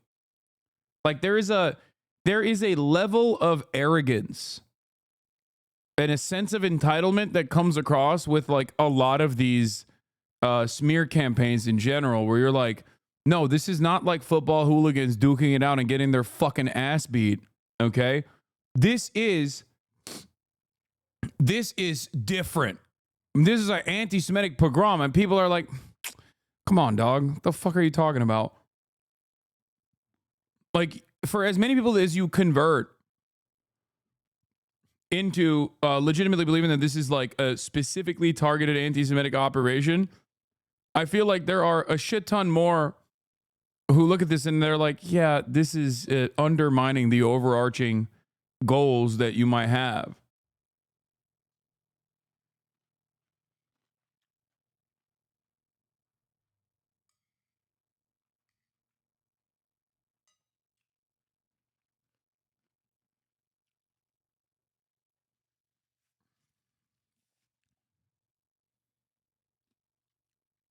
There's a picture of Maccabi football hooligans throwing mayo at a man who tried to flee from Dam Square, Amsterdam, because he shows support for Palestine.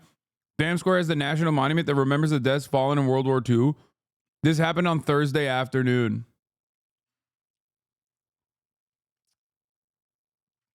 You overestimate people's critical thinking skills. I can't wait until Bill Maher spreads this misinformation. Yeah.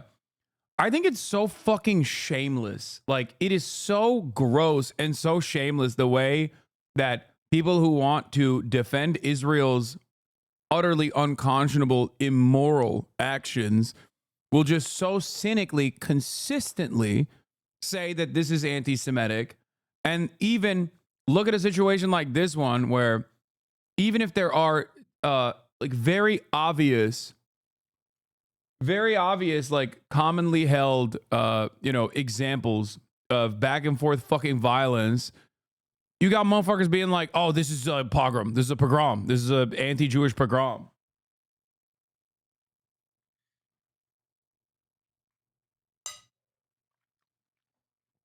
Darzex, our Israeli chatter, says, ironically, this might be part of the Zionist trap. The more Israel makes the world anti-Semitic. No, it is, by the way. That is what it is. The more Israel makes the world anti-Semitic, the more promise of an exclusive shelter is endearing to said Jews who fear pogroms and violence. I've talked about this before, where there's a reason why people like Benjamin Netanyahu are so closely associated with like fascist movements, some of which are openly, deeply anti-Semitic, like fucking Viktor Orban, right? Because it works in his favor. Benjamin Netanyahu wants all the Jews all around the world to feel less safe, so they fuck off and go to goddamn Israel. Why the fuck would you do that?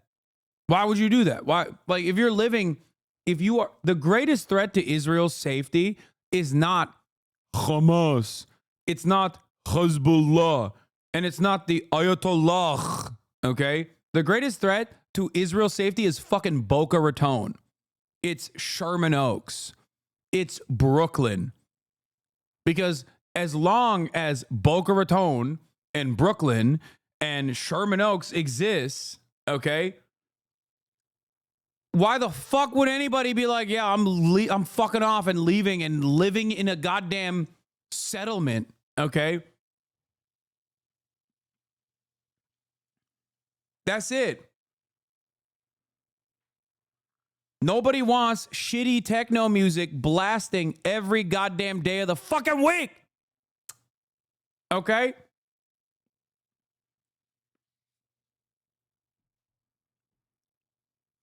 They don't want to hear psytrance when they're going to eat whatever the fuck they're eating for breakfast. The thing is, there's not many to blame alive right now. Zionism has outlived most of its creators and has become a self-sustaining parasite at this point. Besides a few politicians, it's deeply ingrained in our society. No, I know, and it's like deliberately ingrained in American Zionism as well. Zionism is deeply ingrained in the social conditioning of American Jews as well, especially with like we watched the Israelism documentary. And one thing that came out of that, I wanted people to see it because it was very instructive of like how Zionism has almost become like a different version of, like it's become like a religion almost in and of itself. So like even if you're a Reformed Jew and you're not necessarily like all too interested in anything outside of like Yom Kippur or whatever, like Israel is the cultural signifier that you associate your identity with. And it's deeply ingrained from an early age. Yeah, it's like a civic religion, exactly. It's just, I hear you say it makes you mad, and it's the same for me, but there's really not much we can do about it. That everything is anti-Semitic crowd. Yeah. Yeah, I mean, dude, they've been fucking saying I'm anti-Semitic again because he says Hasan Piker learns about the ongoing pogroms against Jews in Amsterdam while live streaming on Twitch. He gives all of 20 seconds of consideration, even saying it's kind of funny. He then goes on to cover something else. Pay attention to the chat. Base, so base, too base. All this in response to organized armed violence against Jews on the streets of Amsterdam. This is the biggest progressive streamer on Amazon's Twitch. More than 300,000 people watched this live coverage the other day. You know what's really funny about this? They clipped it out of fucking context. I literally, like, he clipped 52 seconds of this where I'm like talking about something different. Someone sends me a link. I don't know what the fuck it is. I openly say, I don't know what this is about. And then move back to my normal coverage of the Israeli UN guy forcibly removing children's drawings from the United Nations. Okay. The problem is, the lie goes much further than the fucking truth. Okay, look. The OG video is me, artwork by Gaza school children after... Oh, this is the same one. After complaint.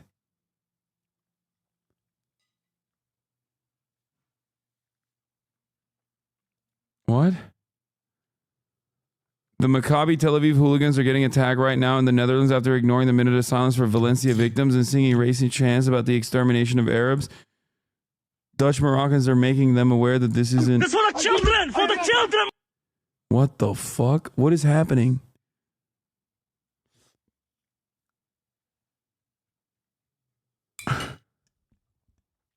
They were like, see, his chat is saying based. And it's funny because chat is still responding to the earlier thing I was covering, saying fucking disgusting, Sag. Okay, bro, what the fuck, man? And I'm reading them talking about, like, you know, how evil it is that Israel is, like, getting children's drawings taken away. Okay? So the clip that they fucking tried to present this as doesn't show the reality that they want to show. Is this ceased to be funny and now I'm in a bad mood? I mean, it's still kind of funny. That it's, and this is me responding to the children's drawing story. Like, well, not this. I don't know what the fuck's happening. They do this all the time in the Western world, all around EU and the US. And then I go back to, and then I obviously go back to the fucking Guardian article that I was covering. Artwork by Gaza.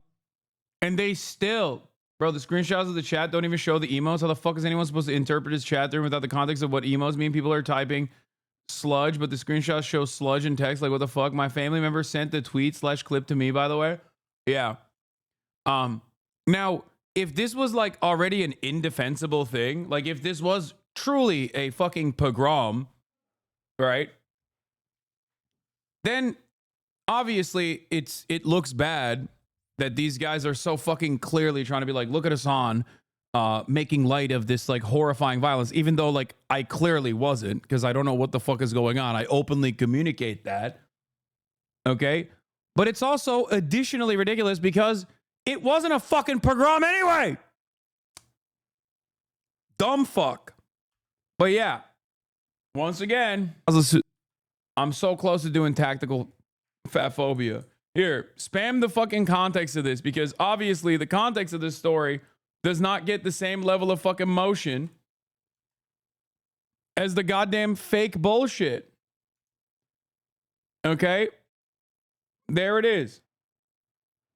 There's a complete lie. I was talking about how it's funny that people were complaining about artwork done by Gazan children at a hospital. Literally 2 seconds after you cut the clip, he says, not this. I don't know what's happening here.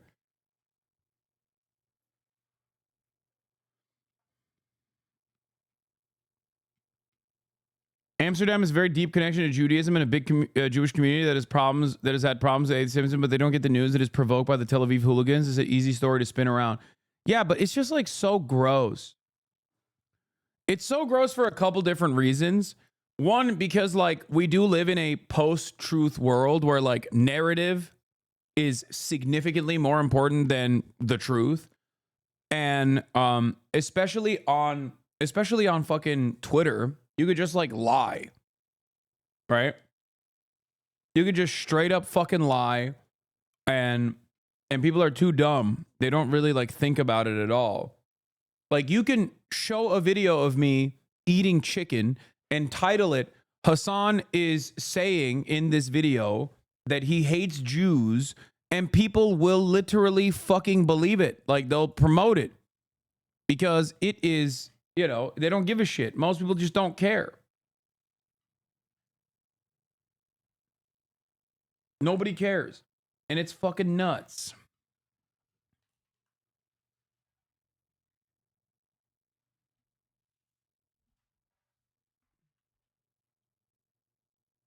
Anyway, let's finish the story while I hit up Osita.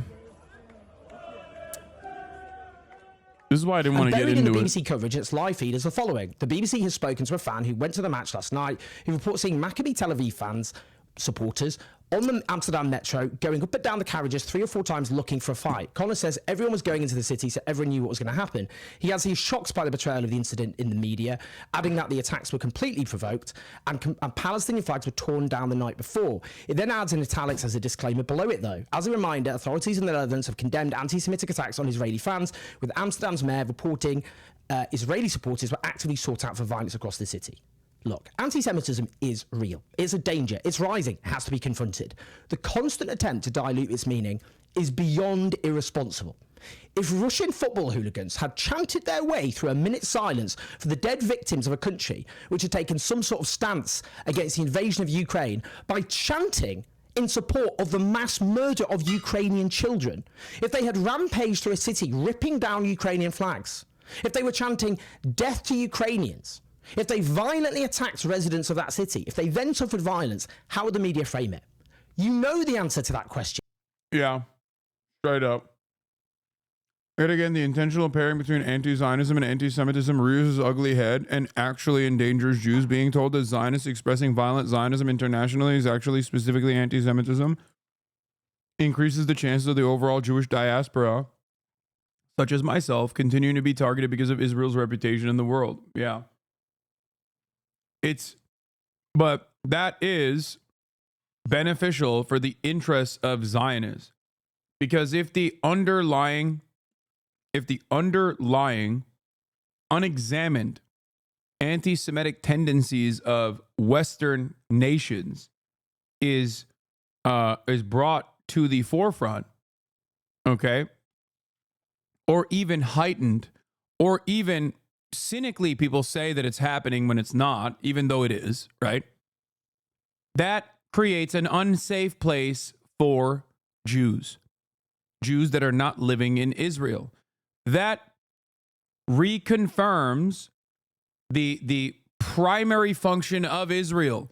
Without Israel, there's no safe space for Jews. You have to come to Israel to be safe. That's it. That's why I'm saying it's like a self-serving psychopathic thing that ultra-Zionists do on a general basis. I spoke with Jews in Amsterdam. Were Jews attacking the streets? Yes, but those Jews were also violent hooligans, one told me. This is from Forward Magazine, dude.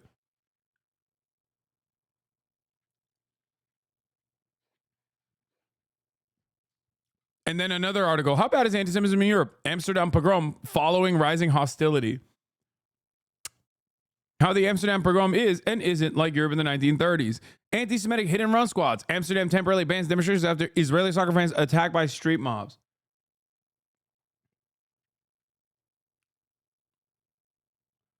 It's like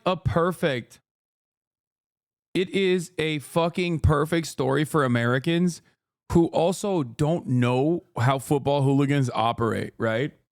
So in their minds, they're like, oh, wow, this is like very out of place. And if you knew anything about fucking hooligans, if you knew anything about how football hooligans operate, you'd be like, this is the most normal story of all time. What are you talking about?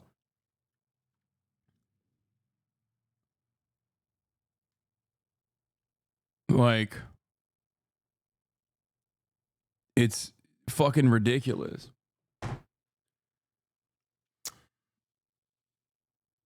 Why are these dipshits not held accountable for writing these articles with false claims without doing any sort of investigation? First of all, I think you need to understand something.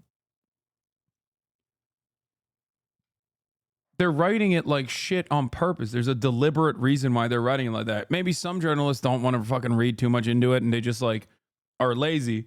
But for many others, this is like very deliberate. What, you think like fucking Drew Pavlov or whatever the fuck clipped me out of context on accident? No, he just like very clearly and very deliberately wants to smear me as an anti-Semite when everybody knows that that is not the fucking case. These guys are ginormous pieces of shit, okay? Also, it doesn't fucking matter. That's the other thing. It does not matter. Their lies do not fucking matter. Anyway, I'll get back to the pogrom story after I talk to Osita Nwanewu, who is joining me now. Hello. Hello. Hey. Hello. Can you hear me? Yeah. What's up, Osita? Do you have your camera on or no?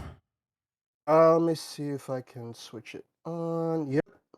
Perfect. Is still loading. Oh, boom. There it is. There we go. Okay. How's it going? It's going all right. It's just going, you know? It is what it is. Osita, thank you so much for coming.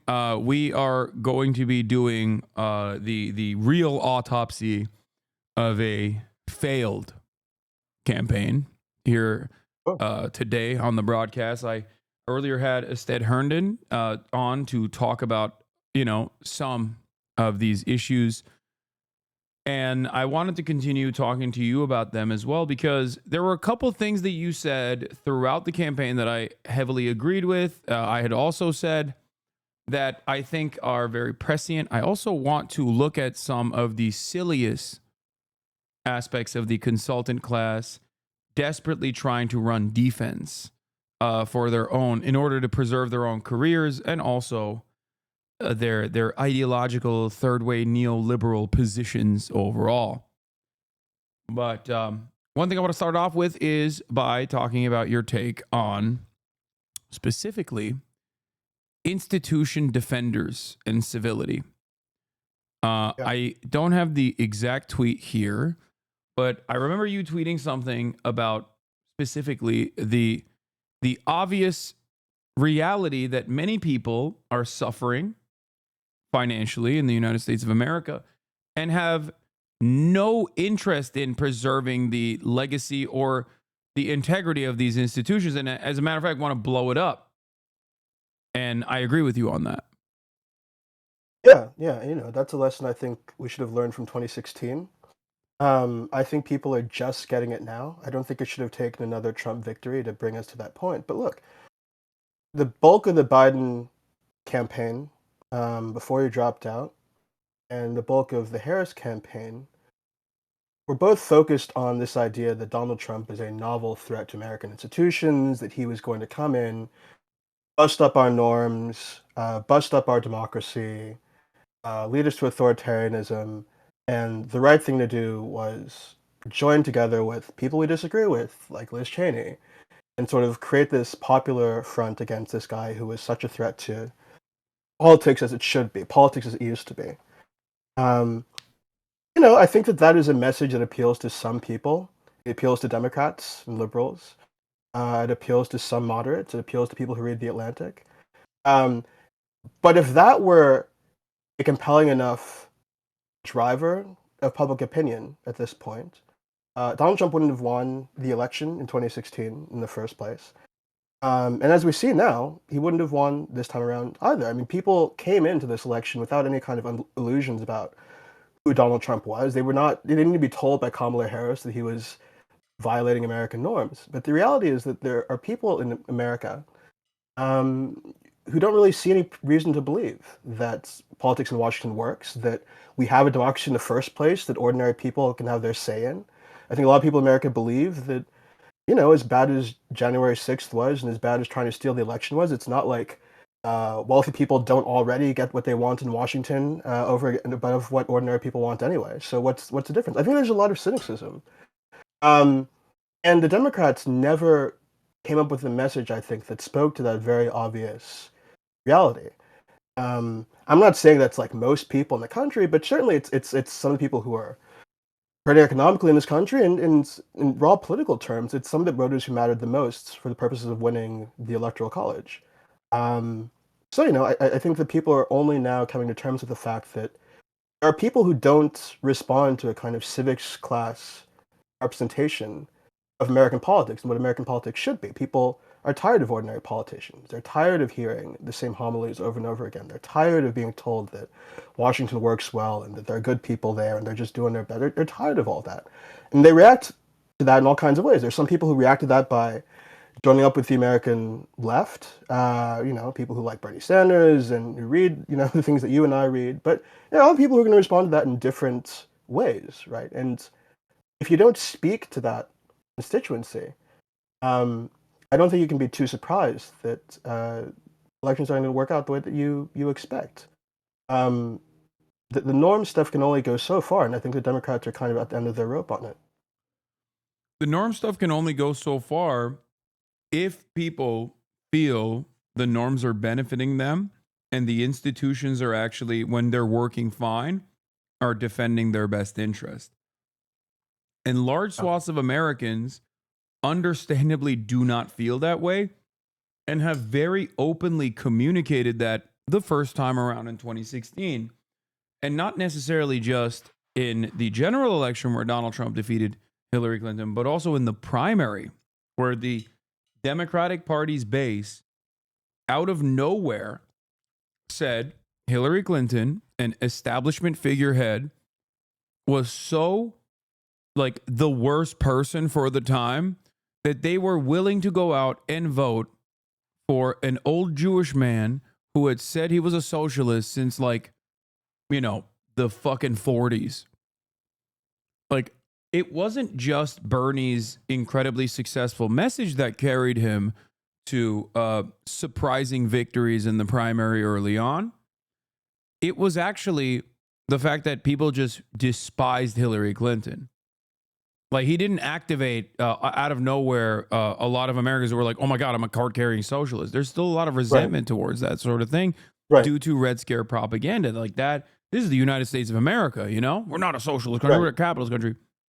But that's how much they fucking hated Hillary Clinton. So the nothing will fundamentally change campaign from Joe Biden was like shocking.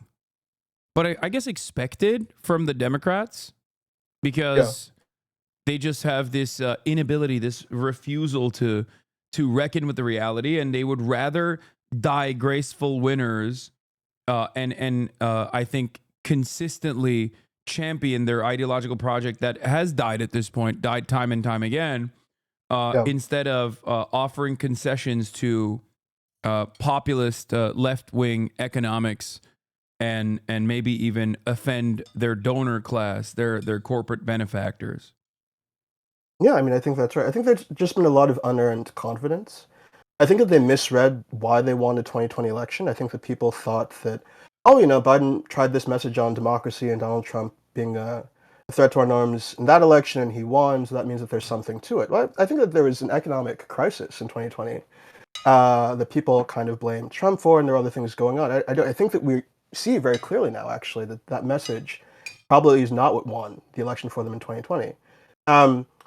They believe that anyway, to the point where can I they were willing to stop you there for a second? Sorry to interrupt, but there was one other thing that Joe Biden did that Kamala Harris didn't do, which was communicate counter narratives against Trumpian policy that was objectively unpopular at the time due to like relentless media attacks and relentless attacks from the Democrats. Joe Biden ran on amnesty for migrants living on U.S. soil in the first 100 days. He ran on ending the camps. Now, of course, he didn't do any of that, but he was one of the few candidates that actually never tacked to the center, but instead ran to the left in the aftermath of the primary process. Yeah. I mean, I think he's the only candidate that I can think of who began their general election further to the left than they were when they started their primary. You're supposed to move to the center. That's conventional wisdom in politics. You're supposed to move to the center after the primary. Once you deal with the base, then you deal with the general electorate. And he was criticized for that, I think, all throughout that campaign. I remember when the Floyd protests started, people were on him to Sister Souljah, Black Lives Matter, and don't just denounce violence, just talk about how progressive activists suck and are bad. And he didn't really do that. So I think there are a lot of different lessons that we can learn from 2020. But I think that the one that won out for Democratic policy professionals is, well, this message about Donald Trump being a threat to our political institutions is the thing that really resonated. I think that they saw success, you know, in midterm elections, and midterm elections electorate is very different. I don't know. I feel like, you know, they were so confident that this was going to work that they're willing to put Biden forward as he was falling apart visibly before our eyes, you know. And I think that speaks to the level of solipsism that exists within Democratic policy circles. So I don't know. I'm curious as to whether we actually see any kind of real reckoning here. You're hearing interesting things from David Brooks, who is very belatedly talking about Bernie Sanders. So I don't know if that's real. I don't know if it goes anywhere. I would not be surprised at all if we just put up the same house of cards again. But I do think that more and more people outside of the Democratic professional class know what's what here and understand that trying to resurrect the defining mode of politics that shaped the Democratic Party since at least the Obama years That's not going to work. It's not going to work reliably. I mean, maybe it carries you in a midterm election, under Trump or whatever. But when you talk about the need to reconstruct a governing majority here, Donald Trump is now presiding over a majority Republican Party. If the popular vote result holds, and I think it will, that is an existential crisis in the Democratic Party, and I think it forces everybody, or should force everybody, to go back to the drawing board. Yeah, I think one of the things that I've seen, aside from the funny David Brooks quote that you mentioned already, which is like, we got to do left-wing Bernie style economic populism, what the fuck, is the Democratic Party's consultant class and their desperation in immediately rushing to every mainstream television outlet that will have them and screaming from the rooftops that the mistakes of the party and the mistakes of the campaign were simply that they did not, and this might shock you, Osita, go right enough. Yeah. The most right-wing campaign from a Democratic Party that I have seen ever, really, where they conceded on this idea, this false notion that immigrants constitute a national security threat. Kamala Harris ran on being tough on the border. She rarely ever brought up trans people, and when she was forced to answer on it, she basically said, like, well, the law is the law. There was a point where the Kamala HQ literally was like, well, Trump is not killing trans people either. Yeah. Do with that information what you will. Routinely saying she wants a Republican in the cabinet, and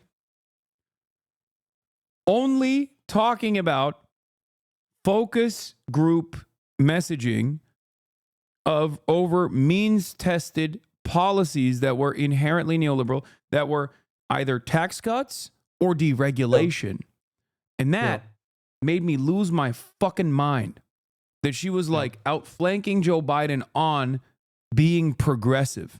Joe Biden, for all of his faults and failures and being a genocide dare, had one of the most left-wing, anti-corporate, economic populist administrations I have seen in my lifetime, if not the most, as a matter of fact. And Kamala Harris did not do that due to, I guess, Tony West, her brother-in-law. But it's, I guess, both unsurprising but still very maddening to hear these Democratic consultants lie about what the campaign didn't do. Hitting the true centrist attack to the center has not been tried yet. Like the idiotic takes. So I don't know. I don't feel very confident in seeing a different attitude from the Democratic Party in spite of this resounding defeat. Yeah, we'll see. I mean, the same familiar voices are trotting out the same familiar prescriptions. I don't know how much further right they could have gone without just being Republicans straight up. Maybe they should have said slurs. Actually, Donald Trump was right to try to steal the 2020 election. I don't know. Like, what more could they have done? I mean, the thing I've been thinking about too is, we're seeing these polls. There's a YouGov poll about, how Biden would have done if he had stayed in the race, and like Trump is ahead by like 7 points. And I'm thinking to myself, like, if this is the pivot to the right conversation we're having now, what if Biden had stayed in and did even worse? Like, what would the pivot to the right conversation be like then? Would you have Democratic electeds just like volunteering to drive immigrants to the camps? Like, what, like at a certain point, you have to just touch reality here.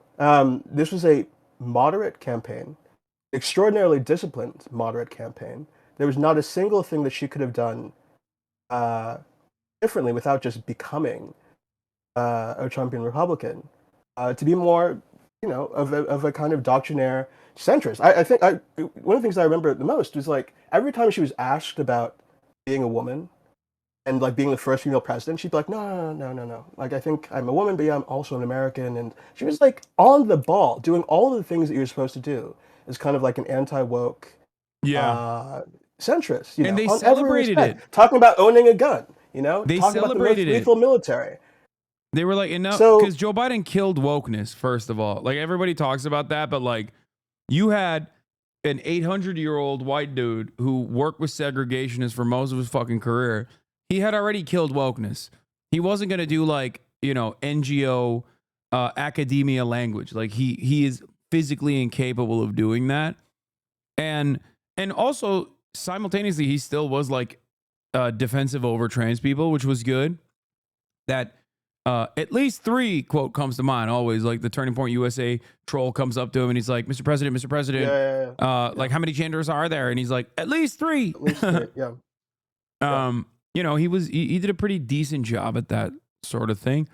But there was no like annoying pandering, like corporate speak at all. And Kamala Harris is not a white woman like Hillary Clinton was, so she did not have that same level of arrogance that she could like run on her identity alone in the way that Hillary Clinton did. No, I'm with her messages were ever displayed, because I think Kamala Harris, being a black woman, knows, most Americans are not going to be like, oh, you're a black woman? That's awesome. I'm definitely going to vote for you now. Right. I think that part of the campaign was like, it made sense. But like, I think the point is, she did everything that she was supposed to do from a moderate perspective. Yeah. And it didn't work. Her best polls of the campaign came right at the very beginning when she came into the race. Before there was like a huge policy platform, before she did all this moderate stuff, the only thing people knew about Kamala Harris at that point is that she was a non-white woman from liberal California, right? And that she was not Joe Biden. And that was the best period of the campaign for her. And as soon as she tries to start developing this kind of like woke or the moderate, kind of anti, whatever we want to call it, approach to replicate the Biden approach, the race starts narrowing. I want to say that it's because she moved to the center, but it clearly wasn't enough to prevent Trump from rising. I can say that. I will say that. Yeah, you don't have say to. That. I'm being very, very generous. I'm saying that. I think I've written about in my column today on the election is there was never enough moderation. Like real moderation has never been tried from the perspective of Democratic consultants. This idea of creating a more centrist Democratic Party is not a novel idea. It is not something that you have to create from scratch and has never been tried before. I'm still kind of old enough to remember the early Obama years, right? So Obama comes into office in 2009 with the Democratic governing majority, includes Democratic senators from Alaska and Arkansas and Nebraska and North Dakota. The reason why people have been talking about this over the course of this election, the reason why they didn't codify Roe under Obama, even though he said he was going to, because at that point there were so many more pro-life centrists in the Democratic Party, right, that they couldn't pass that. You had the Blue Dog coalition, right, in the House, so all of these moderates and all of these kind of like swingy districts. There was a more centrist Democratic Party 15 years ago, right in the years before Trump came onto the scene. And over the course of Obama's presidency, all those candidates get wiped out, basically, in midterm elections and in the congressional side of the presidential elections. And moderates, I've been writing since 2016. We had this debate over and over and over again.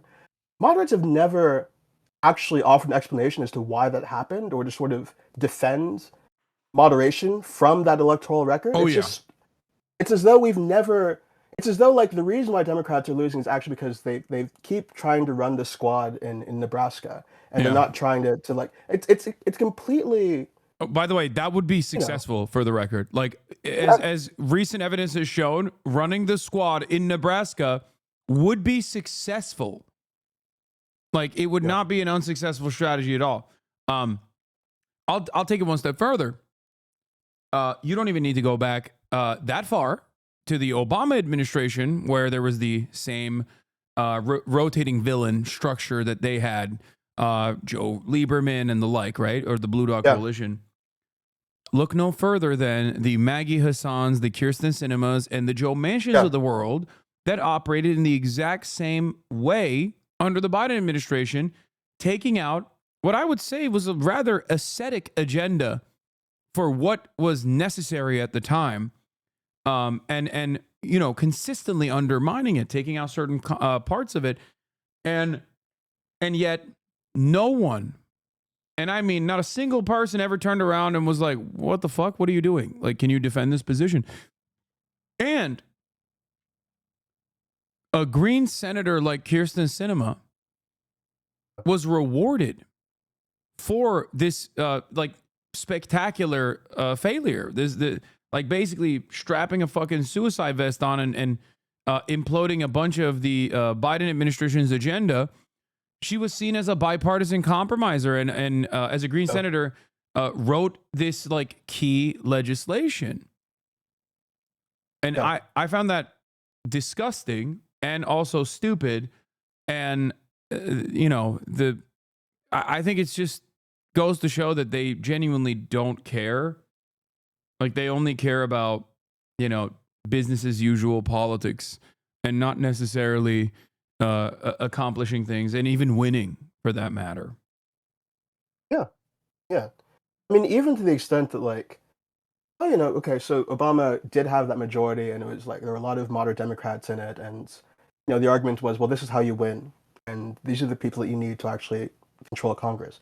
Well, having those people who are right wing in your caucus, as we saw with Joe Manchin in the course of Biden's term, is going to be an obstacle to you actually using that majority to do anything useful and productive, right? It's like a kind of junk food approach to politics. We're not building anything durable. You're taking this kind of path of least resistance, you know, choosing the moderate candidates in these kind of like moderate districts and like eking out these like majorities, and not being able to use majorities to do anything. And then, by the way, after a while, those candidates get wiped out because you've been spending all that time making right-wing arguments. And voters in these districts say, well, hell, maybe I should just vote for the Republican then. Maybe if it's true that we should oppose government spending, if it's true that we should tear about the budget deficit, if it's true that we should be more social reactionary, and I'm hearing this from a Democrat, you know, even they're saying that, then why the hell aren't I a Republican? Like, why the hell shouldn't I take an interest in the right? I don't know, I just feel like it's so plain and obvious to me that things need to change, and that this has been a crazy strategy. And the definition of insanity is doing the same thing over and over again, expecting a different result, right? I mean, that's where we are. And maybe this wakes people up, maybe this doesn't. I don't know. But I feel like I've had conversations with my friends, and you know, this mood where we're always like, oh, you know, I hope the Democrats do this, or the Democrats should do that, or blah, blah, blah. Like, we, at a certain point, like, we need to just sort of understand that the movement has to be built outside of this party.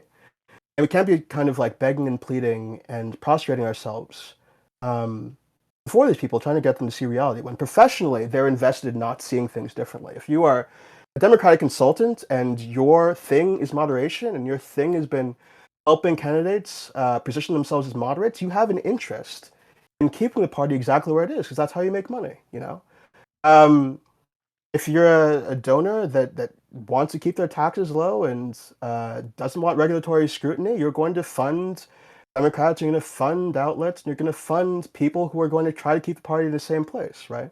They have to be forced by an actual popular majority of people to change the way they think about politics. It's not going to be people making arguments that are right, it's just sort of in the abstract. The left has to build enough power that is listened to by force. You know, that's the only thing that's going to change anything. Yeah. No, absolutely.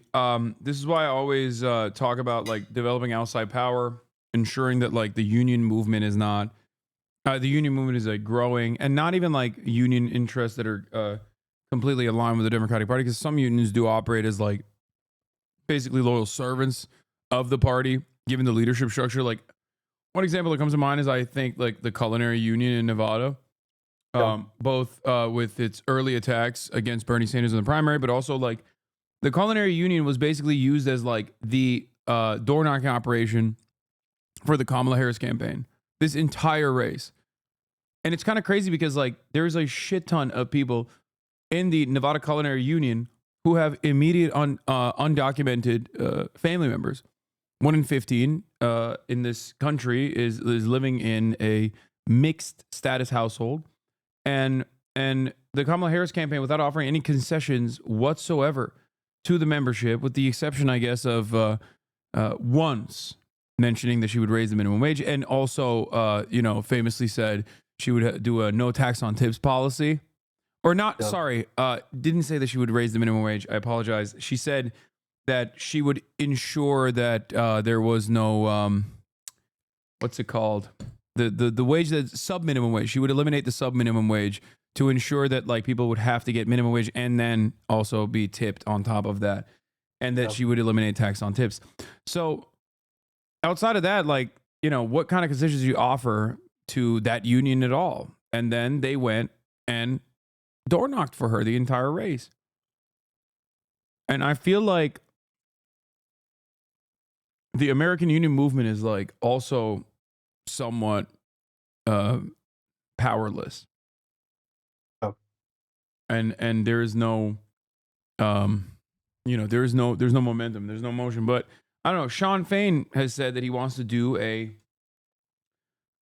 general strike in 2028 and is trying to align people's contracts deliberately for that time frame. I don't know how promising that is, and I also do think that they would probably kill him before that happened, but who knows? I can't really see any way out of this though. Like, have you seen anything that is promising in terms of the Democratic Party potentially looking at this autopsy and moving in a positive direction? No. I think I've been surprised by the extent to which over the past couple of days, I mean, we're seeing like these stories of people are kind of backbiting and leaking to the press now. But like in the immediate aftermath, being online felt like it was just like progressives and the left just kind of like destroying everything. And you weren't hearing from the consultants as much. You weren't hearing from Democratic leaders. Like Kamala herself didn't make a concession speech until what was it, like 4 p.m. on Friday. Yeah, I think people were kind of in this. She skipped the Howard speech she was supposed to give, which was crazy. It was That's like right. a big fuck you. I think the initial response was just this kind of like stunned silence, where I think that people had understood. Maybe the Selzer poll made people a little bit more optimistic than they had any right to be. But I think that I don't know. I felt like people were more surprised than they should have been. It didn't have an immediate response, and I think people are only now kind of picking up the pieces. But I've not seen any real indication from Democratic insiders, official Democratic Party representatives, leaders in the party that there's going to be any kind of organized rethinking of what they do now. Maybe that changes. It's still early, but again, like irrespective of what they decide, you know, I don't think we should just sit on our hands and kind of like wait and hope that they've finally seen the light. Maybe they come to a different place. I think that, you know, maybe losing in this way pulls the scales off of some people's eyes, maybe. But I don't think that we should pin our hopes to that, you know.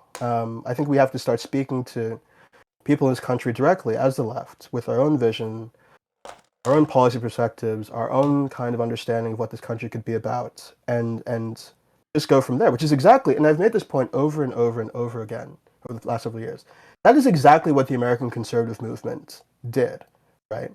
They didn't just wait for the Republican Party to sort of move to the right and you know, beg and plead with people to adopt more right-wing positions. They built a movement. They built institutions outside the GOP. Well, to be fair, they did have billionaire backing, so there is they did have structurally money. different.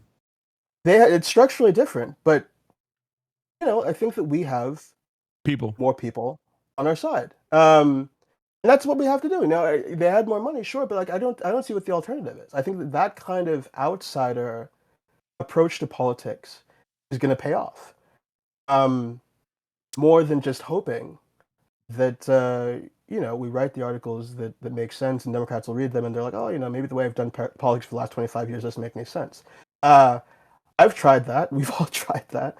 And it hasn't worked, you know, and maybe it's a little bit different now, but you know, I don't think I don't think the real power is going to come from doing that. I think we have to try to build it on our own. How do we take over the role of David Shore? How do we trap him into a room and then we just like communicate with the Democratic Party as though we are David Shore and we reinvent popularism to be just populism?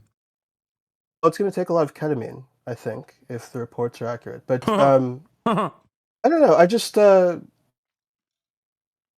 I don't know. I don't think it's. I don't know if it's a matter of positioning ourselves in that kind of way. Like I think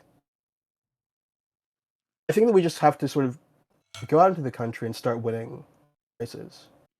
Don't make any arguments to Democrats about this is what you should do to win this way or that way. Just in different communities in this country, start with locally, at the state level. Just do what you can to start winning on a progressive agenda. Find out what the arguments are that work. Be curious and think creatively about how to message as leftists. Don't just assume that. And I think this is going to be difficult for people to hear, but like, if it were just a matter of just like having the right policy positions and like having the right perspective on the economy and like having the right perspective of capitalism and just telling people that, we would have already won. Like there are all of these, I think, barriers to convince people that we're worth listening to and we're worth investing their hopes in, that we have to think about overcoming. I don't have all the answers, but I think it's ultimately going to be demonstrating to people that we can win by winning. That's really all there is to it. Yeah. I don't think logic and reason is going to work. I don't think reason is going to work. I think the thing that works is power and building it, and forcing people to acknowledge you as a constituency that matters. So your solution is not to get like Pod John's politics, but with Hasan Piker aesthetics and flood the market with a bunch of liberals. Not growing like a liberal Joe Rogan in a vat, I mean, I think that there are benefits. I think we can also think too about like how we reach more people who aren't plugged into traditional media, and that's an important part of the story, obviously. But it's really not purely a messaging thing. I think that you have to go into districts and go into communities and actually start winning elections. And that's partially messaging, but it's also organizing. It's honing in on the issues that matter in those particular communities. And I don't know. It's like I don't have I don't have the kind of overarching solution here, but I don't think we're served by thinking of this as purely a problem of communication and argument making, and I don't know. It's not really, I think, what building power is going to be about fundamentally. Okay. Are there any final notes that you would like to bring up that I might have missed here? Because we've been running the autopsy for the past couple of days, and I feel like I am almost like responsible because there aren't really a lot of voices out there. Like everything that I've seen from mainstream media is like incredible. Like every single outlet, I think, is deliberately lying because it's chock full of consultant class people from Obama world, from Hillary world, that are desperately trying to hold on to this like obviously dead idea of third way neoliberalism and like attack to the center moderation.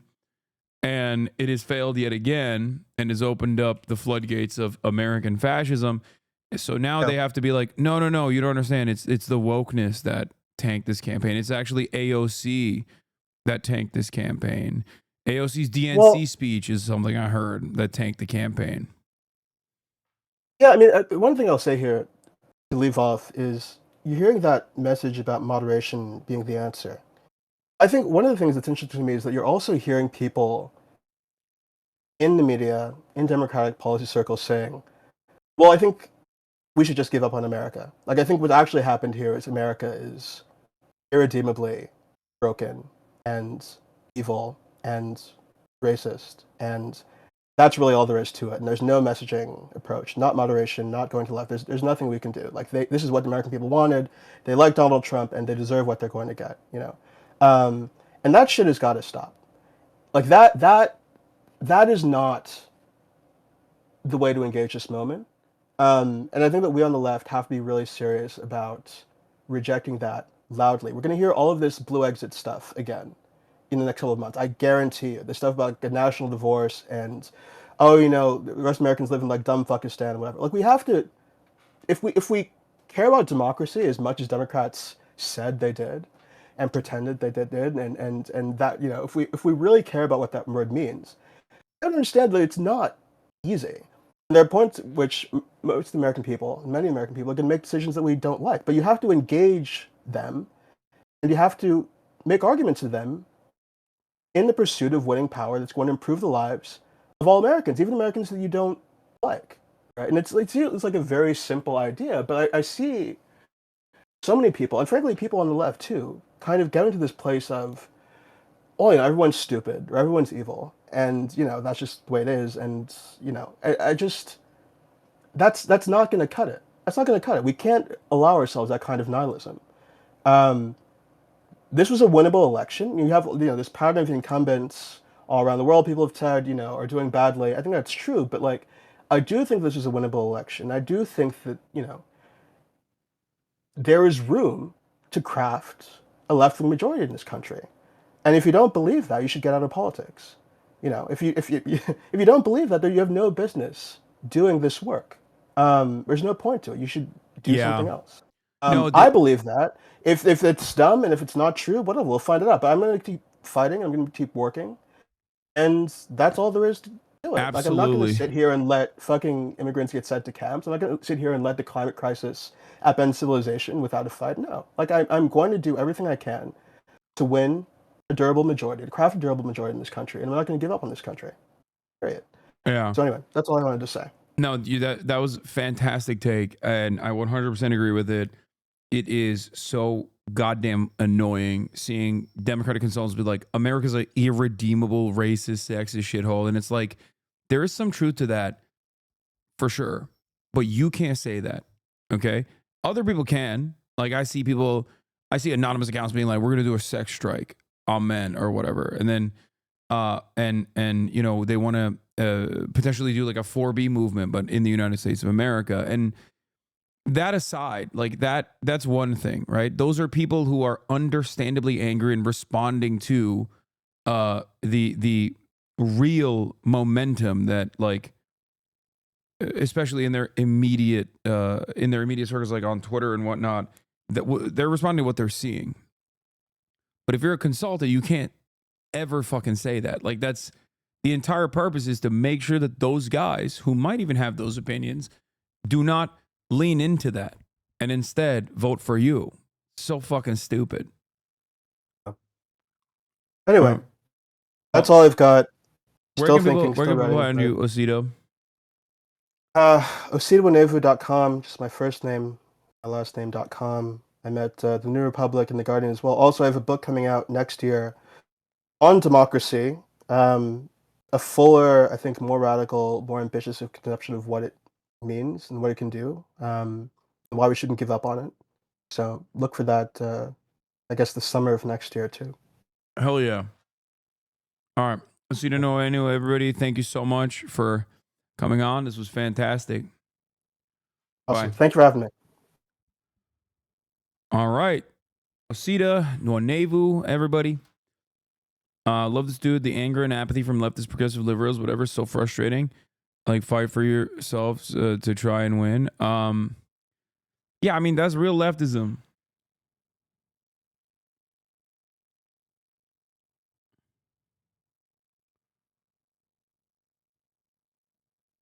I think all I'm going to say is this. Okay. I don't fault my peers for feeling emotional in this time, or saying that, like, you know, racism and sexism played a big role in this. It did. Right. And I think that, you know, everyone's heart is in the right place. It's understandable that when you see an entire country look at someone like Kamala Harris and be like, nah, like, match up someone like Donald Trump. It almost feels like a flex, if that makes sense. It feels like a misogynistic flex. You know what I mean? To be like, no, this incompetent fucking asshole is still better than a competent woman that you're going to put into this position of power. You know? It's like a fuck you. It almost, the reason why like I fucking hated that Nick Fuentes clip is because it almost just drops all pretext, like all notion of like civility, and just openly, no optics focus whatsoever, openly says it exactly like it is, that it is a fucking, not a glass ceiling, but a brick ceiling. And then you're fucked. Like you're never, your body, my choice. You're never going to have this. And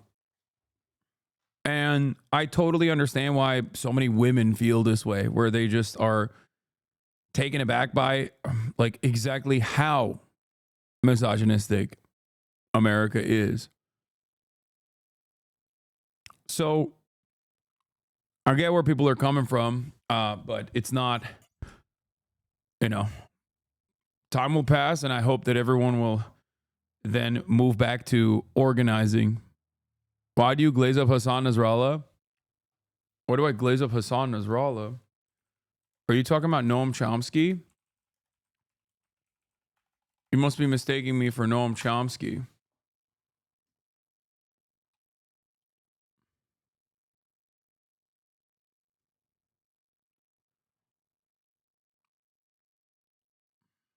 Someone's got to have that clip.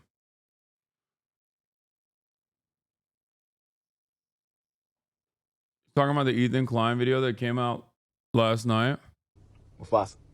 Okay, dude, chill. To be honest, the Harris laws was more clearly a misstep in the fundamentals of marketing than any other no. I see too many queer people pussying out on our queer elders have spoken. They say keep fighting. Yeah.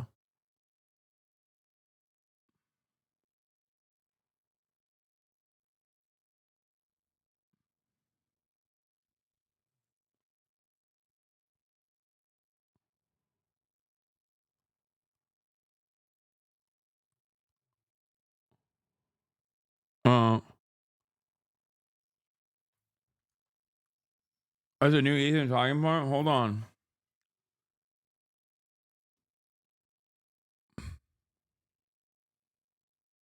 Talking about this guy? Chomsky hails Hezbollah. Hosted by Hezbollah, left Professor Noam Chomsky ended his visit to Lebanon with a tour of Al-Qiyam prison, where he declared the group's success in removing Israel from the south was a victory for all the peoples that fight injustice and oppression. In a broadcast by Hezbollah's Al-Manar television Sunday, translated by the Middle Eastern Media Research Institute, Memory Institute, Chomsky was shown embracing Hezbollah leader Nabil Quag al-Qiyam, where Israel kept prisoners during its occupation of southern Lebanon. Hezbollah was credited with liberating the area after Israel withdrew in 2000. On Saturday, Al-Manar quoted Chomsky responded to Hezbollah's designation on the U.S. by the U.S. as a terrorist state. The professor said that if the U.S. was to stick to the clear and precise definition of terrorism in its code of laws, it would be the leading terrorist state. Al-Manar said Sunday Chomsky insisted on staying inside of one of the prison cells for a short while. He commended the perseverance of the inmates during the years of cruelty and pain, stressing that this prison was no different from Guantanamo. The news reader said that the leftist intellectual chose to stand in front of a destroyed Israeli vehicle and declare that all prisoners in the world must be released, whether in Israel or in American prisons. Chomsky was asked about the Lebanese expatriates who recently honored U.S. ambassador to the UN, a famous name, John Bolton. Well, you know, they have their own choices to make. There is pressure they have to deal with, he said. When Japan occupied Asia and committed atrocities there, some Asians honored Japan because they were subjected to imperialism. A reporter asked Chomsky how the U.S. views his visit. I don't know what their response will be, and I don't care, he said. Referring to Israel, Chomsky said, the imperialistic forces do whatever they want as long as Washington allows them to do so. Wait, 12-month subscriber? Ew, gross. I just fired on this guy. 12-month subscriber. Wow. How the fuck did that happen? No, I have a politics sign on, my friend. Where are you watching this? Zach Rower streaming it with a lot higher or clearer high fidelity. Like when you order French fries and you got an accidental curly fry. How the fuck did this guy go from this to just like, why aren't you banned type shit? I'm gonna unban him. It's because of your no clipping by anyone other than subs policy. What?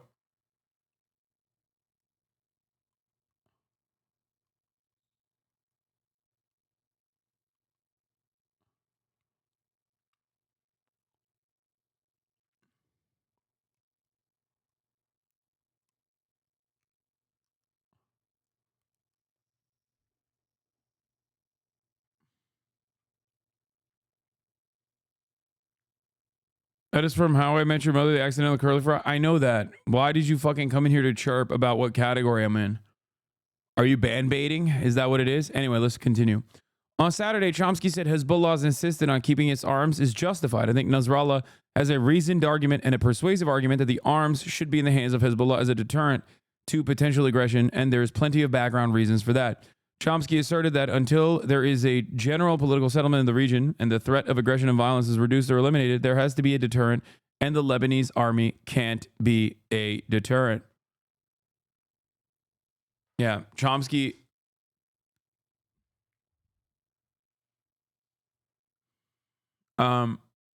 Chomsky called Nasrallah the most intelligent political figure he ever spoke to, defended Hezbollah's right to armed resistance against Western terrorism. If the U.S. stuck to the clear and precise definition of terrorism, it'd be the leading terrorist state.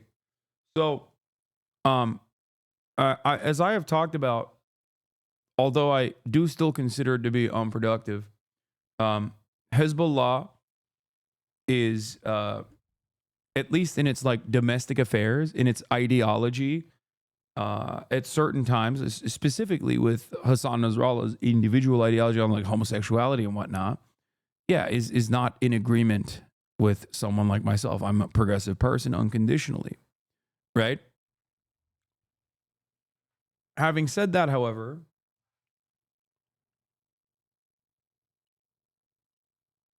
Hassan, don't. What? Should I be homophobic? Because Democrats are being homophobic now? Is that the method? Damn, he got clapped. Oh, Ethan Klein made a video of you talking about this.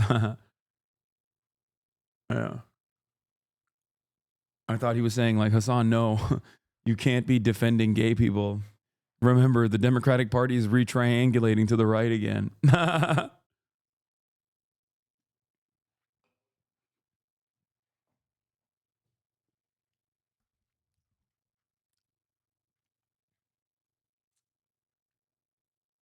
Anyway, my point is, I think he meant don't side with the terrorists. Brother, I'm a political commentator who is anti-imperialist. Everyone who is an enemy of America is automatically a terrorist. Me contextualizing where that designation comes from, or me contextualizing how this violence begins, is not universally declaring a support for a group of individuals that America considers to be terrorist. America is the arch terrorist if Americans' standards for terrorism were to be applied universally. Just letting you know. Analysis is not justification. Having said that, however, historical context is very important for many of you to understand how we got here, including you too, by the way, according to some Islamophobes. Yes, Islamophobes will say, I'm a terrorist. It is what it is.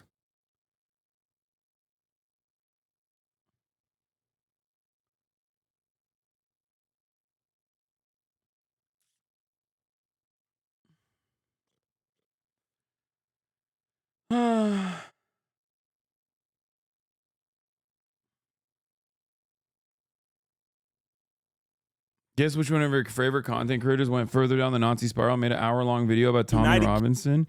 Britain, where free speech is illegal? Where free speech is illegal. Ugh. Dude, this guy is literally just like a principled neo-Nazi at this point. Why can't you accept Leninism into your heart? What do you mean? Why? I have a space for Leninism in my heart. What the fuck?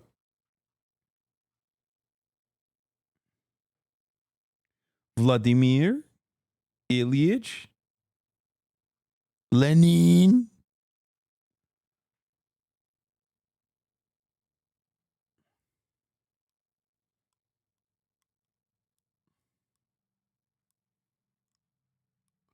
Did you watch Tyler's vid on Germany? Not really, because I feel like it's so gross that I don't even fucking care about it, you know?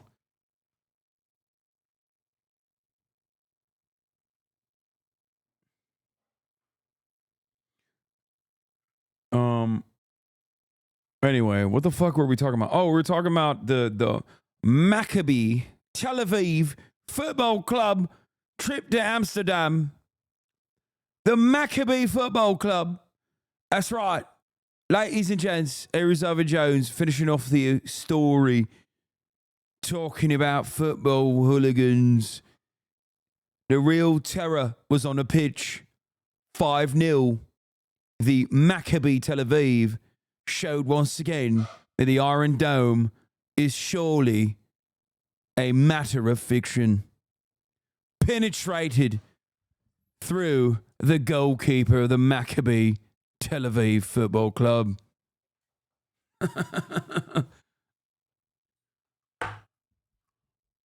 Terror on the pitch from the Ajax Football Club in Amsterdam. Even though it's a total hypothetical, because Russian football clubs are banned from these competitions, correctly, unlike Israeli football clubs, even though that country is committing genocide. You are being lied to. You are not being told the truth. Our media will consistently bend reality when it comes to Israel. That happens over and over again. And they're showing more outrage and horror at what happened to Israeli football hooligans than they have for the mass slaughter of Palestinians, including so many children. The children these hooligans relished murdering. Something's got to give, guys. This is a disgrace. And we cannot let our media consistently gaslight and lie to us, not least concerning one of the grave atrocities of our time. This is so funny. Incident. The world's most racist football club in the world, Beitar Jerusalem, are 6-time Israeli Premier League champions and one of the best supported teams in Israel. But the club has always been tarnished by their far-right supporters group La Familia. Wait, but this is different. This is a different. This is a different football group. But it is so funny that they're like, guys, this is the most racist football club in the world.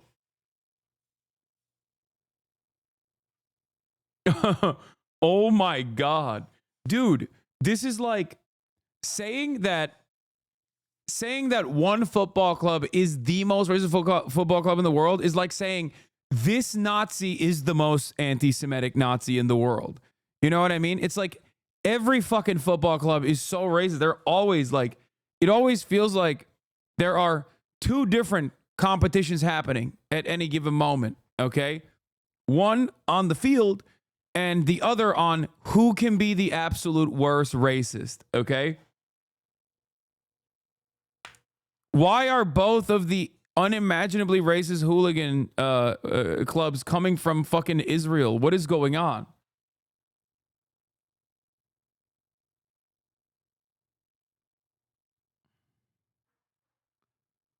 Don't throw shade on Celtics. I mean, everything is a spectrum, right? So by definition, there's a gayest person in the world, a most racist football club in the world, etc. That's so funny to think about. Who is the gayest person in the world?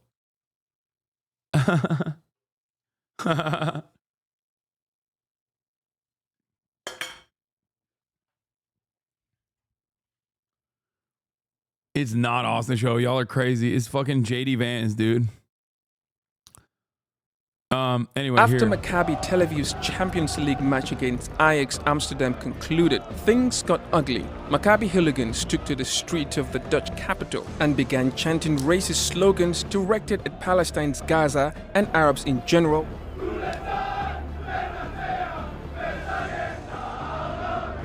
and ripping off Palestinian flags from homes. The shouting and taunting eventually led to violent clashes with locals, leaving 5 people hospitalized and 62 arrested. But there's more. Dutch publication De Telegraaf reports that Israel's intelligence agency, Mossad, had sent agents to accompany the team amidst potential security risks. The Israeli football club is no stranger to controversy. It has an openly racist fan base that regularly targets Arab players, even those on their own team. Since 2009, under Canadian Zionist owner Mitch Golder, the number of players of Arab origin has dropped significantly. Known as Maccabi fanatics, the team's fans aren't only about football, they are also Canadian Zionist owner is such a funny designation.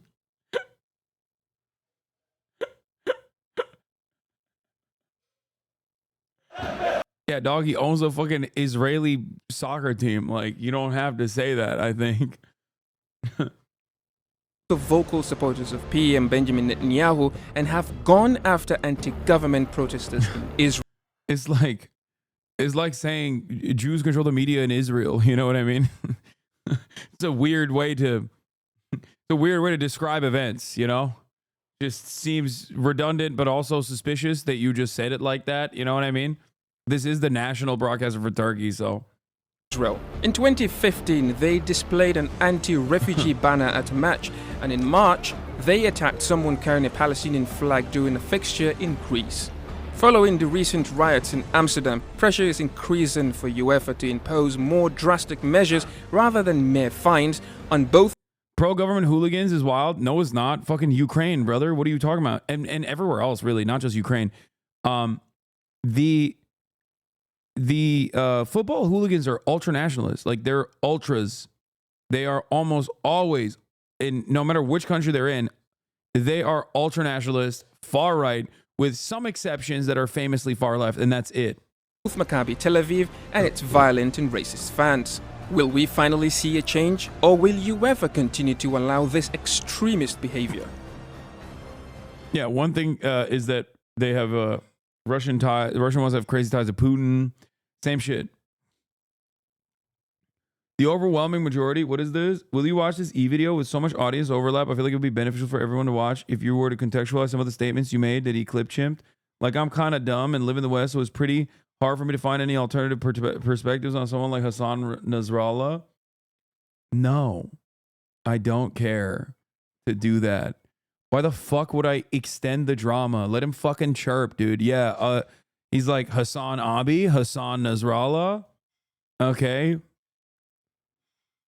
Yeah, it's just bait to get me to watch the video so that, like, I'm sorry, dude. Look, make up your own mind, okay? I don't know what he said. You know what? He's right, okay? Whatever he said, he's probably correct, and I am that, okay? Yes. Someone who is a radical extremist terrorist, anti-America, radical socialist, pro-terrorism, pro-Islamic terrorism specifically, because I'm like, I have a lot of underlying secret anti-Semitic opinions, and I fostered an anti-Semitic community. If you want to believe that shit, you know, go ahead. I can't stop you, okay? That's it.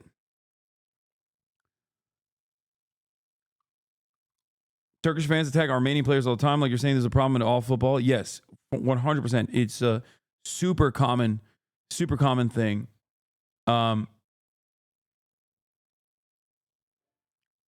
Anyway, sarcasm much? No, it's not even sarcastic. I'm like, genuinely, I'm giving up. You know what I mean? I'm giving up. I'm throwing my hands in the air.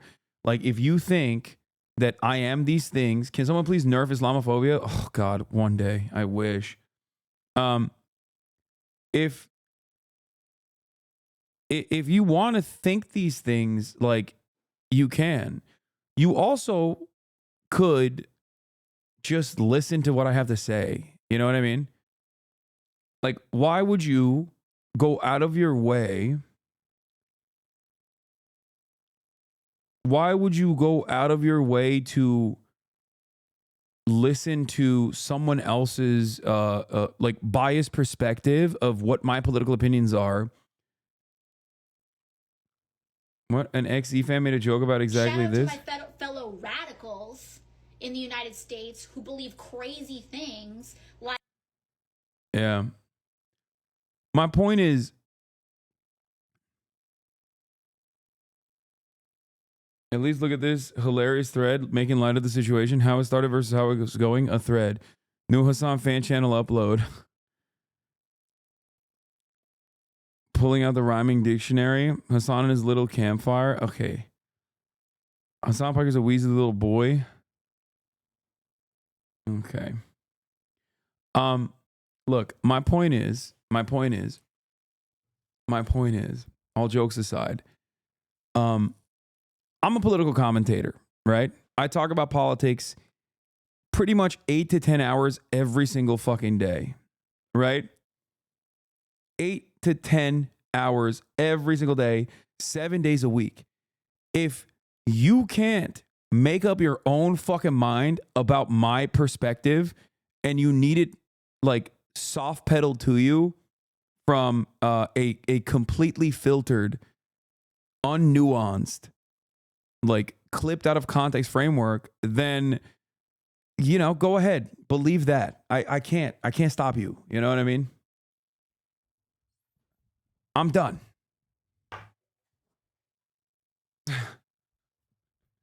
You know, it's so dumb.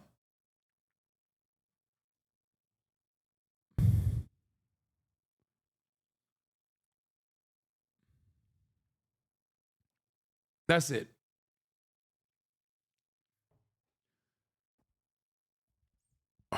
You're either going to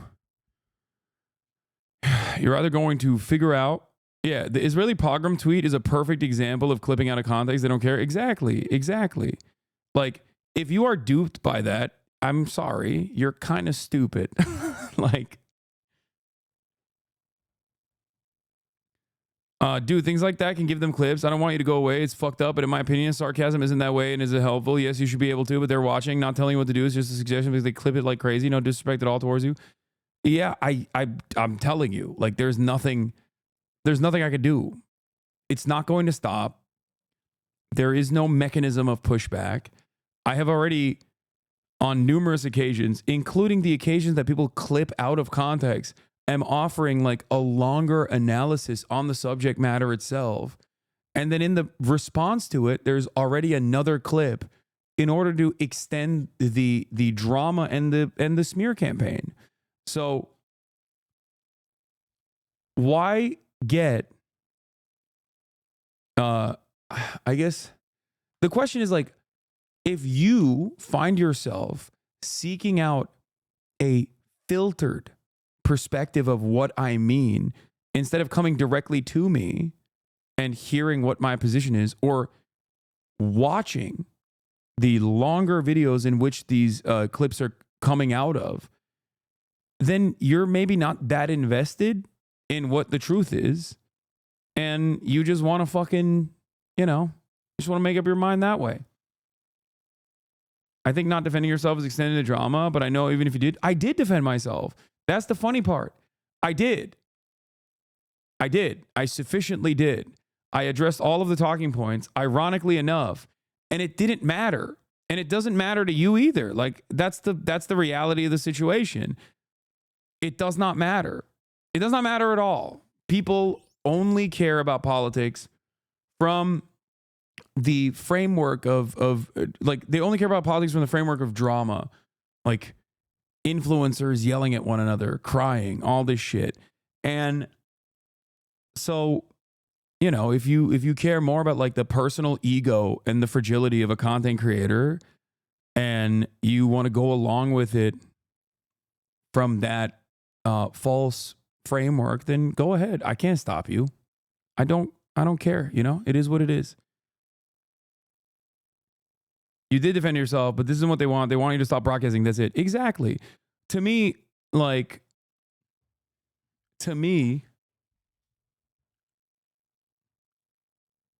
when Ethan went along with like Destiny's Brigade and even highlighted Richie Torres's like congressional letter with the Congress header, legal header from Congress, which of course was so fucking stupid.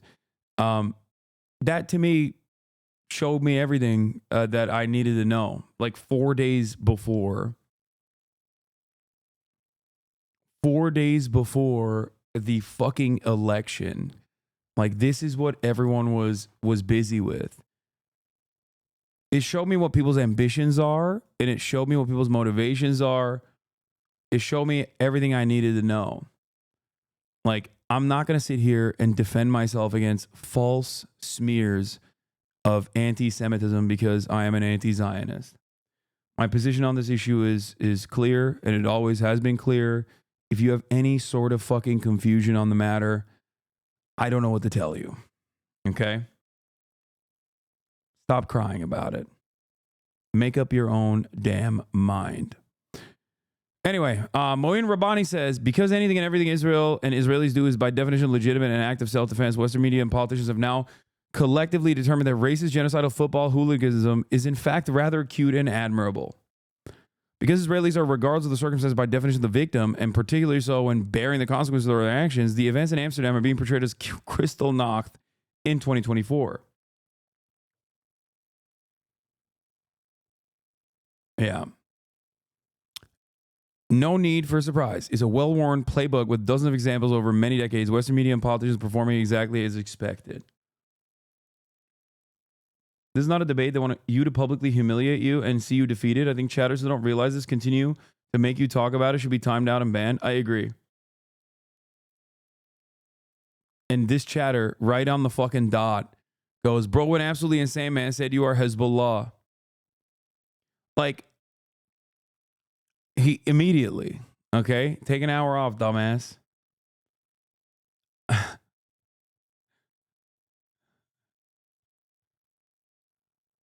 Okay, but that's Cal Cunningham, and he's annoying as hell. I know. What happened to Rashida Tlaib coming on the broadcast? I was wrong on the date. It's actually going to be next week, next Wednesday, and not today. Even Forward was like, were Jews attacking the streets? Yes, but those Jews were also violent hooligans. Yeah. Even Forward magazine was like, come on, guys. These guys are repugnant. Like, they're insane.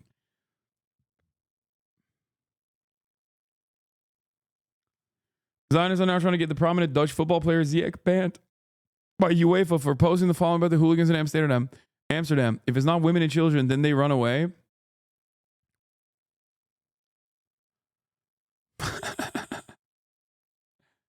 You censor chatters who disagree with your beliefs?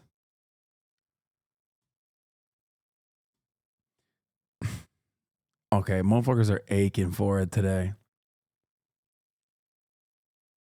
Today he was saying you're a champion for terrorism. I have not and will not champion American imperialism, which is the leading party for terror at the global stage. I have not and will not champion the Israeli occupying force either. Okay?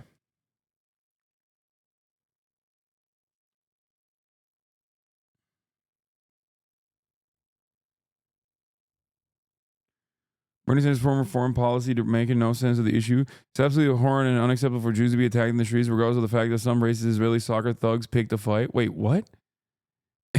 Israelis must never be allowed to lose a fight. It is unconscionable that these football hooligans went out, did some racist ass bullshit, and then people fought back. And the part that I have an issue with is people fighting back. Okay. Yeah, no, I saw I saw Felix's tweet on this. He said they rolled into town with Mossad agents, started shit, and now it's a pogrom because they lost a traditional Euro-style soccer fight. Ladies and gentlemen, fire up your engines. We must send in CENTCOM, okay? Where is the aircraft carrier? Why is there not American operatives Navy SEAL Team 6 out and about murking every random Arab adjacent person that they see on the streets of Amsterdam. This is an unconscionable crisis. Football hooligans are getting their asses beat after doing racist shit. Any other circumstance, like the Russian one that Owen Jones presented, would be cheered on, okay? Everyone in the media would be like, what an incredible day. An incredible day of celebration. Russian neo-Nazi football hooligans who were talking about how like Ukrainian children must die got their fucking shit packed up, okay, by Ukrainian football hooligans who were like, no, the fuck not. That's not happening. Literally every single person, myself included, would be like, what an incredible achievement. What an incredible day. Everyone would be doing this. They'd be like, wow. Wow. People would be going, Slava Ukraine is what people would be saying. Okay. But holy shit, when it's the Israeli football hooligans, it's like, whoa. Whoa, dude. This is Nazi Germany. Suck my fucking dick, dude. Jesus Christ. Yeah, Israel has a right to defend itself everywhere except on the football pitch. Lemau 5-0. Hold this L. Exactly. What are they, like the 35th out of 36? 3 games in a row they've lost. I don't even give a fuck about soccer, and it's making me care about it just to watch the chaos unfold. Oh my God. If they pull this shit in Istanbul, oh my God, it's going to be an international incident. Okay? It is literally like against Beşiktaş. Oh my Lord. Like the fact that, oh God, I don't even want to know what the fuck's going to happen. Okay? If they show up with that energy against Beşiktaş, who has like some of the most insane hooligans in the Turkish, at least when I was growing up, in the Turkish soccer leagues, like Beşiktaş literally has some of the most unhinged fans, okay? They have, I remember this from when I was growing up. There was a news story, famously, of Beşiktaş fans stabbing each other and murdering one another over who was more of a Beşiktaş fan, okay? Like, these guys are not normal, okay? They are not normal at all. If you go into that environment, and you're like, oh yeah, you know, fuck all the Muslims, fuck all the Arabs, whatever, you know, let your village burn, all that shit, they're gonna fucking fight. And I don't know if they will just keep it to fisticuffs. You know what I mean? Matches move from Turkey to neutral. Streamer Hasan Abi fantasized about Jewish pogroms. Yeah, sure.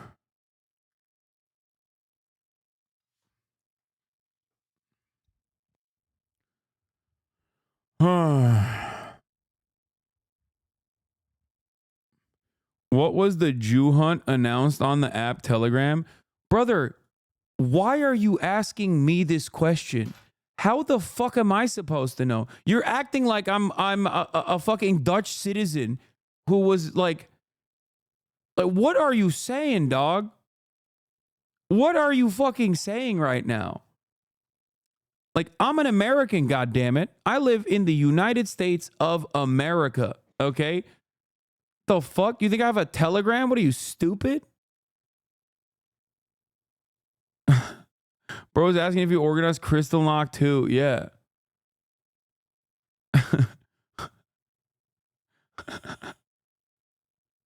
Like, dude came in here and was like, listen, your name is Hasan, be honest.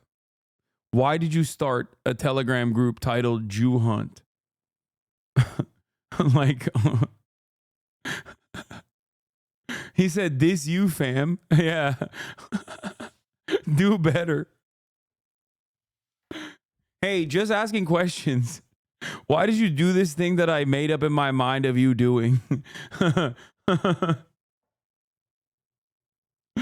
Yeah, dude, it'd be really fucked up if I participated in that. You're right.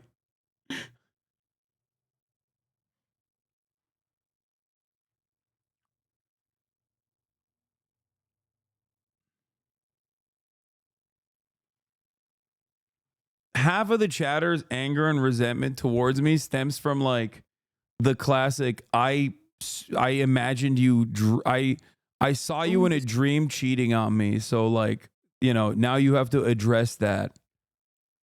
Streets with around 200 people at the same time. They would take down Palestine flags everywhere which they would see them, and we have footage of them singing a song that there are no schools in Gaza anymore because they burned all the children. Simultaneously, they also attacked a cab driver who spoke out against them. We all knew that this was going to happen because the football club already stated before the match, before coming here, that they were going to bring Israeli Secret Service, the Mossad. So we knew that they were going to be violent. And we also knew that amongst them supporters, a lot of them are IDF soldiers who have on their Facebook footage of being enlisted in the same army that's committing genocide. Who it is, we requested the municipality, the football club, to cancel the match or at least allow the supporters here. They were violent. For the record, I think that those guys should have been arrested on the principle that they were IDF, Israeli occupying force soldiers that participated in the Gaza genocide. And I do stand on that. Like, you could say that's like anti-Semitic all day, every day till the cows come home.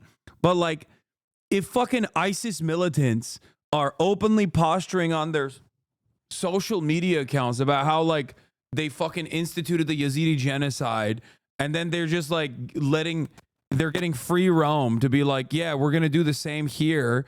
Okay. You'd be like, no, you're going to fucking prison, dog. The Hague is down the street. Like, thank you for showing up at my fucking doorstep, brother. What a fortuitous turn of events.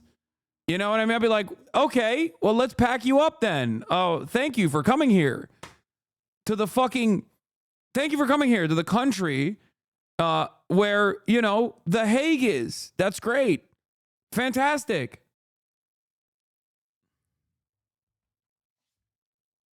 What is wrong with the microphone? Is it fucked up again? Why are people saying microphone, microphone, microphone? No, it's fine. Oh, these people are fucking lame. All right. Stop swinging the mic. It's crackling when you do that. Okay, shut up. It's fine. And violent as fuck.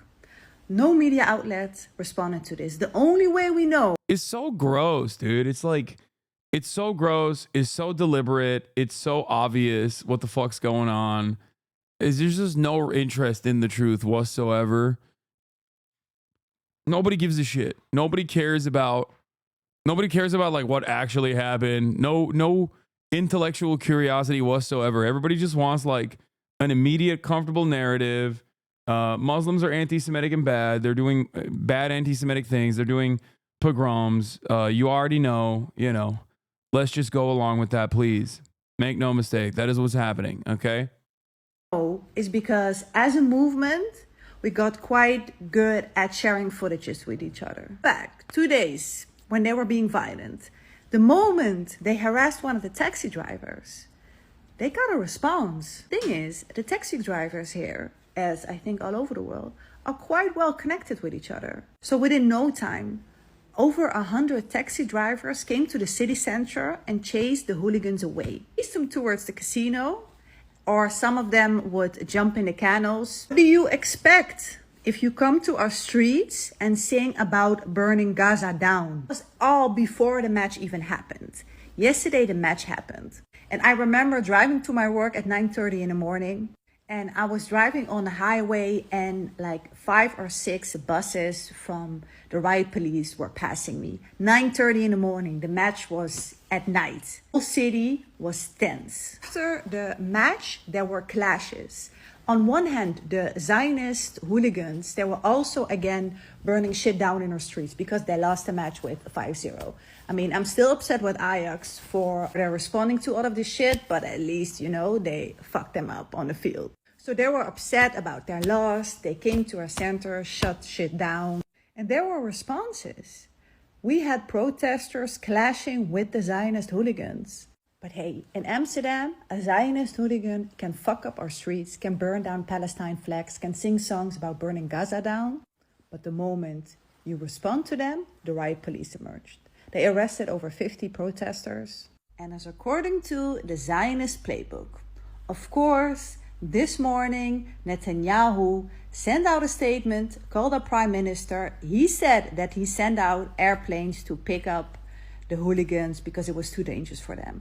Interestingly enough, Schiphol, our airport, doesn't know anything about this. But yeah, instead of fact-checking Israel, of course, our media just follows them. And all of a sudden, all over the news, it was about how the hooligans were harassed by protesters, how it was about religion as well. It was never about religion. There was. Why is the media behaving this way? What do they gain from it? I think it's just like,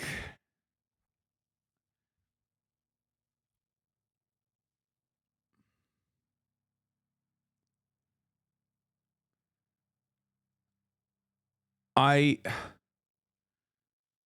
don't fucking know. Guilt? No.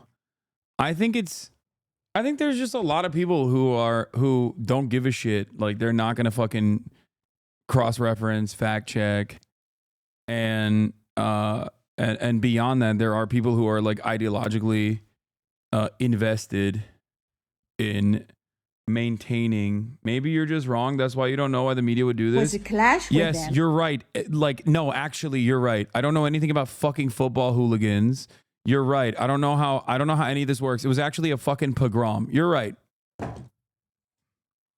You're right. My bad, dude. You're right. They literally were doing a pogrom, but also like a Muslimic style pogrom, very different than like the Nazi style pogroms and a Muslimic style one instead, because they were like, we are Arab and we hate Jews. That's what they were saying. Or maybe the entire Western media also has the exact fucking same Islamophobic attitude towards, I'm not too invested, is fine. What? Okay, thanks. So you're not invested? I'm defending a pogrom in your mind, like an anti-Jewish, anti-Semitic pogrom, okay, where people were deliberately targeting Jews to murder them. And I'm defending that action in your mind, but you're also not that invested. Like, this doesn't make sense, dumbass. The fuck do you mean? I'm just here for the election. Okay, good.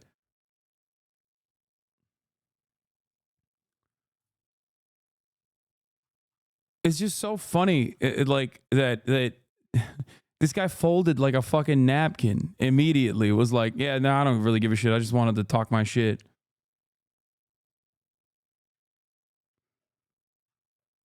Because they're part of a genocide. According to the Zionist playbook. Yeah, also, why do you think there's like people who don't ever want to question a narrative that is like that is immediately presented as like anti-Israel? I wonder why. Perhaps when you do that, despite being a fucking loyal soldier fighting against anti-Semitism regularly for your entire fucking career, people will cynically and mercilessly and consistently call you a terrorist and an anti-Semitic Jew hater. Okay? Yeah, anyone that even goes, hey, maybe this isn't the case, will immediately be considered like the banished. Okay? And if you don't get banished, then, you know, people lose their fucking minds over it and just like keep relentlessly fucking chipping away until something falls, you know? They don't care if you oppose anti-Semitism. They want you to stop opposing them willingly and will use manipulation to achieve their goal. Yeah, it's just like, ugh.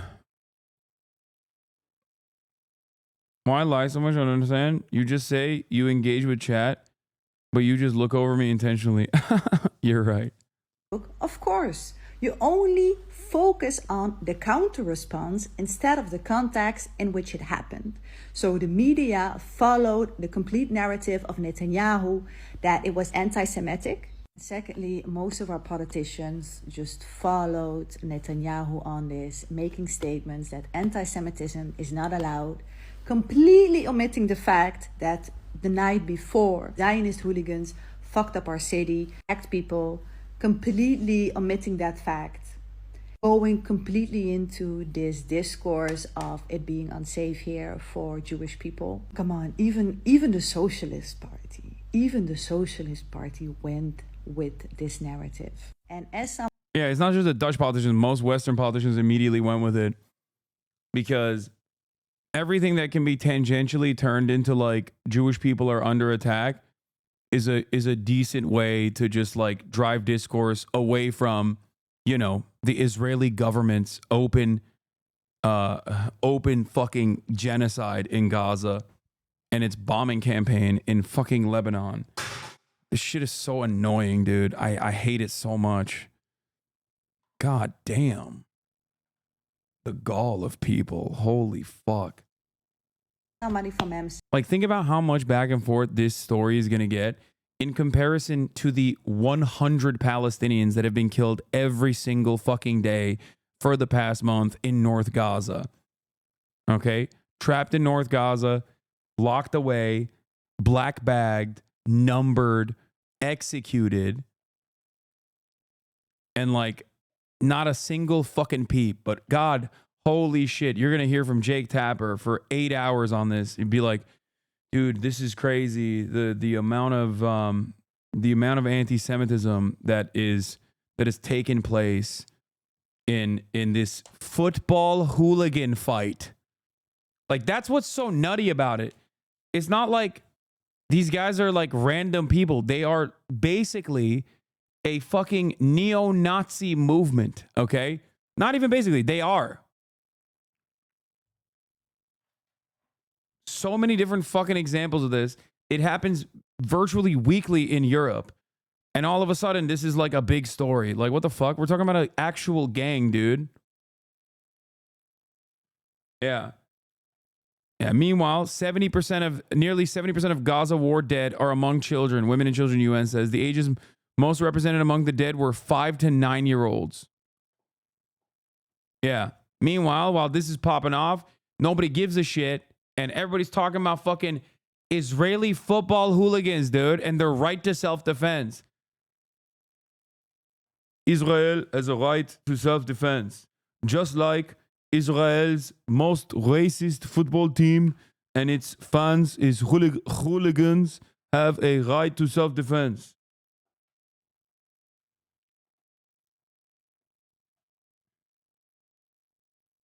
No politique. No politique here.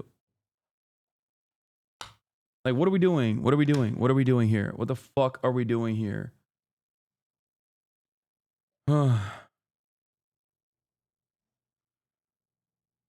Get real. Get fucking real, dude.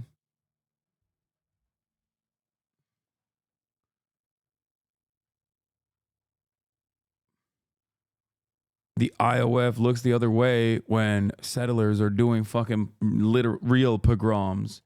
Real pogroms in the fucking West Bank on a weekly basis. Not a single peep. Israel kills American citizens. Not a single peep.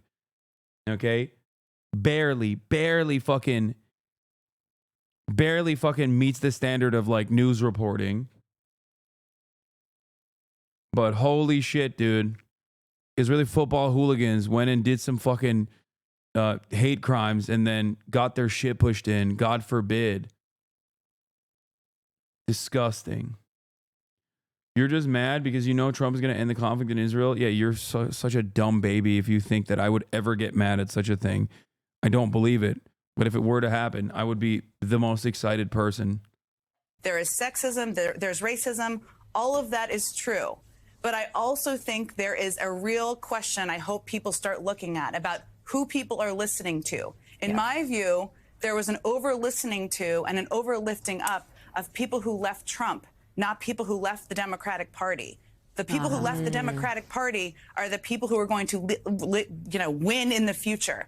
The people who left Trump, the never-Trumpers who have important voices and that is not the winning coalition. And I think that is a takeaway. There is sexism, there's racism, all of... Mike just caught a ban? Wait, why? What the fuck? Going 5-0 feels kind of anti-Semitic though. Yeah, that's the most. That is like real anti-Israel terror right there.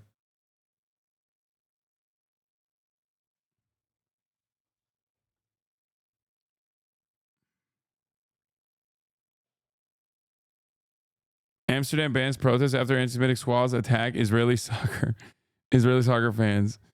Ay ay ay.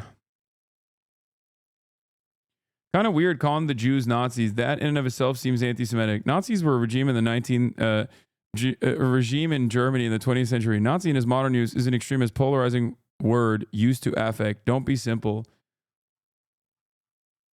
Okay, ChatGPT. If you don't want me to call someone a Nazi, okay, and it's not me calling Jews Nazis, that's fucking ridiculous. It's me calling those who defend Israel's Nazi crimes Nazis. But here's a real simple solution to that, okay? Don't be a fucking Nazi. Shut the fuck up, dumbass. You did the thing in your pretend outrage chatter. I know.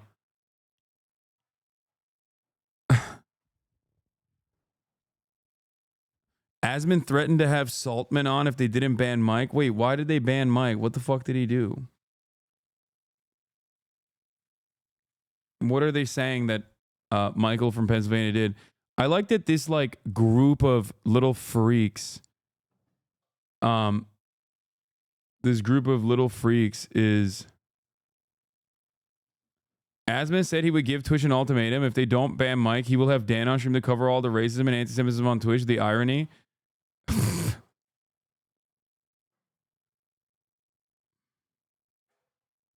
Okay. I mean, if listen, I'm not gonna touch on that, but if he's making certain types of edgy jokes, then it's like, you know, you can't be doing that. Okay? That's crazy.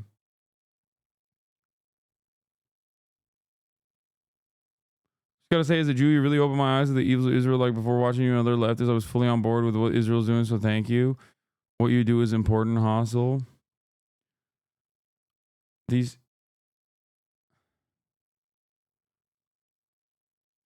Oh yeah, they compared the fucking football hooligans to Anne Frank. Yeah. Me, when I say having direct access to a immediate victim of genocide is akin to being able to talk to what? Aiden Ross allegations? I don't think this is Aiden Ross, man. I think this is someone else.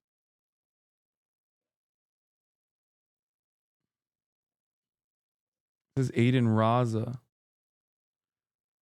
Anyway, what I was saying is like me saying a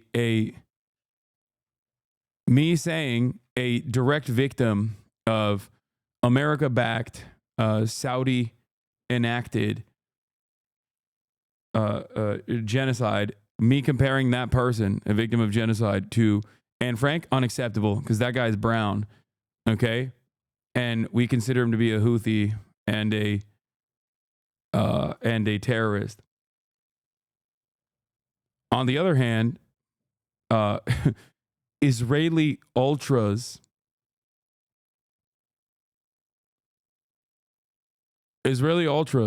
okay, from a you know, from a variety of different backgrounds that are all football hooligans doing fucking race crimes. That's Anne Frank.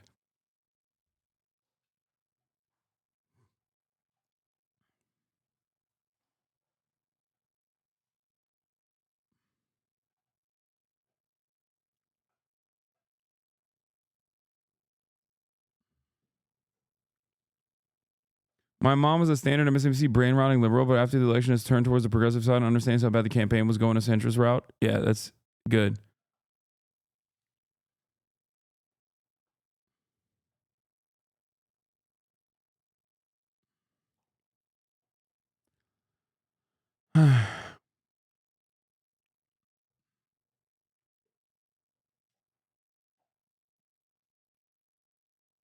They banned Mike because of Asmongold. I mean, you can't be saying certain things like that, especially when tensions are high and Twitch is like immediately going to capitulate.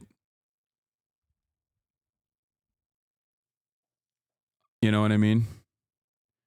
Like I'm already incredibly careful. I'm already incredibly careful in my coverage. And even then, like, people will fucking literally clip shit out of context or, like, will act like my chat is saying something to be like, see, he's got to be banned. He's anti-Semitic. Like, it's fucking nutty out here. Asmund said way worse. Absolutely. But you see, Asmongold is not in the crosshairs of Destiny and his rabid, psychopathic, cyber-stalking cult. So it's a little different.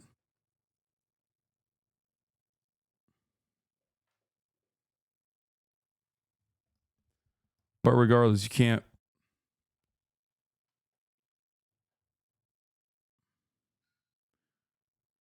You can only be careful. You choose to address where you are September 8th, 2022. What? I don't fucking know. What happened on that day?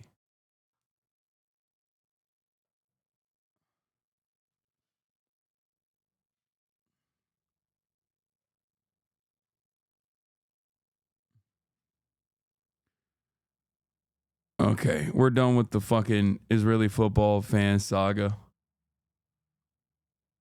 Oh, the Queen died on that day?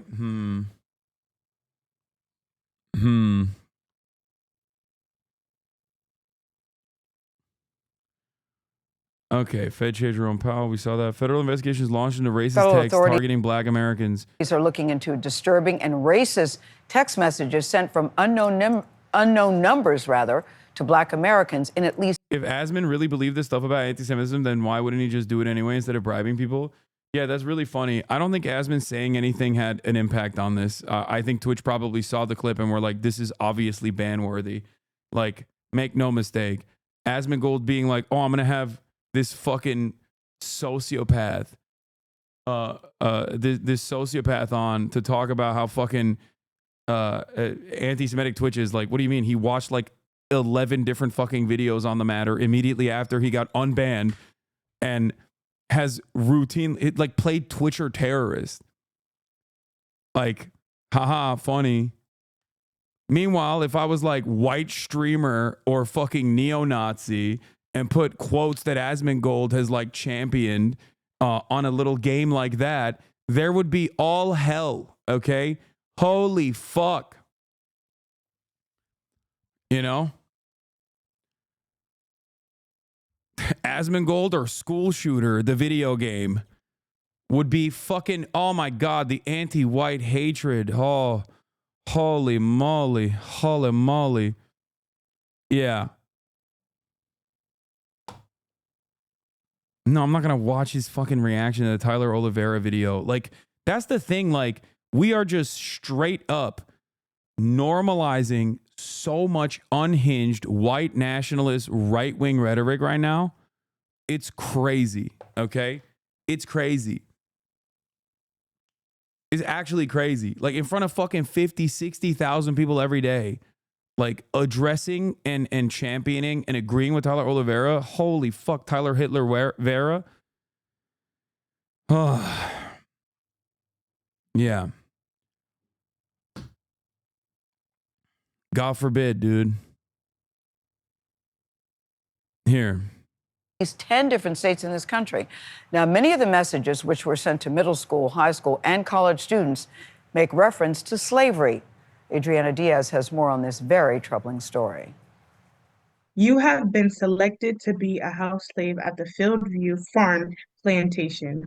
Be ready on Saturday, November 9th, 11 a.m. sharp. This was the text message Latasha Nelson's 8th grade daughter, Jemiah, and her friend received while at home in Connecticut. My daughter came down and showed me, you know, I was like, wait a minute. I was angry, one, disgusted, Two, in at least 10 states across the nation, CBS News has learned that Black Americans have received anonymous, racist text messages similar to these. And while varying slightly, many of the messages read, "You have been selected to pick cotton or become a house slave at a plantation." I felt scared, sad, kind of shaken by it. Devereaux Adams lives in Atlanta and is a student at Western Governors University. If this was not during the election, I probably would have laughed it off. But I don't know, it hit me different because of when it happened. And yeah, dark humor enjoyers.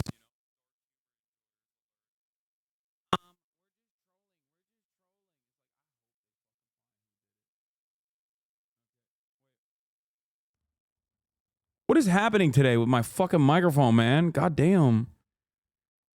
It's annoying. Okay. Yeah, the dark humor enjoyers have arrived again. I hope they find whoever the fuck did that, okay? I hope they find the little shitheads that did that shit. Okay?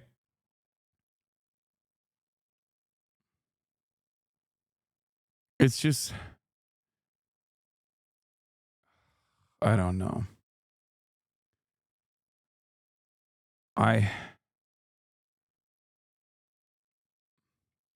It's gonna get worse, man. It's gonna get worse. I'm letting you know. But you already know that. If you're from a marginalized background, you already fucking know that. You're already pretty fearful of what's about to come. But these guys, it doesn't take much for them to get real comfortable, okay? Real fucking comfortable real quick with the unrestrained racism that they have, that they want to exhibit.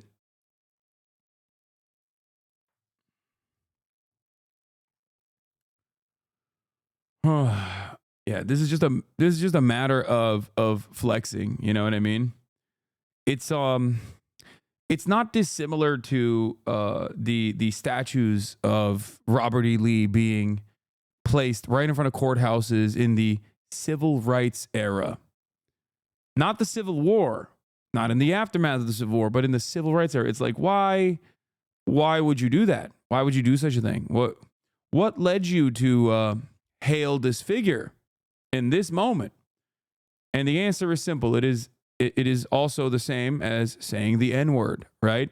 It is a reminder of the racial pecking order. It is a reminder that you can do this sort of thing. It is to tell Black people to know their place, to be fearful.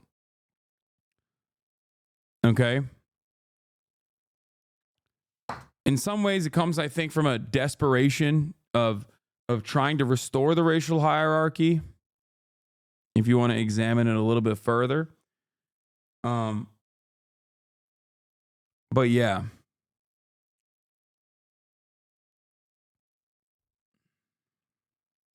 considering that I have multiple friends that got the same exact message, same exact tone, and some, they don't even know how these people got their first and last name. And they're telling people, we know where you live. So it's like, whoa, this is not a prank. This is an actual threat. Black students at several schools and universities have reported receiving the texts. And CBS News has verified that the texts were sent from numbers with area codes from at least 25 different states. Some through Text Now, which offers free phone numbers. In a statement, Text Now says it's learned that one or more of our accounts may have been used to send text messages in violation of our terms of service, adding it shut down the accounts as soon as it became aware. our ancestors died on plantations and lived lives and separated from their children. They didn't say they're coming to get all of us. They're saying, you talk about coming to get my child, right? Removing my child from me to bring her back to something that's not even legal, never going to happen. And how dare you even send it to her? How dare you even think that that's something that would be funny to anybody? Just horrible. Our CBS News confirmed team was able to reach one of the people who sent one of those text messages from a Fort Wayne, Indiana area code. That person said the message was a prank before abruptly ending the call. The Federal Communications Commission is investigating. Shit, dude, what a prank. Shit, man. I didn't realize. I didn't realize it was just a prank, bro. My bad. Damn, dog. Fuck. Yeah. It's just dark. Yo, dark humor enjoyers alert, dude. Fuck. Yo, it's just a prank, dude. Chill. Chill. Fucking assholes, dude. I genuinely think they may be using voter rolls and public info to find these people. 404 Media just posted a huge article about this. A right-wing group is making it super easy to find people this way. Voted in America, this site doxed you. Voting rolls are technically public records, but can be laborious to get a hold of. A right-wing site weaponizes that information by allowing anyone anywhere to search for any voter's physical address and party affiliation. What the fuck? That's insane. Yeah, but high school kids aren't on the voter rolls. But some of those guys were, were adults. Like they were college students and shit.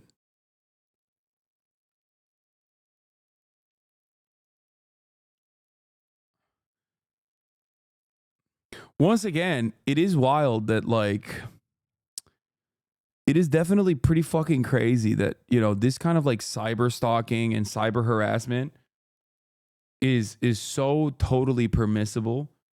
Like it's just, there's no legal action against it. You know what I mean? It's insane.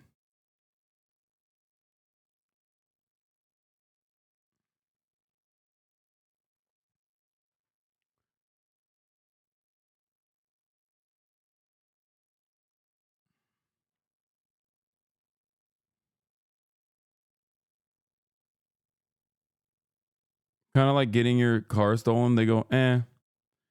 But like, no, it's worse than that. Cause like, at least with cars getting stolen, yeah, they're fucking shitty. But there's like, Grand Theft Auto is a law. You know what I mean? There is not really any legislation to even try and tackle this issue. You know what I mean? Like, there is maybe like a 30-70 chance that the cops will do something if your car is stolen. Okay?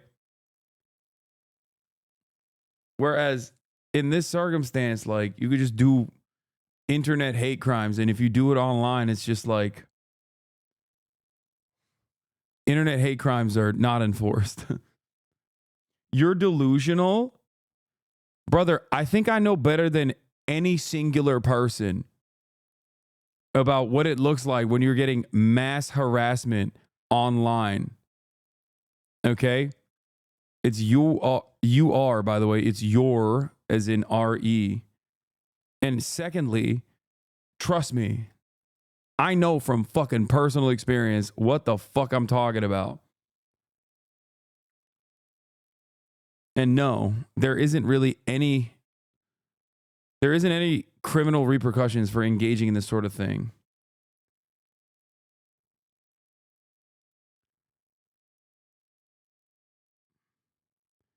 The only time they activate to do anything about it is when like a cop is victim to it. Like that one fucking 4chan nerd that got arrested and packed up. We literally spent half the stream talking about a mass harassment campaign, yet dictated and directed by like a dude who loves neo-Nazis and have, you know, revitalized their careers and has openly talked about revitalizing their careers, but it doesn't fucking matter.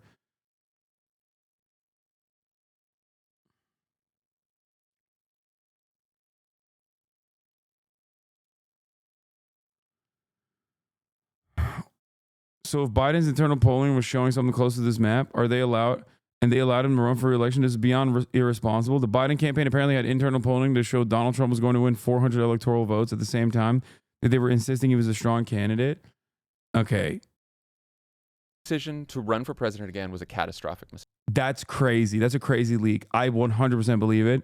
And this also corresponds to what I was saying in terms of like almost a 50 like Reagan level landslide if Biden had stayed in the race after Donald Trump got shot. So I feel vindicated in that assessment. Decision to run for president again was a catastrophic mistake. It just was. And he and his inner circle, they refused to believe the polls. They refused to believe he was unpopular. They refused to acknowledge until very late that anyone could be upset about inflation, and they just kept telling us that his presidency was historic and it was the greatest economy ever. We just heard him again say that it's the greatest economy ever. Clearly, there's 0% chance New York goes red with Trump as a candidate. You are wrong. I've told you already. Wait till the fucking final counts come in California.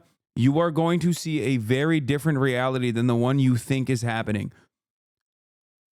The margins of victory for New York for Kamala Harris was so bad in comparison to past performance.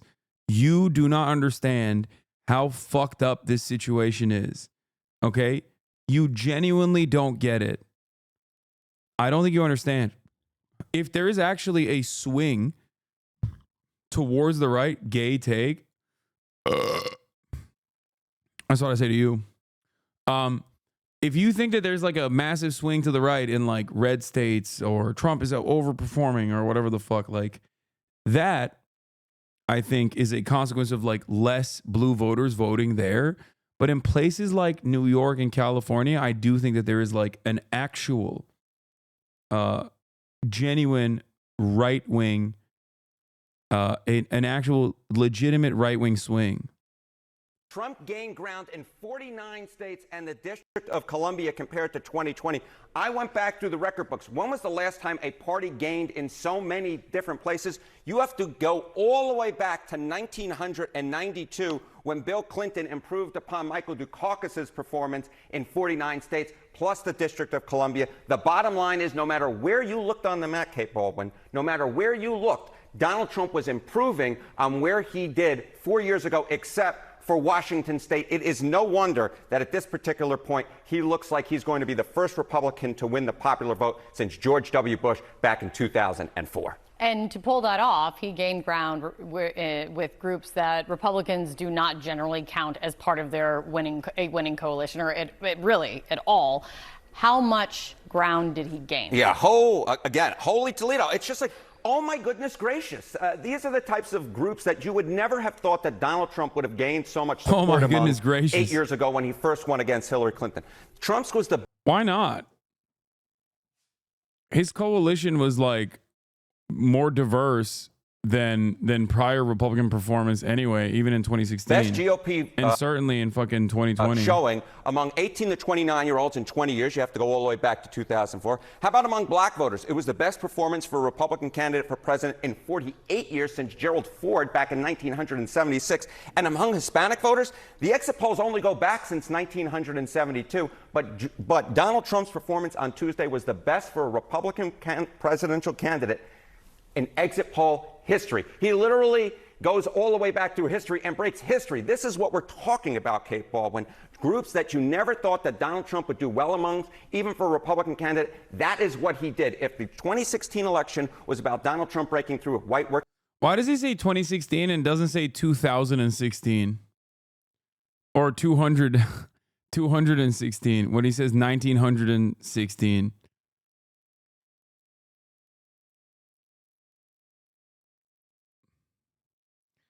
I'm calling foul. 2016. Working class voters. This election was about breaking through and going to that Democratic coalition and tearing it apart. And it wasn't just what he did for his own support. It trickled down to helping the Senate and helping in the House. Yeah. So, you know, a lot of talk this morning and this week, as you know, the GOP is going to have a Senate majority. We don't know if the Republicans are going to have a House majority, but we think that that's the most likely to be the case. But I want you to look at the 2024 House GOP national vote showing. So this is the House popular vote.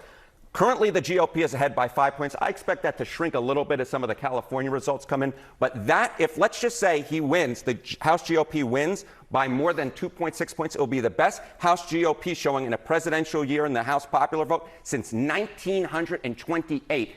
If there's any viewer out there who is that old, God bless you. But the bottom line is it was probably the best House GOP national vote showing during most of our viewers' lifetimes. There are in a presidential year. Yeah, okay. It's good to see you, Harry. Thank you so much. Thank you. God bless you, John.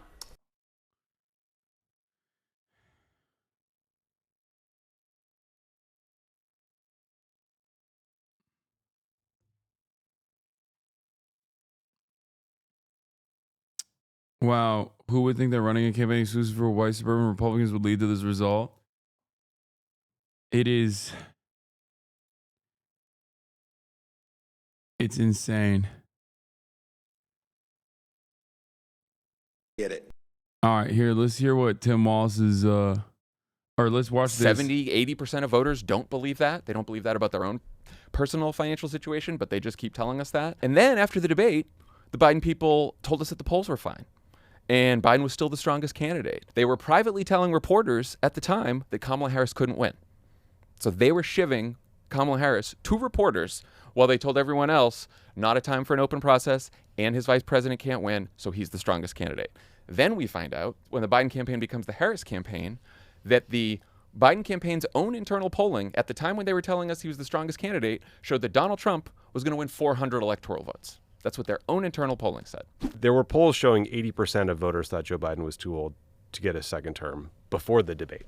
And then we all watched the debate. And then in the last few weeks, Biden was campaigning, and he said, we need to lock Trump up. He created a controversy over whether Trump supporters were garbage. He said, the weird thing about slapping Trump on the ass. Like, his moments on the campaign trail weren't flawless either. You cannot. It's absurd. It's absurd. Trying to be generous here. I'm done being generous. I want to stay for the record. I also think all the TV money ads should be. It should be rethought too. More importantly, the idea that Joe Biden was going to do better in this race than Kamala Harris is on its face absurd. The Biden campaign apparently had internal polling showing that Donald Trump was going to win 400 electoral votes at the same time they were insisting he's a strong candidate.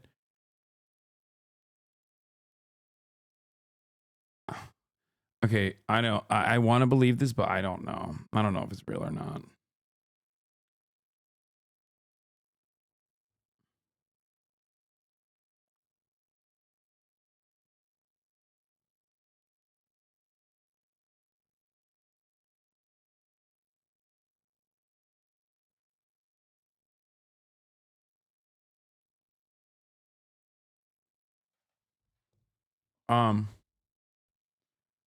It's real, trust me, bro. Hogs have already gotten too comfortable. Hey, man. What's your name? Call me a beaner? My name's Chris. Chris what? Chris Thompson. Nice Chris to meet Thompson. Oh, sick, man. We already got dudes sig heiling. That took like a second. That's cool. Never Aren't you guys just hollering white power surrender. back there? Yeah, You guys you're were white just back power. there hollering white You're power white at Five power. Guys. Were we hollering white power? Pull out your You camera. call me a beaner. You guys are back there hollering white. You fucking employees are back there hollering Ooh, white you're power. a bad boy. You're a bad boy. Give me my fucking food, bro. You're so Give bad. me my burger. Give me whatever you got. You're so bad. You're so cool. You're such a badass. Look at you. You're gonna be fired. Look at you. Keep it I'm up. gonna be fired. Keep it up. Oh my God, brother. You just sig heiled at a fucking Five Guys. You dumb fuck. He's like, you're going to be fired. It's like, dog. That's insane.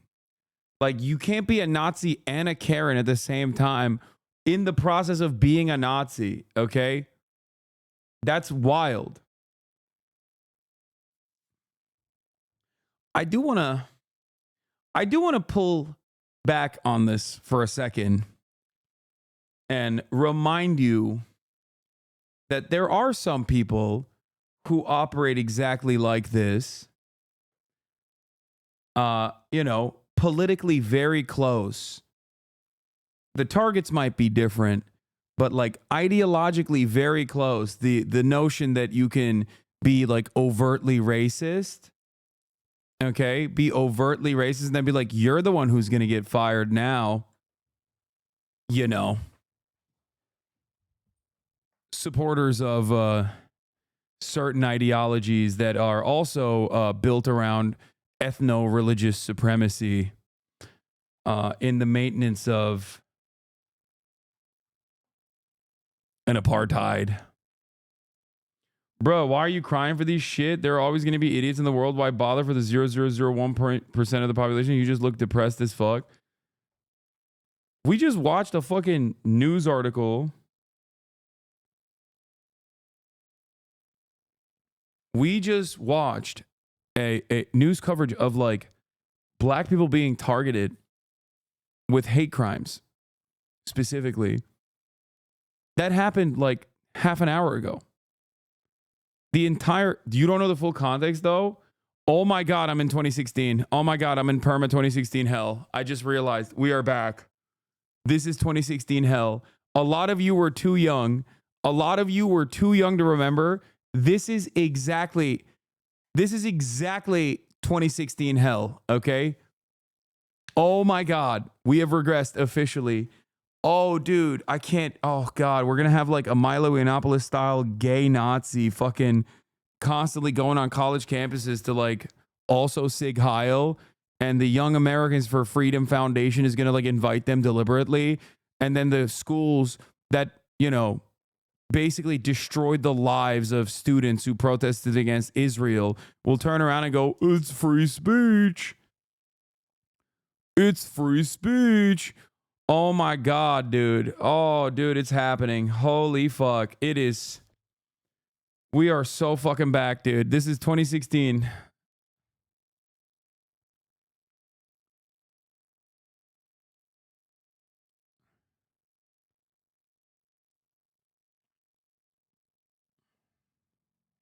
You're gonna be fired.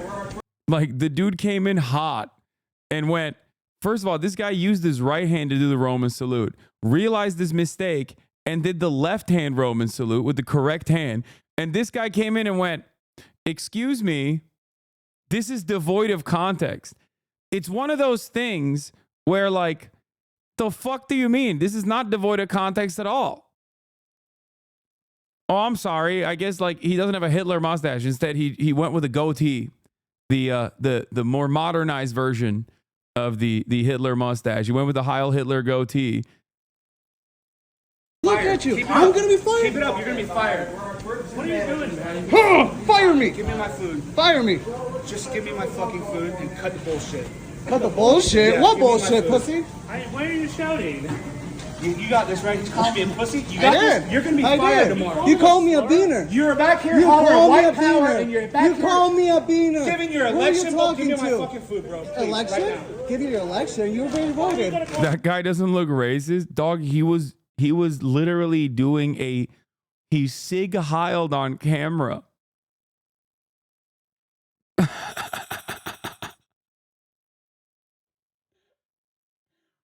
Like, he wasn't reaching for something, okay? He was just straightforwardly Sig Heiling on camera. Fuck you fucking beaners. Like, what is that? How are you okay with this? Damn, more context just unlocked. He didn't want to say the slur on camera again until he got his fucking burger. God, Americans are so pathetic. Okay, dude. There you have it. More context. I mean, he already Sig Heiled. I don't know what you mean. But yeah, burger. Americans only love two things, burger and racism. He was like, I'm not going to be racist again until you give me my treats, okay? Give me my treats now.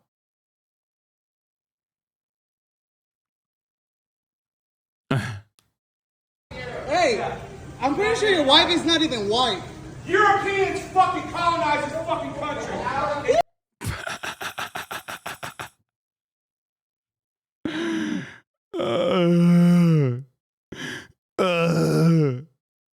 Did he ask for a manager? He did. He said, you're going to get fired. And that's what he said. After Sig Heiling, without a shred of irony, he Sig Heiled and then went, you're going to get fired.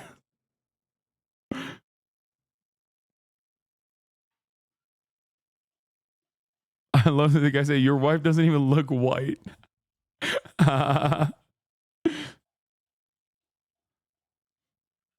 Yeah, by the way, why the fuck would you ever trust that fast food after you berated with racially charged statements the fucking people making your food?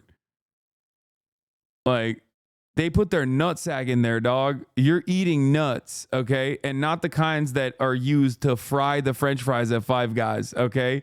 I'm talking human nut.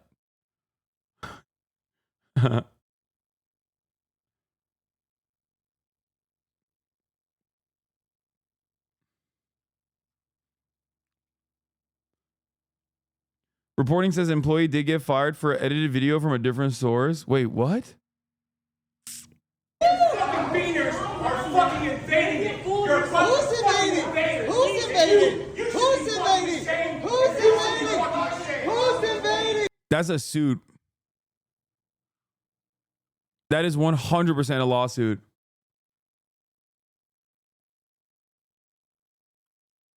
This guy's wife is the person in chat asking you to talk about the 4B movement all day long. Okay, but she should practice the 4B movement.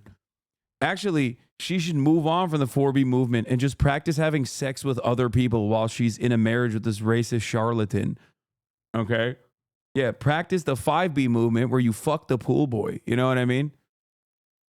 Practice different techniques of dick sucking. You know, shit that you would never do to this fucking dipshit. Live your life, you know what I mean? Yeah, how about the 4D movement where you try 4Ds in 4 different days?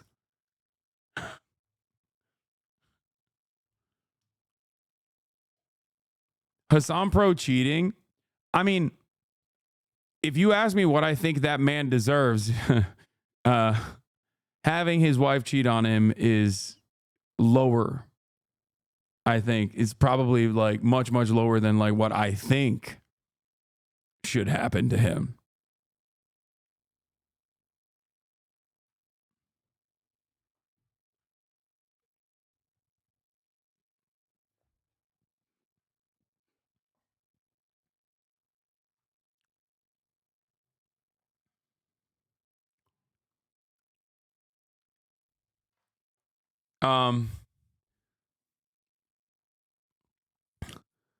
Five Guys known for his burgers and fries, but in the spotlight for a different reason. They came in, they called us slurs and got fired, said Aiden Renova, former Five Guys employee. He was present during an incident caught on video where a man is seen shouting racial slurs.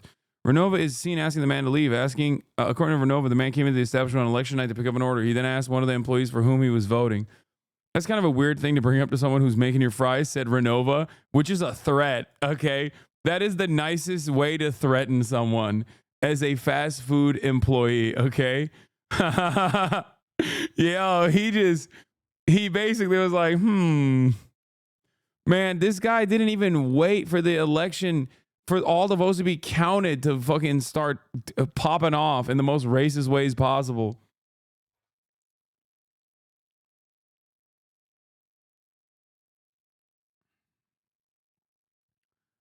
The employee replies saying they voted for Kamala Harris. The man proceeded to call the employee a racial slur under his breath.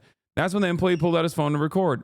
I go up to them and ask the guy, hey, man, what are you doing? Why are you saying racial slurs? The man left Five Guys after the shouting match concluded. The employee taking the videos was fired following the incident. Renova said he decided to quit after the employee was let go because he didn't agree with the company's decision. Jeff Parker, owner of the Grand Junction, said, we are very concerned about this incident and everything that's followed. We are investigating offline to understand the full story. At this time, we are not at liberty to discuss employment personal matters. We do not tolerate racism in our establishment and are working with our crews to ensure the safety of employees and customers are safety, our top priority. We expect our employees and customers to treat each other with respect. The identity of the man in the video has not been confirmed. Bro, yeah, it's going to be hard to find this fucking guy. You know what I mean? It's going to be hard to figure out who this fucking guy is. Probably a million of them out there. Who's invading? Who's invading? Hey, you tell Europeans fucking colonized this fucking country. Europeans fucking colonized this fucking country. It's like, dude, you're an inbred fucking loser who's probably going to die of heart disease in the next 4 fucking years, okay? Stop feeling like you're one of the OG genociders, okay? You didn't colonize shit. The only thing you're colonizing is that goddamn burger, okay? You stupid fuck. This comes from such a severe place of weakness for so many of these goddamn losers where they're just like, we colonized this land. We're European. It's like, dude, you are like 11 generations removed from your, like, you know, criminal, possibly rapist fucking great grandfather coming here with like $3 fucking in his pocket. Okay. Shut the fuck up.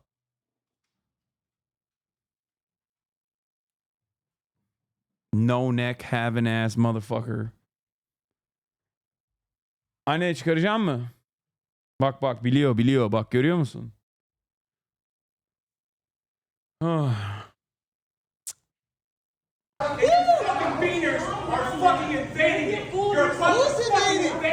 You're a bunch of fucking invaders. Oh my god. Yeah, the only thing colonized is his arteries with fucking saturated fats, dude. Who's invading? Who's invading? Who's invading? Who's invading? Who's invading? Hey, you touch him, I'll beat your fucking ass. What's up? What's up? Get the fuck back, Peter. Hey, woo! Oh, I believe it. You're so cool. You're a badass, my guy. Get out. Get out. Please leave. Get out. Get out. You're Thank gone. you. You're gone. Get out. Thank you. Hey, you couldn't slam me. You walk outside, we're gonna have a fucking problem. He couldn't even slam the door, dude. Oh my god. You're disturbing the customers. Please leave. Thanks, Why Mom. did you called me a pussy? You could have swung at me. I'm right here. You walked out. Yeah, walk out now. Big guy. Big guy.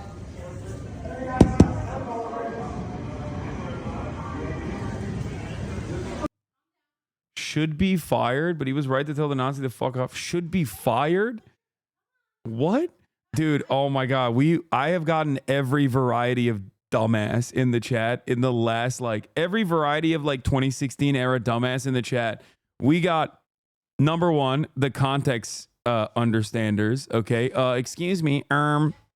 Where's the context? Yeah, we're back in 2016 purgatory. We got the civility dickheads in here, okay? And now we get the extreme centrism. Motherfucker said customers always right, even when they're sig heiling.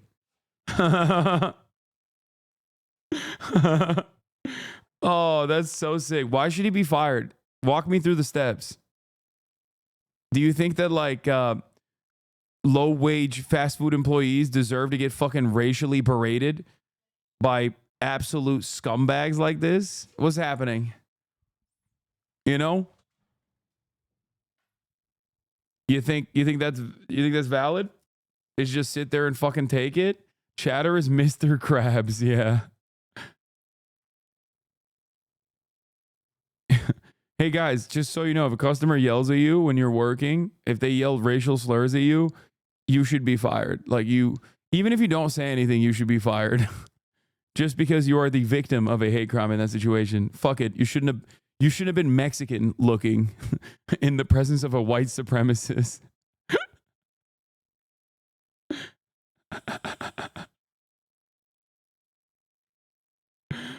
Oh, that's awesome.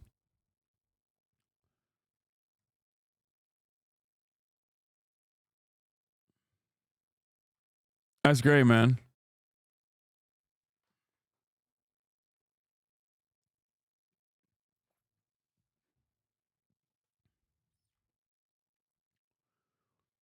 Oh. Remember when I used to talk about this where I would say like retail and like fast food and shit would be infinitely better if the people that work there could just like ban people like I do?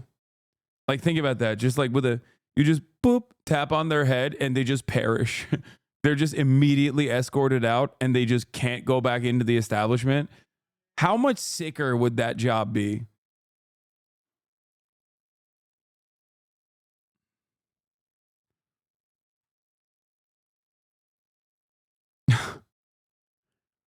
The level of freedom I have and the control I have over this chat is fantastic.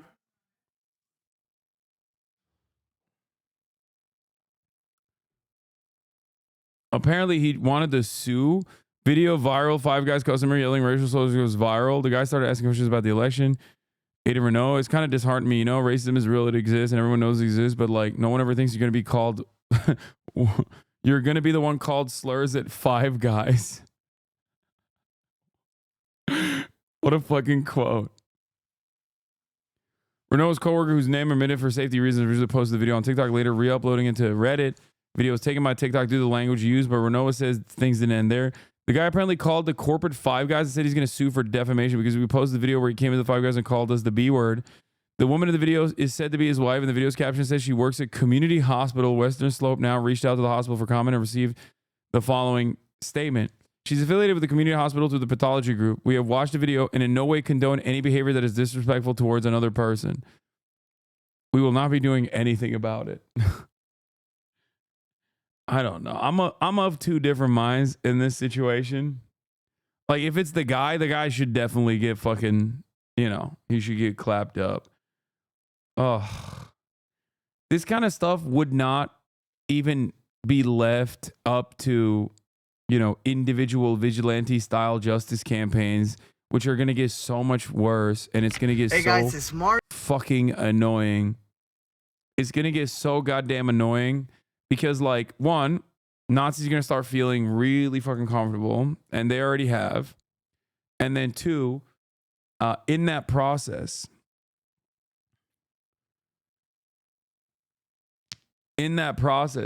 what Chris Hayes is covering, internet Nazis now. You know who? Wait, what do you mean? Oh, Nick Fuentes? Ugh, yikes. Destiny's friend Nicholas Fuentes.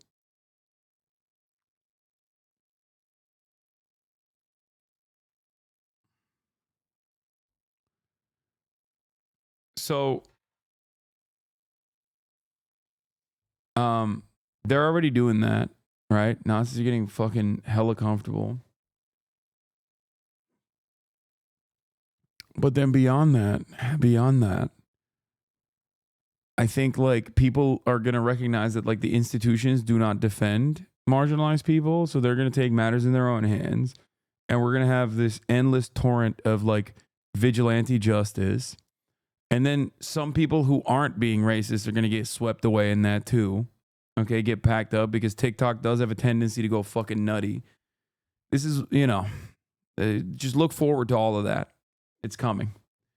And then the pendulum will swing in the other direction again. It'll like society will overcorrect itself. Then it will swing in the other direction. It's going to happen. We're closer to Batman than police reform. Yeah. Americans won't have TikTok for much longer, lol. Oh, yeah. I forgot. They're going to ban it, right? They were pumping so many ads on TikTok that I forgot that they want to ban TikTok. I hope they don't do it. I just passed 1 million followers. Mario, I'm the one who was recording the other day. So I thought I'd give you all a really quick backstory and a quick update on what's happening. So quick backstory is he approached me and he said, as a Latino man, who do you support and who do you vote for? After I said it was Kamala, and he asked me why. I gave him my reasonings on why I don't support Trump. He didn't appreciate that, I guess, and that's when he proceeded to call me the racial slur. I proceeded to tell him to leave. He refused, and that's when I started recording, and well, you guys saw the video. Now, quick backstory. Quick update. So, yesterday night, I go to work, and unfortunately, I hate to say it, I was laid off. They fired me. Yeah, fired. They fired me because apparently, I guess someone else shared the video, which had his and his wife's actual names. You know, because that's not his actual name, but it had the real names. It had their workplace, and it had all that personal information. Anyways, it got screenshotted, and I was the one who got accused of doing that. It wasn't me. I showed my manager the proof. I showed her the video. They said, oh, well. They said it was me. I begged to be on. Bro got fired with a child. Bro got fired. He has a kid for being a victim of a hate crime. What a fucking insane country we live in, dude. It's kind of funny looking back at that video where you said you don't think the Harris campaign is good and the comments were coping. Like you called that shit and Libs did not want to listen. Yeah. To be honest, to keep my job because I need it. I have a family and well, anyway, so I got fired yesterday, and today I found out some more stuff. They're claiming that I quit, actually, that I got very emotional, supposedly, that I just got angry and I quit and I left. I'll be honest, I did get emotional. I mean, if I got fired, you know, for trying to stand up for myself. I didn't think I was doing anything wrong, you know. I got called sons.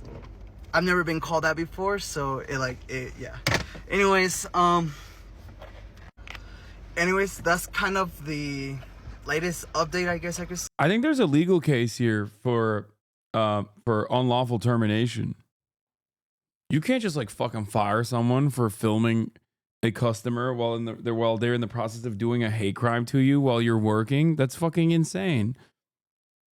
Dude, you don't need to go on TikTok. You need an attorney, dog. What are you doing? I mean, I hope this TikTok gets someone. Right, wrongful termination, lawyer up. I was wondering if I could, but since he never actually touched me, I figured no one would take it, but I would look more into it. No, you definitely can.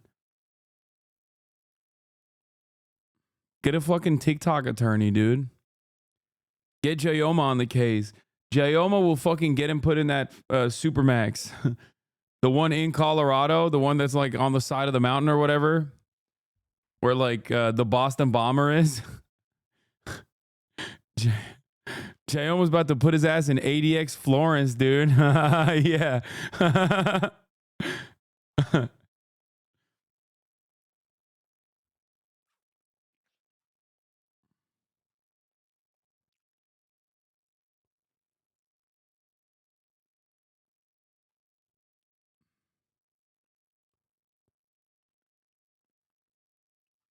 Can Lolo help? Dog, no. Neither Jayoma nor Lolo can help. They're not. They haven't passed the bar in the state of Colorado. Okay.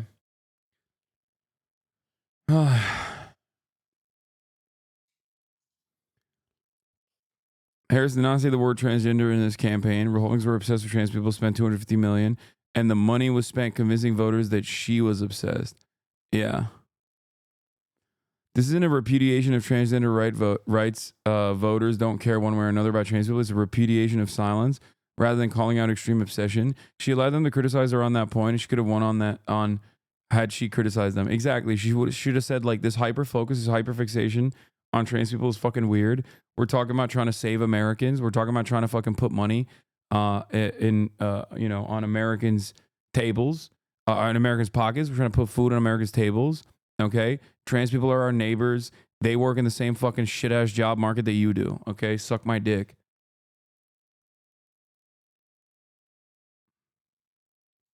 There's bar reciprocity. I didn't know that. Only time Kamala Harris talked about trans people was when she was talking about how she prosecuted transnational gangs. This was also gross little piglet Barry Weiss oinking on fucking Fox News, saying basically the same shit that Joe Scarborough is saying on MSNBC. How can progressives win again? I fucking hate her. She's such a goddamn scumbag. One of the greatest hypocrites of all time. Like, you know, she's a Canary Mission style, like, let's ban every fucking college professor and student for speaking out against Israel. Long before October 7th, mind you. She's been doing that for years, while she simultaneously has presented herself as like Madam Free Speech. I hate these fucking assholes, dude. By looking at what went wrong here, by taking this moment and allowing... Yeah, she started her career as campus Gestapo and then pivoted to like free speech on college campuses. You know? Mike from PA said, I deserved a ban, to be honest. Yeah. I mean, that's like, I didn't even click on the clip. I just saw the summarization of the clip. And if it was even like 10% close to what the summarization said, then yeah, you can't say that. I'm not even going to repeat it. Okay.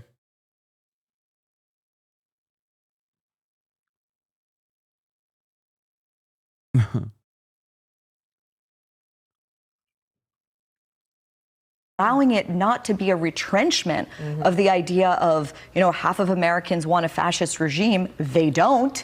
They want a good life for themselves and their families, and actually looking in the mirror. It turns out that running on these extraordinarily niche issues like gender fluidity or defunding the police or any number.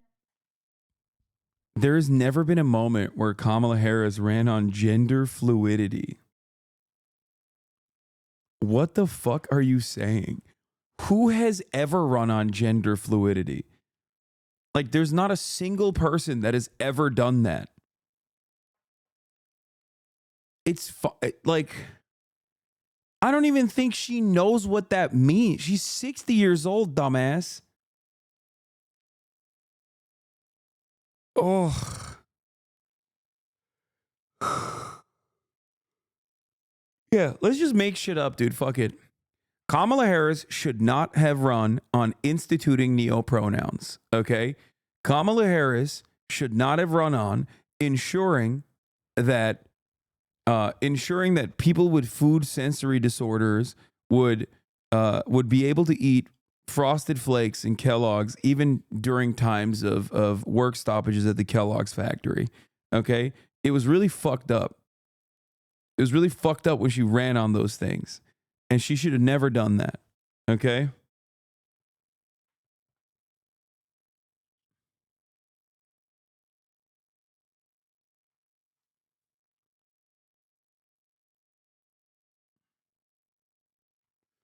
Asman can say Germany knows they have a solution for immigrants while he watched the Tyler video, though, and demand the CEO of Twitch ban someone. Yes, brother.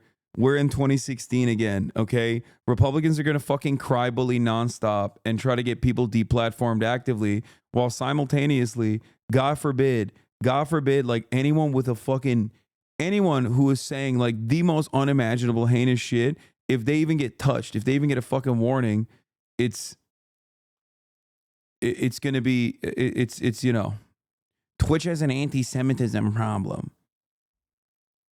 Yeah. Number of things that people in places where I live get extremely excited about don't actually matter or frankly feel profoundly out of touch to ordinary Americans. So if progressive is about, you know, these niche issues that you find on college campuses and in gender studies department, and you want to Barry Weiss put a direct target on Rafat al-Rara's back, and the Israeli government assassinated him and his family. keep doubling down on that, you're going to continue to lose. God, there is no karmic justice in this world.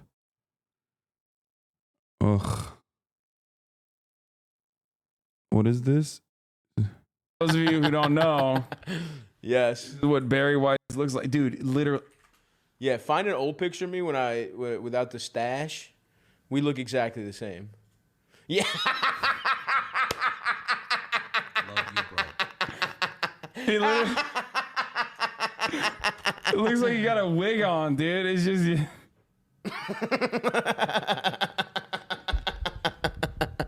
Yeah, dude. Yeah. Oh, I love that. And she's just as fucking stupid as I am, by the way. I just admit that I am. Yeah, that's. I mean, you're also way more entertaining. Yeah. For the, I sure hate being a niche issue. What do you mean? Oh my god. Like,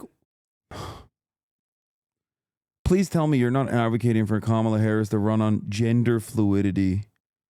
Okay? Is that... Oh, Barry Weiss. Oh, you're talking about Barry Weiss saying trans people are a niche issue. Like, ugh, I hate this shit. It's like,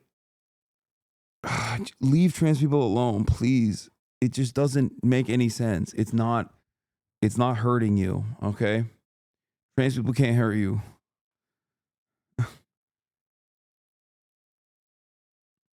Huh? She looks pretty. You don't have to insult terrible people's looks. It just makes you look stupid. Anyone that looks like her feel bad for no reason. I find this very funny because you're literally talking about a guy who's saying that she looks like him. self, as in directly the person that looks like the person that I'm insulting. Stavy Baby himself said, she looks like me. You're the one who says she's ugly. And I guess you're saying Stavy Baby looks ugly too, which is fucked up. That's really fucked up. Apologize right now. Apologize right now. Apologize right now. You said Stavy Baby is ugly.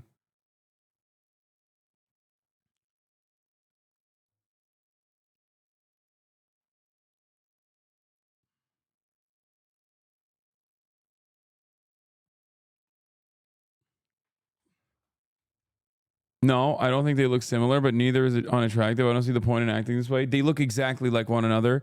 And you literally just said calling someone like that hideous is you know, gonna hurt someone that looks like that. The person who looks like that is Stavy Baby. They're twins. You have some weird form of like not seeing that.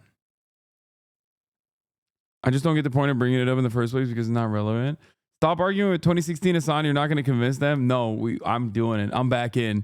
I got all the smoke. I got all the smoke for the rad libs. I got all the smoke for the fucking neo-Nazis. We're so back. I got the smoke for the centrists. We're back, baby. We're back. Except back then, I didn't have a Twitch stream. Okay. I was just on the Young Turks. I'm not a rad lib or a centrist. You are just annoying. I don't know what your political background is, but you're just fucking annoying. Okay? That's what you are. Sure, that's fair. Okay, respect. Respect. We're so back. We're so back, baby. Oh my God. We got unrestricted, unfettered neo-Nazi shit on the one hand. And bro, you're going full H3. Wait, what? What does that mean? Can't insult your chat. Sarcasm. That's literally like 80% of my content. People find themselves in here, and you know we're just gonna have fun with it. There's not much else you can do about it. All right, let's see what Tim Wall said in his concession speech. It's like my life is in front of me as I look around here and see everybody. So it's wonderful. But look, folks, I just want to acknowledge the moment. It's hard. It's hard to lose. It's hard to understand while so many of our fellow citizens, people that we have fought so long and hard for, wound up choosing the other path. It's hard to reckon with. Bro, I'm telling you right now, civility obsessed chat is more worried about that than policies. Yeah, I'm telling you right now, if they find a way to like get like a suited up neo-Nazi and do a puff piece like the New York Times used to do with like Richard Spencer, I'm fucking losing it. I feel like it's coming. That is so in the pocket. That's so 2017, 2018 coded.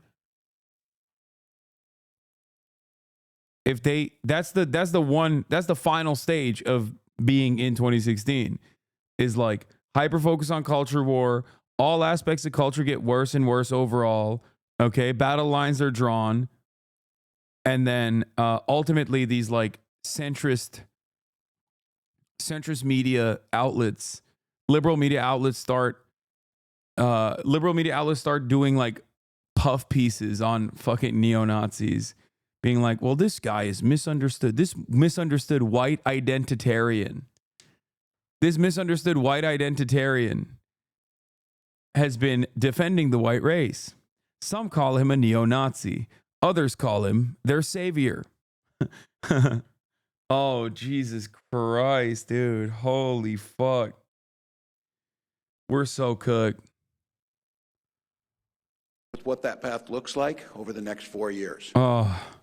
So if you're feeling deflated, discouraged today, I get it. Take some time, take care of yourselves, take care of your loved ones, take care of your community. There's a million ways to make a positive difference, and get back in this fight when you're ready. And know that whenever you're ready to get back in that fight, I'll be standing right here ready to fight the fight with you. I don't know if Walz will run in 2028. Poor guy.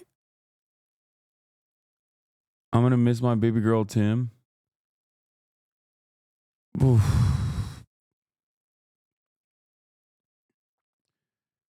Anyway, let's continue. Investigating along with state and local law enforcement, but we still don't know how people got these phone numbers and who's behind this. Yeah, I thought Devereaux, the student in your package, summed it up nicely when he said it hits different coming after this election. Number one, there's nothing funny about it. It's so disgusting and so scary that it's being targeted. I got three different people in different states that said, have you heard about this? This is what's happening. It's very frightening. How do they know the people are black that they're sending it to? That's what I'm trying to We don't know, and that's one of the scariest things, like you said, Gail. And it has their names. Your name, they know that you're black, they know what city you live in, because in some of the messages it says report to this location in Atlanta to go to the plantation. And it really brings up trauma that's passed down generations. I mean, slavery was not that long ago. And it's so disturbing. Yeah, it really is. Adriana, thank you so much. If the Democratic Party continues to cater to those type of people. Post breakdown of laughter over left Trump meltdown. They call us weird. Wait, where's the left meltdown? Oh, they're doing the left is melting down shit. Oh, God. They're doing the 2016, like, liberals are crying shit. I'm not going to lie. I feel like while there are a lot of people who are understandably very frustrated by the situation that unfolded, it's the second time around. It's a rerun. So I feel like there's significantly less people. Like, people just kept coming in to my broadcast the night of the election to be like, oh, you're crying. And I was like, I'm not. I expected this. And not only did I expect this, but also, like, shit is fucked up regardless. And I feel like they didn't really get what they wanted out of me. And I don't know if they got what they wanted out of others either.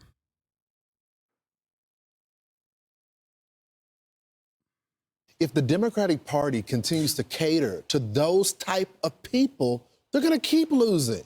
I mean, just the reaction shows you these are the same people that want the wokeness, that wanted the border to be open, that wants the trans ideology stuff to be in the classroom with children.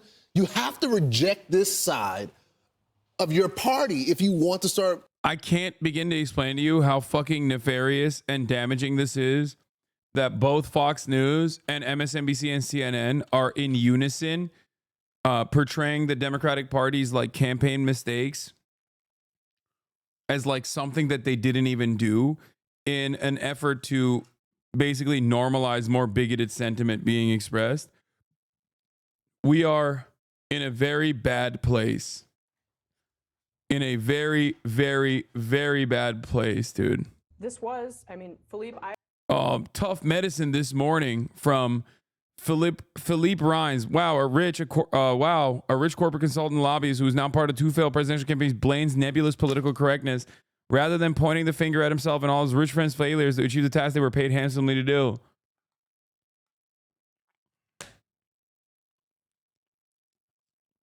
It's funny how every time some rich consultant scapegoats college kids, trans people, or some other vague woke boogeyman, it's presented as some edgy truth-telling in tough medicine. It's the most popular scapegoat after every election. It's not brave to deflect blame from yourself.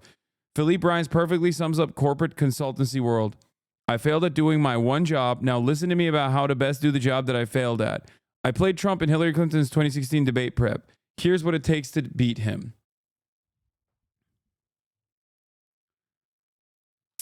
And they just keep failing over and over again. Give us a shot.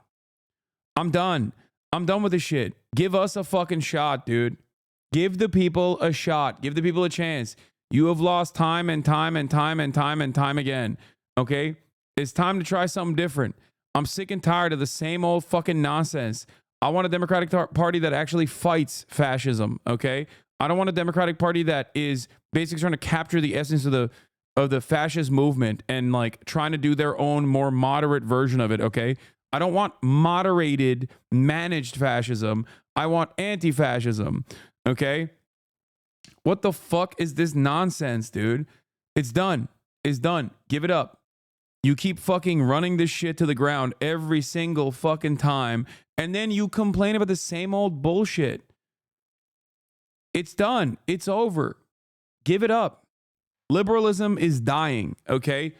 You are woefully incompetent, deliberately incompetent. And the very fact that corporate media props up these fucking assholes is so goddamn annoying, okay? Put me in there, coach. I'll go on CNN. Casey Hunt, put me up there. I'll talk to them. I'll talk to them. It'll make for great content. I promise you. You'll have fucking ratings like you've never seen before, okay? Straight up. Straight up. Someone's got to do it. What the fuck is happening? Absolutely. What is going on right now? What is happening? Why is no one saying the truth? We just went from Fox News, right, being like, oh, you got to stop this woke nonsense, to CNN saying, we got to stop this woke nonsense. This was, I mean, Philippe, I understand what you have been saying all morning. You know, don't overread. But this was sweeping in, you know, the popular vote. No, I'm not. You lost. You're a fucking big old loser, okay? You're a giant, phony, baloney, big, fat fucking loser, all right? You're done. You're cut. You're done. What is this? This is why Americans love meritocracy in sports, okay? Because guess what, dude? Bronny James, a.k.a. Les Seaman, a.k.a. La Nut. If he can't cut it in the NBA and the big leagues, you're sending his ass down to the G Leagues, okay? That's it. That's it. There's no, okay, he gets more playtime. Like, it doesn't work that way. It don't work that way. Even though La Goat deserves to have his La Son, La Sperm, play alongside him if he wants to do so. Ultimately, you know, he's got to develop in the G Leagues. He might not be able to, but it doesn't matter. If you can't put up numbers, you got to go.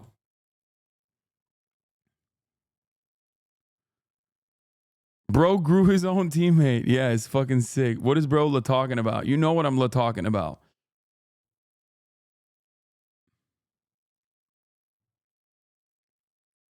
The fuck is this shit?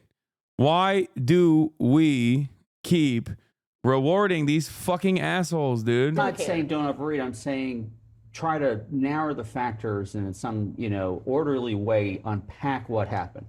So let's just say. First of all, I will never quit La meat riding, okay? Because LeBron has decadent meat that deserves to be ridden. I've said this over and over again. I don't care, okay? You can say Hasan, pause. You can say holy moly. You can say glaze. You can spam riding all day, every day, okay? It's true. He is the GOAT. He is my GOAT. He is the best. It's not even dick riding. It's just being realistic about the greatest athlete, generational talent that blessed basketball, blessed our eyeballs, okay? He invented basketball. They should change it to La Basketball, okay? Stop. Let's continue. I'm wrong about what I said earlier, that inflation could have been hunky-dory and we would have lost about these things. Either way, here's the problem. I'm not concerned right now what the right thinks about the Democratic Party. I'm concerned about what I think about the Democratic Party. You're talking a big game about the next Democratic president, by the way, so everybody fucking calm down. I'm just letting you know. That is the next goddamn president you're talking about. Ohio's very own. When I say this, I fucking mean it. I don't care about like, oh, celebrities, like they should run for office. No, LeBron James is so good that he could be the LeBron James of winning the presidency. Okay. He could be Le President. He needs to get a restraining order. No.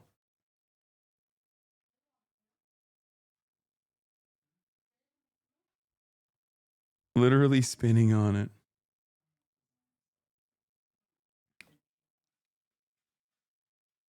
And you said that Dem establishment are detached from reality. This is the most real I've been. This is the closest I've been to reality, okay? What the fuck do you mean?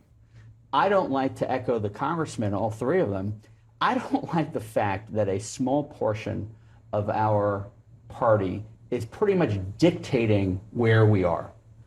I do love that liberals get to just fucking be like openly transphobic and racist, but then they can like couch it in, this is how you win elections. You know? Kamala Harris didn't say enough slurs. Sick, man. Good idea. Maybe that's why you're a fucking generational loser. That they are pretty much, we are being branded as the most extreme of us. It is not only politically problematic, as we just saw, because none of this stuff helped the other day. Without a doubt, it's a problem. But we need to take stock of why we are being held hostage to the far left. No one should be and wants to be kowtowing to the extremes of their own parties. That just shouldn't, to the extent that majority should rule, the majority of Democrats don't agree with the things that we are being tagged with. Now, how that Tick through a couple of those things. I think Democrats believe in common sense stuff more than you'd realize. I mean, it's not like any of us sit at home and don't talk to anyone. Most Democrats I know think there's a huge problem at the border. Most Democrats I know think, frankly, that males at birth shouldn't play in women's sports and vice versa. Now, you can have a healthy conversation within a party, and you have to have a room within a party for all this. But at the end of the day, if you have some of these issues that are 80-20 across the country, you really got to figure out why they're being so tagged with one. And on one hand, it's easy because it's politically sexy. There's a reason why $40 million in ads on this topic were thrown at the vice president. But how we go forward from here, first, it comes from us. Yes, we have to listen to everybody, but people, again, the Republicans don't get to tell us, because they won, like you said, for the first time in 20 years, and only the second time in 36 years, the popular vote, what everybody wants. This is still a 50-50 country. For us to go forward and be representative of the Democratic Party, all whatever tens of millions, 500,000, half the country, whatever you want to, however you want to describe it, we have to reorient it towards, and the congressman made the point that he's up until today. Yeah, it was crazy when trans people were like, I mean, some, not all, but like there were some trans people that were like, we're voting for the Democratic Party out of like pure protection. And remember the conversation I had with some of the trans chatters that were saying that? And I was like, listen, if the Democratic Party was dropping the ball on trans people, I'd be right there with you, defending you in the same way that I would defend undocumented migrants, in the same way that I am uncompromising in my values for Palestinian people. I'm there. Remember who you thought were your allies in that regard. Okay?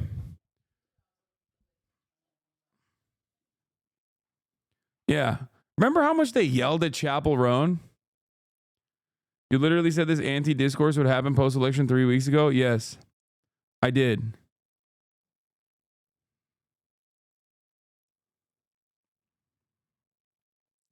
Today, afraid to say it. And God knows what'll happen on my Twitter when I get home. But it starts with that kind of thing. Yeah, that afraid to say it. Yeah. Do you think that really fundamentally tells the story of why Democrats were broadly rejected here? I mean, insert whatever issue into that rubric, afraid to say things about the border, about trans rights, about some of these other cultural things? Well, I mean, the border is not fair, because the border is a wicked problem with legitimate differences of opinion, and frankly, no one's had a particularly good answer to it, and I don't think Donald Trump in his second try is going to have a good one. On the other cultural stuff, and I don't even know how to refer to it without saying... Who is this heinous person? That's a failure. That's a failure right there. Hillary Clinton advisor, corporate lobbyist, who I believe also advised the Kamala Harris campaign as well, if I'm not mistaken. I'm afraid to say something wrong, but the woke stuff, the PC police stuff, you'll see Republicans who say they're afraid to say X. I'm afraid to say X. What are Republicans afraid to say, dog? Have you met a Republican?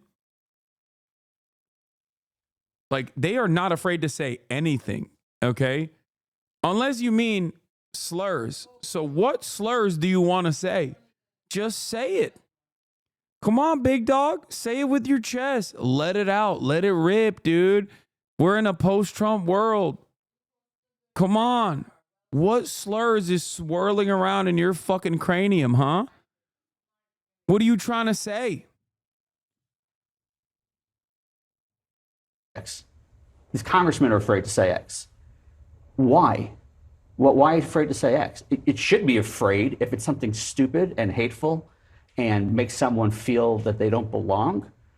But saying I don't agree with you or saying that's not representative of the bulk of us, it's like Medicare for all is not something that the bulk of the Democratic Party believes in. But yet we spend tons of time on it. Now, on immigration, there are people who do believe, and I think I buy into it, that part of the problem we've had as Democrats is that we have gotten pulled to the left so far that we can't make common sense decisions.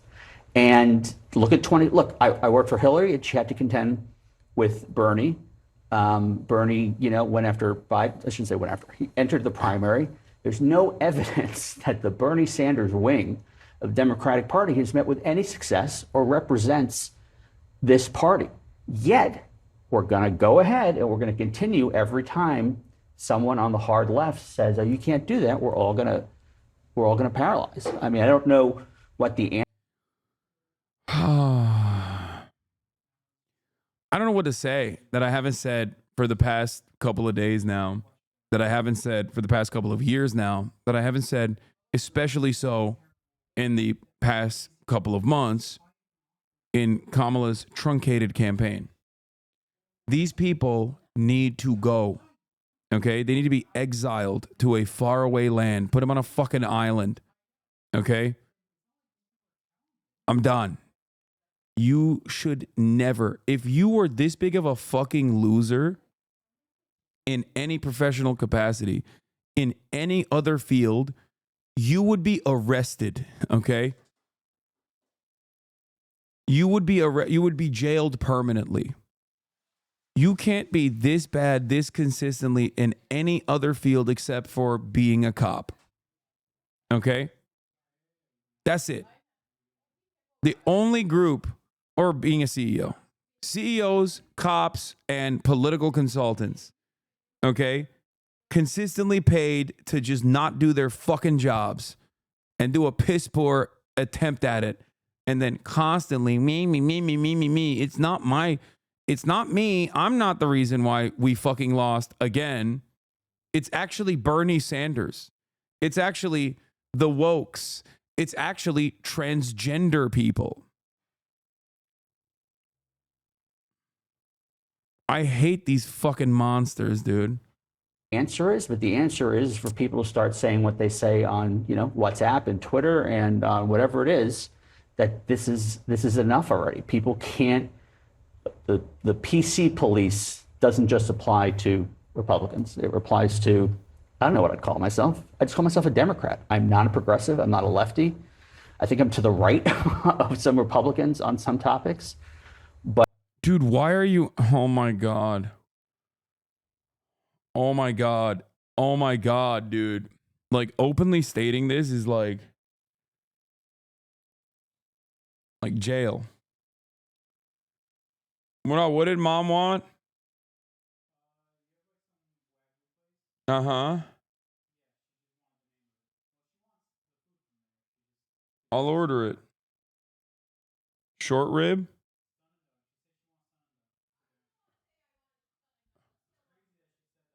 Okay. My mom wants me to order food for her. Okay. Every anti-left lib argument can be immediately countered by showing them Kamala completely failing to win areas where progressive candidates dominate.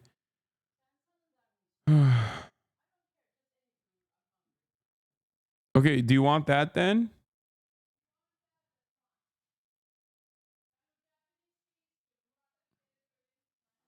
I didn't order him any. Oh but, this general thing, especially parents, with kids in school, they're really bothered by this, and I get it. I get it. All right, Philippe Reines, we'll be watching your Twitter all day.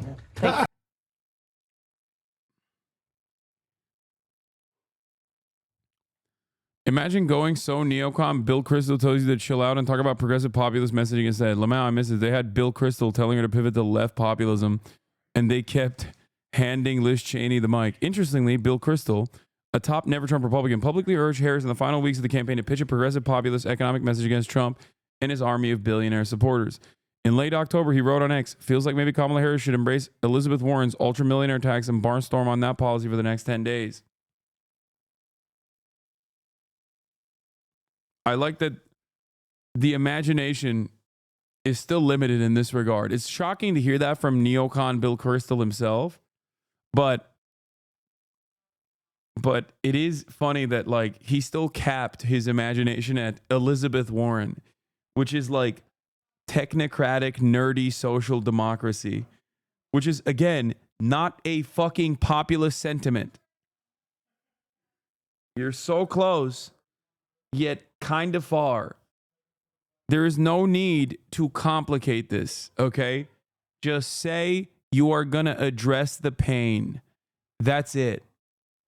Are people having a hard time with how much housing costs with rent? You're going to say you're going to lower the rent. You're going to fix the housing market by flooding the housing market with additional homes, additional units. You're not going to say no fucking public-private partnership. You're not going to do any of that nonsense. You're going to say you are going to flood the market with so many homes, it's going to put the Chinese ghost cities to shame. Okay? Okay, the second part, I'm joking. They're not. You should never say that. Never compare yourself to China. Unless you're going to talk about how you're going to outcompete China.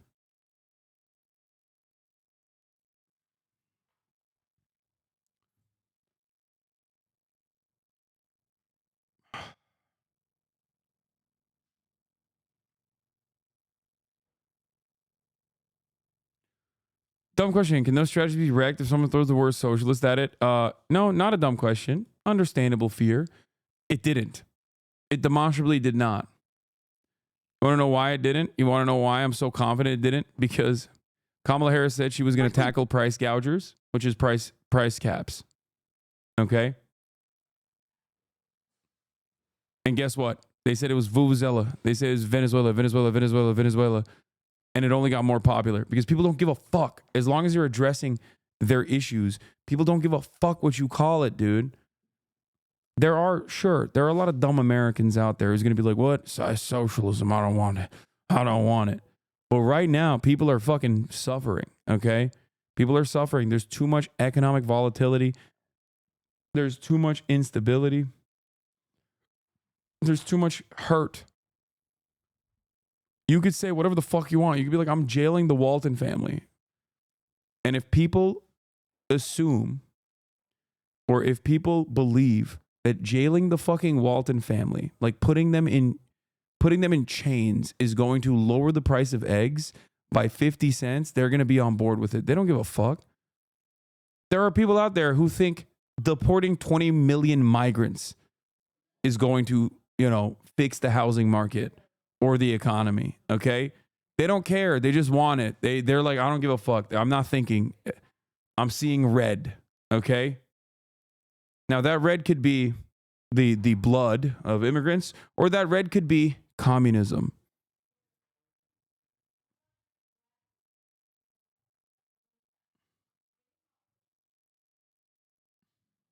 Blue states like New York and progressive hubs like Queens, the shift to the right among Latinos is noticeable. About 2 years ago is when I really noticed the shift of a lot of migrants overpopulating, especially in the area where I work. Stephanie Tim, mother and real estate agent from Queens, previously backed Biden, but is now siding with Trump. Where do you think Democrats or the Harris campaign missed the mark? Democrats for a long time represented the middle class, which is where a lot of us are. They made too much money to get benefits that were available for even migrants, right? And they made too little money to take advantage of the tax breaks. So I really did feel that that's where they did fail us. As a woman, do you feel troubled with that choice? Wait, what? too little money to take advantage of the tax breaks. So I really did feel that that's where they did fail us. As a woman, did you feel troubled with that choice? I did. I know everyone was like, you know, how can you do this? You're a woman, you just gave away your rights. But I don't think that's exactly the message he was saying either. Let me ask you both, who did you vote for in 2020? Joe Biden. I vote for Joe Biden. And in 2024? Donald Trump. I changed to Ay, ay, ay, ay, por Dios. Yo voy a votar por Donald Trump. Donald Trump that year. Why did you choose Trump this time? For me, security, immigration, this situation with immigration is out of control. Alejandro Vanderhoek and Uber Figueroa are both registered Democrats, but say a turning point was when Republican governors like Greg Abbott of Texas started busing migrants up north to cities like New York. These gangs that come from the border, I came from Jackson Heights. Back in 2017 and 2016, even 2018, it was really quiet neighborhood. Not so much after 2020. For me, it's number one, economy.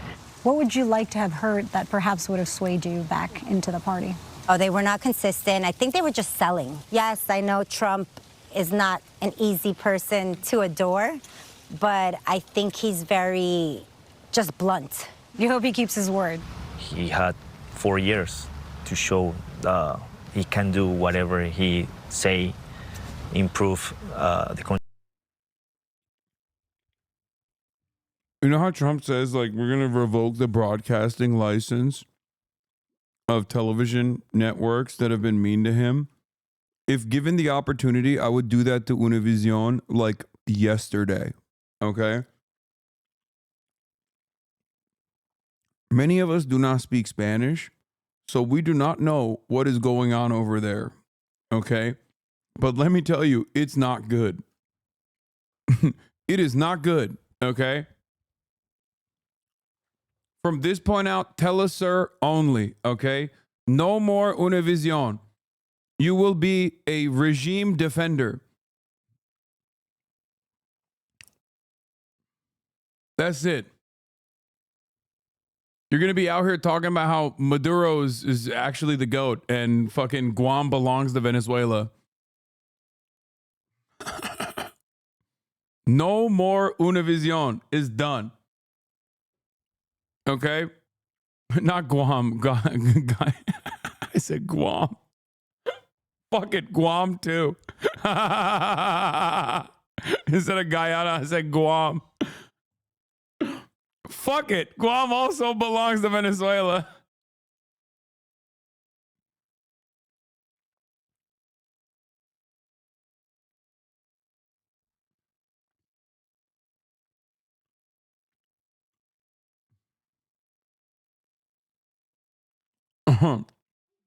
New imperial superpower Venezuela.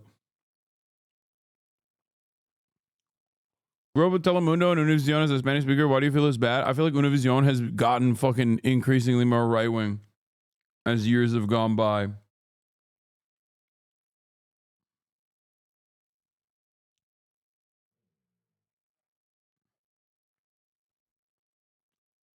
Like, and it happened in like a relatively short period of time. A lot of the Spanish language television, has like gotten insanely right wing. Country. I also heard a lot about conservative values, and when I asked voters about Trump's character and criminal conviction, they said that they differentiate between the man and the way they hope he will govern. Now, Nora? Lilia Luciano, thank you very much for your reporting. I know you're not enjoying that protein donut. I am.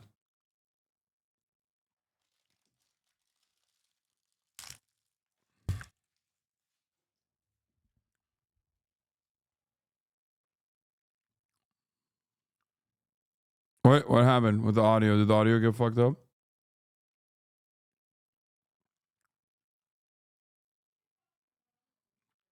That shit dry as hell, huh? It is.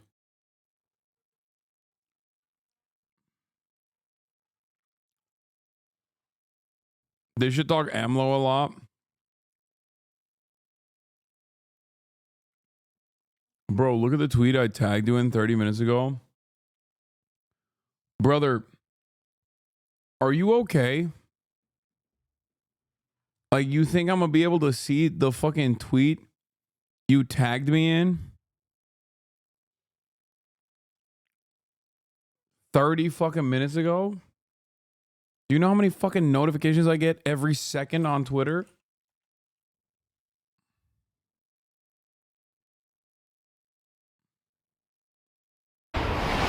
Most of this stuff on this side is Mexico. And then everything on that side is the United States. Okay, and both Nogales. In a town that sits between two nations, Dog, if you want to fucking send me a link,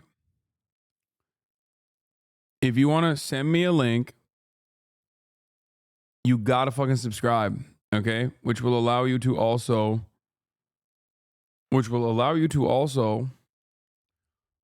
not only send me links, but watch the VODs, which are now logged behind subscription. Okay? That's it. And you can do that for free. With the Twitch Prime. Twitch Primes are free. That's an L move? No, it's a W move. I had to do it. My haters were going crazy.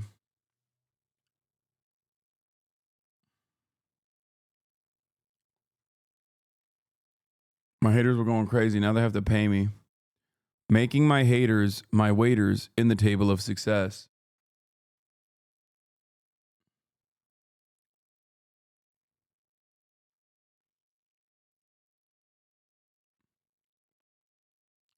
You don't think locking your VOD's a mistake? Lots of people won't get your message. Yeah, if only it was like readily accessible on fucking YouTube for free.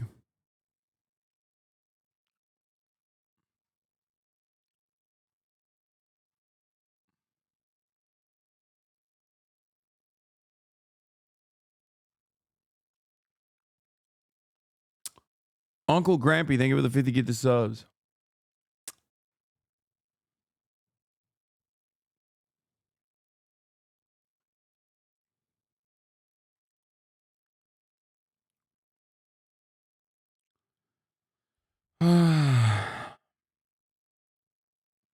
Montiel knows exactly Locking VODs here helps the clipping and VOD where he stands on immigration. These are people who are illegal. They don't belong in the United States. They need to come in, and we welcome them, but it has to be legal. For 8 decades, he's lived on Arizona's southern border and has grown increasingly skeptical. Hi. I'm showing them around. Have a good He's like, wait a minute. Like, wait a minute. Hold on now. You're looking real Mexican, which, by the way, I myself, part of the CBP, also am Mexican. 52% of Customs and Border Patrol are Hispanic. Never forget.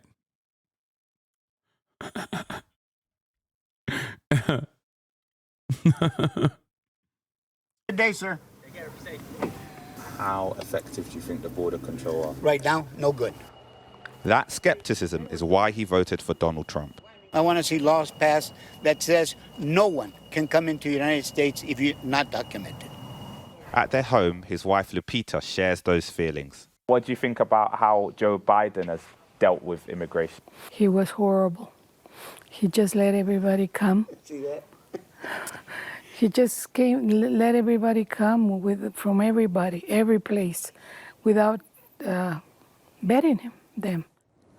Beneath the political posturing is the concrete reality here on the Mexican. I, for one, love that everybody assimilates when they come to America. Okay? It's great. America, the land of the free, home of the brave. You come here, you will, in a matter of years, become the most racist, white supremacist asshole you've ever seen. I mean, for some, like that one famous Turkish guy that was on Fox News, you can cross the border and instantly get fucking warped. Like instantly lasered in the brain. All of a sudden you're like, yeah, what the fuck? There could be rapists crossing the border. What are you guys doing? Why is this so easy to cross? I mean, not me, but like there could be others. That is straight up, I think, the world record. I guess the only way you could beat that world record is if you were, before you crossed the border, you were saying like, man, this wall, they really got to stop guys like me from walking over this wall, and then you walk over it. You know what I mean?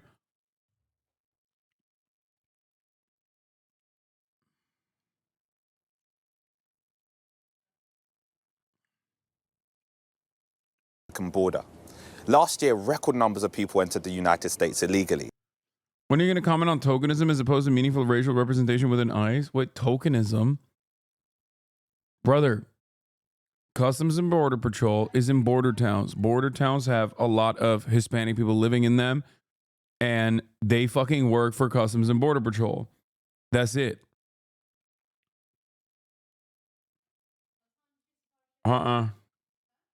No, you didn't tell me what you want. Here, Mom, here, take this. Kaya, place. Oh. Order whatever you want, Mom. Donald Trump's plan to deal with the issue presents economic, logistical, and legal challenges. Those promises of mass deportations, no matter what the price tag, are dividing opinion. The country was built on immigration, that it's been such an integral part to its culture and to its economic success. And I think it's sad that it's turned into such a, give it to me after getting what you want, negative. I vote for Donald Trump. Yeah. Why did you vote for Donald Trump? Because maybe the second one was the last time when he was president, he was pretty good. Then it's me, and then it's my baby. But for others, like young mom Karina, it's more than a debate. Her husband has applied for citizenship, but she fears stricter rules could impact her family. Oh, yeah, I guess I'm just like worried about all the families because it's already happened before that they get separated, and it's just scary to think it's going to happen again. In the wake of an election, America is moving into a new era. But on immigration, the dividing lines will be set in the same places. Shingimaruke, Sky News, Nogales in Arizona. A sharp swing among Latino voters toward Mr. Trump was critical to the now president-elect's win. And the number one issue driving that shift, the economy, according to exit polls. NBC's David Noriega spoke with a family in Battleground, Nevada about why Latino voters shifted so significantly toward Mr. Trump and why his victory is giving them hope for a better future. No, not right now. Mario and Mireya Alvarez found the American dream in Las Vegas. Would you like some coffee? They came to the U.S. from Mexico and Guatemala in the 80s, with his job in a supermarket and her job in a casino. I didn't know that motherfucker Greg Abbott was an evil electoral genius. Dude, he's not. He's just evil. He's not a fucking genius. It's not like genius to just be like, I'm going to directly violate the law. The problem is the dumbass that was the head honcho, Joe Biden, didn't correctly apply the fucking law. Okay? That's the issue. I said so many times. I said so many fucking times. I was like, listen, this is an opportunity for the Biden administration to prosecute Greg Abbott and Ron DeSantis for human trafficking, okay?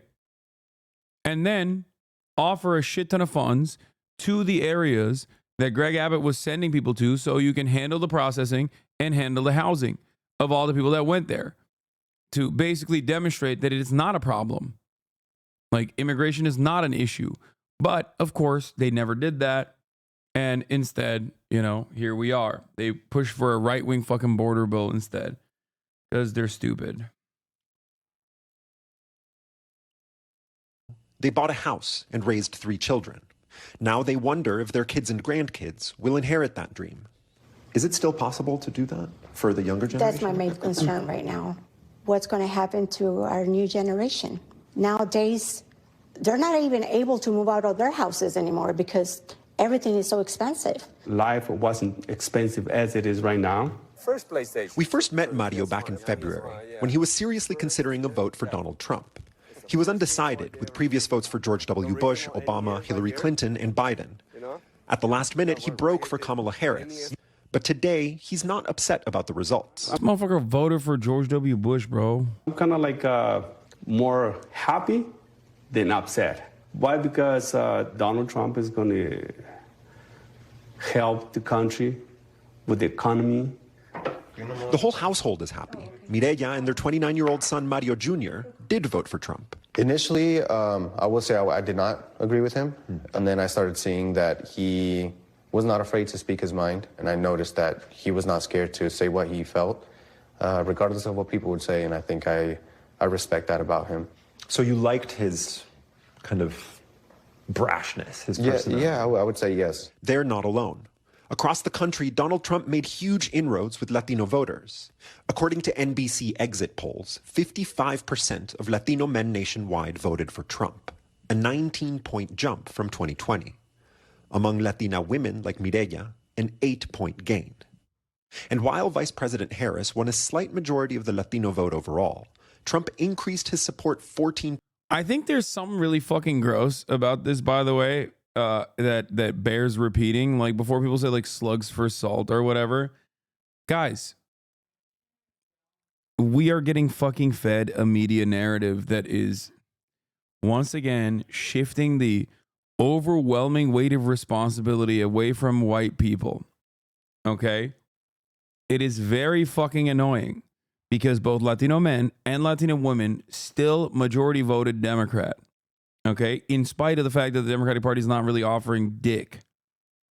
Okay, and everyone is talking about how like, oh damn, these dang Latinos are fucking voting for the Republican Party. It was a massive swing, right? It was a massive swing, and it's important to examine how we got here. But ultimately, and no, it's not the majority of Latino men that fucking voted for the Republican Party, unless you're looking at like a statewide data. But here is the national data on it. Latino men, 53% vote for the Democrats. 59% of Latino women voted for the Democrats. Okay, not that this says anything. Like it's not like, oh, you're one of the good ones or anything like that. Bro, it's not white or any voters. The DNC responsibility in full. Kamala ran a dog shit campaign. I agree. But I'm just saying, even on the calculation side, if you're looking to place the blame on someone, okay, it still doesn't track. Wait, it's just Georgia? This is the old one? Give me the new one.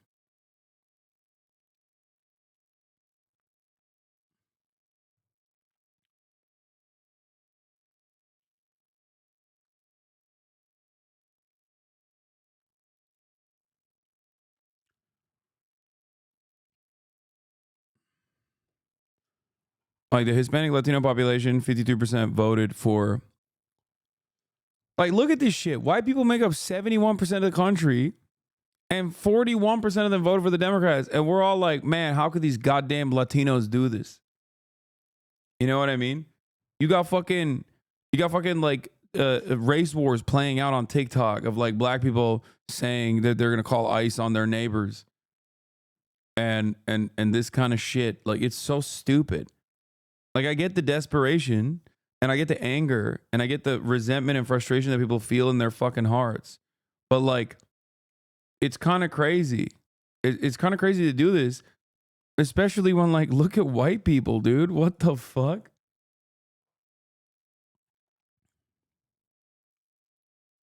Yeah.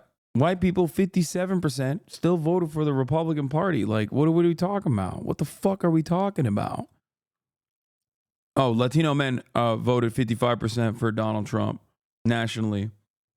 And Latino women, 38% voted for Donald Trump, which is still a major swing.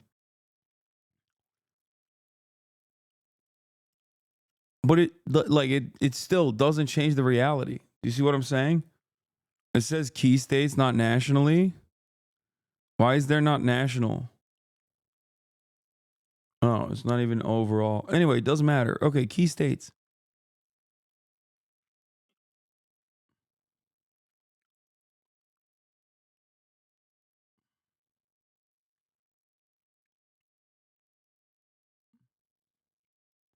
My whole timeline is like, thanks, Green Party voters. Can't wait till Palestine turns to glass. Yeah, that's the other part of it. That's like really fucking stupid. That people are like yelling at the Green Party when they didn't even get any. They get nothing. The Green Party got nothing, dog. Nothing.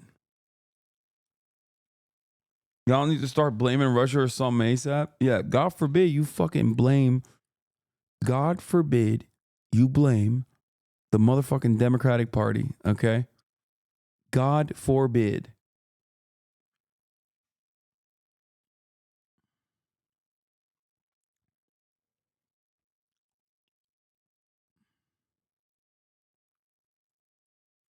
Also, when people say like, oh, can't wait for Gaza to be fucking glass, it's like, well, you're obviously not paying attention, okay? Because it is already leveled, you dumb fuck. You stupid racist bitch. Oh, I can't wait. Okay, well, it happened. You got your wish, you know?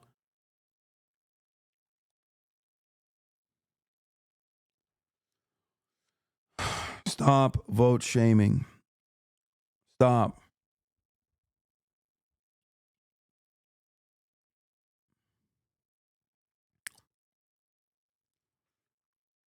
And I'm pretty sure these exit polls are only same day voters anyway.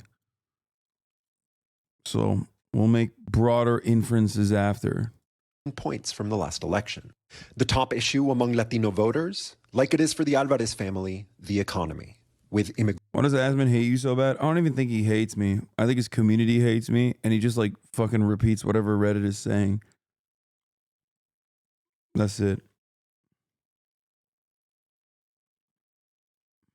His community definitely hates me though, that's for sure. Like that's not even a question. Immigration, a distant fourth. Mario and Mireya both crossed the border illegally as teenagers, but became citizens under President Ronald Reagan's amnesty.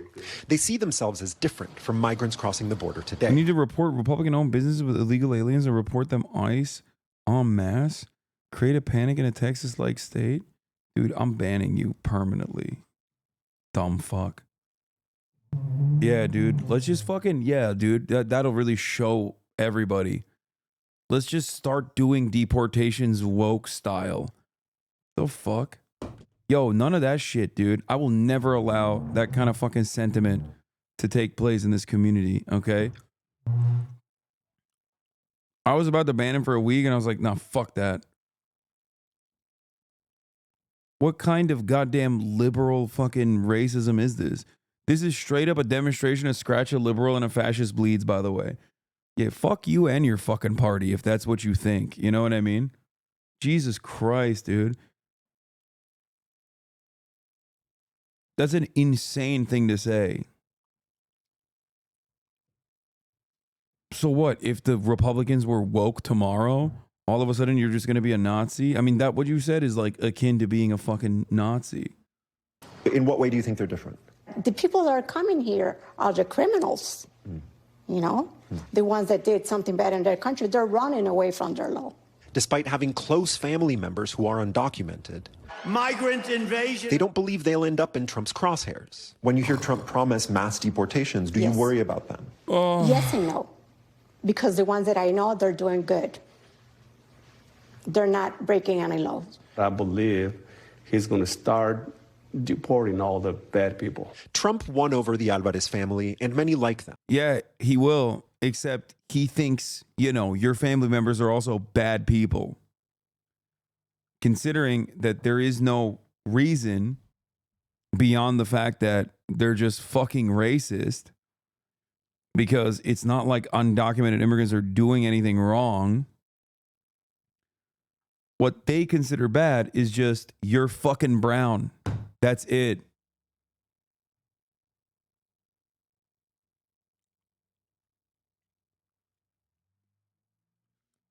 God, these guys are so fucking stupid. Holy shit. Oh. Oh my God. Oh my God. Hi. Oh my God. I will vote. I will vote por Donald Trump. Ay, ay, ay, ay, por Dios. Yo voy a votar por Donald Trump. Whether the economy improves and who exactly he chooses to deport may determine if he keeps them. My family is Latino, and a lot of them. Donald Trump on the campaign trail kept talking about how he was going to do the Eisenhower deportation principle, which is literally the Bracero program revamp, which was a deportation, forcible removal of 1.2 million Mexican and Mexican Americans, okay, including but not limited to deporting American legal permanent residents of Mexican descent. So it doesn't actually stop at just like undocumented migrants, because the entire purpose of this this protocol is not born out of like a real desire to stop crime, because there is no crime that they're fucking committing. It is just pure racism. That's it. Are immigrants, but at the end of the day, we're American. And joining me now from Las Vegas is NBC's David Noriega. What an extraordinary piece, David, extraordinary interviews, really well done. So let's talk about the fact that the economy is the top motivating factor. It is something that really, quite frankly, cut across all racial, socioeconomic backgrounds. This is the number one issue for voters. Yeah, Kristen, and a lot of the factors here have been developing for a long time. The cost of housing, for example, is an important one to consider, particularly here in southern Nevada. But the most recent and arguably the most, I live in El Paso, Texas, often called the epicenter of the past migrant crisis. My apartment is 12 minutes away from the border. Every time I tell someone I'm from another city where I live, they always ask me about how dangerous it is to live here. I always tell them it's actually safer than most cities in the U.S. Yeah, I know. El Paso is fucking sick. That's so funny.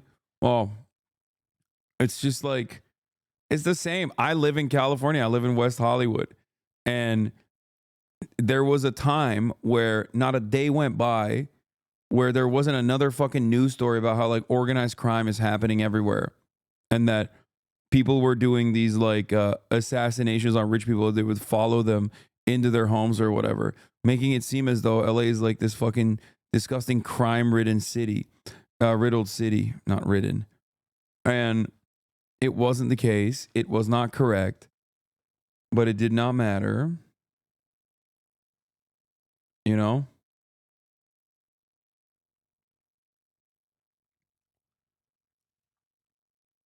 People just want to believe what they want to believe. You know what I mean? consequential factor to consider is the pandemic. Las Vegas is a service industry town, right? The way one union official described it to me is, this is basically a factory town, and the factories are the hotels and the casinos you see behind me. That sector was hit particularly hard by the pandemic. So the people that I've been talking to in Nevada all year, the last 4 years haven't been good for them. Their workplaces shut down. The price of goods went up. The price of housing was already going up dramatically. The cost of childcare, everything, it was just harder and harder to make ends meet for regular working families. That is a huge driver in what we saw on Tuesday. And like you said, not just with Latinos, but with almost every demographic group. Just fascinating. And one of the most fascinating parts of your report, David, was when the family said that, yes, they had actually come here illegally during the Reagan administration. Now, of course, they are here legally, and they see this very sharp distinction. Does that sort of match what you are hearing from other Latino members of the community there? Yeah, Kristen, I've been hearing that all year from sort of swingy Latino voters, Trump-curious Latino voters, if you will, many of whom wound up, pulling the lever for Donald Trump. They'll define it differently, but pretty consistently when you ask, are you worried about mass deportations? What they'll say is that they don't believe it applies to them. Who they think it applies to, again, varies from person to person. The other important thing to consider here, Kristen, is that, a majority of Latinos did vote against Donald Trump. And for every family like the Alvarez family, there are others who are now deeply worried, deeply concerned about what is in store for them and their loved ones with the second Trump administration. Please talk about the FEMA scandal. Dude, what is happening? What is going on? What the fuck? I don't know what this is, brother. I don't know what this is. Like, why are you sending me a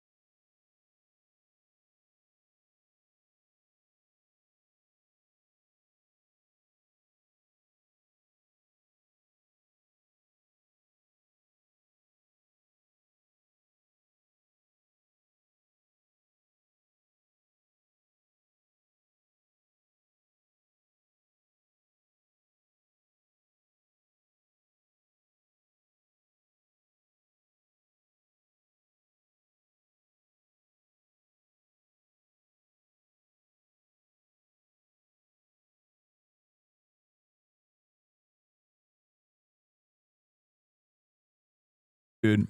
Yeah, Christian Walker, who I didn't even know the fucking full scope of his political opinions, who is similar to neo-Nazi Nicholas Fuentes. Hey, you know what I didn't do, brother? I didn't fucking give Christian Walker's phone number to other goddamn podcasts so he could get so he could get more prominence. I didn't have my wife or my mom in this situation make him a peanut butter and jelly sandwich. That's so funny. That's amazing. I talked to him one time, pushed back on his fucking insane transphobia, and then never talked to him again. Yeah. That's cool though. I like that the retaliation for Destiny openly fucking platforming prominent neo-Nazi and giving him not only a platform but like access to other platforms is equivalent to Christian Walker, who literally tanked his fucking father's political run, by the way. He's done more against the American conservative movement than anybody in here.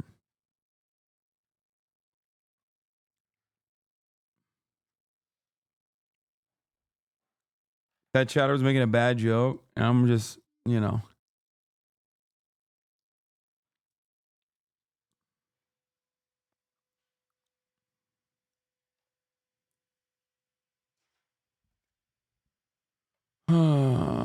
That's the level of severity of showcasing as a clown. He's a wrecker. No, I gotta go. I gotta go to bed. I'm so tired.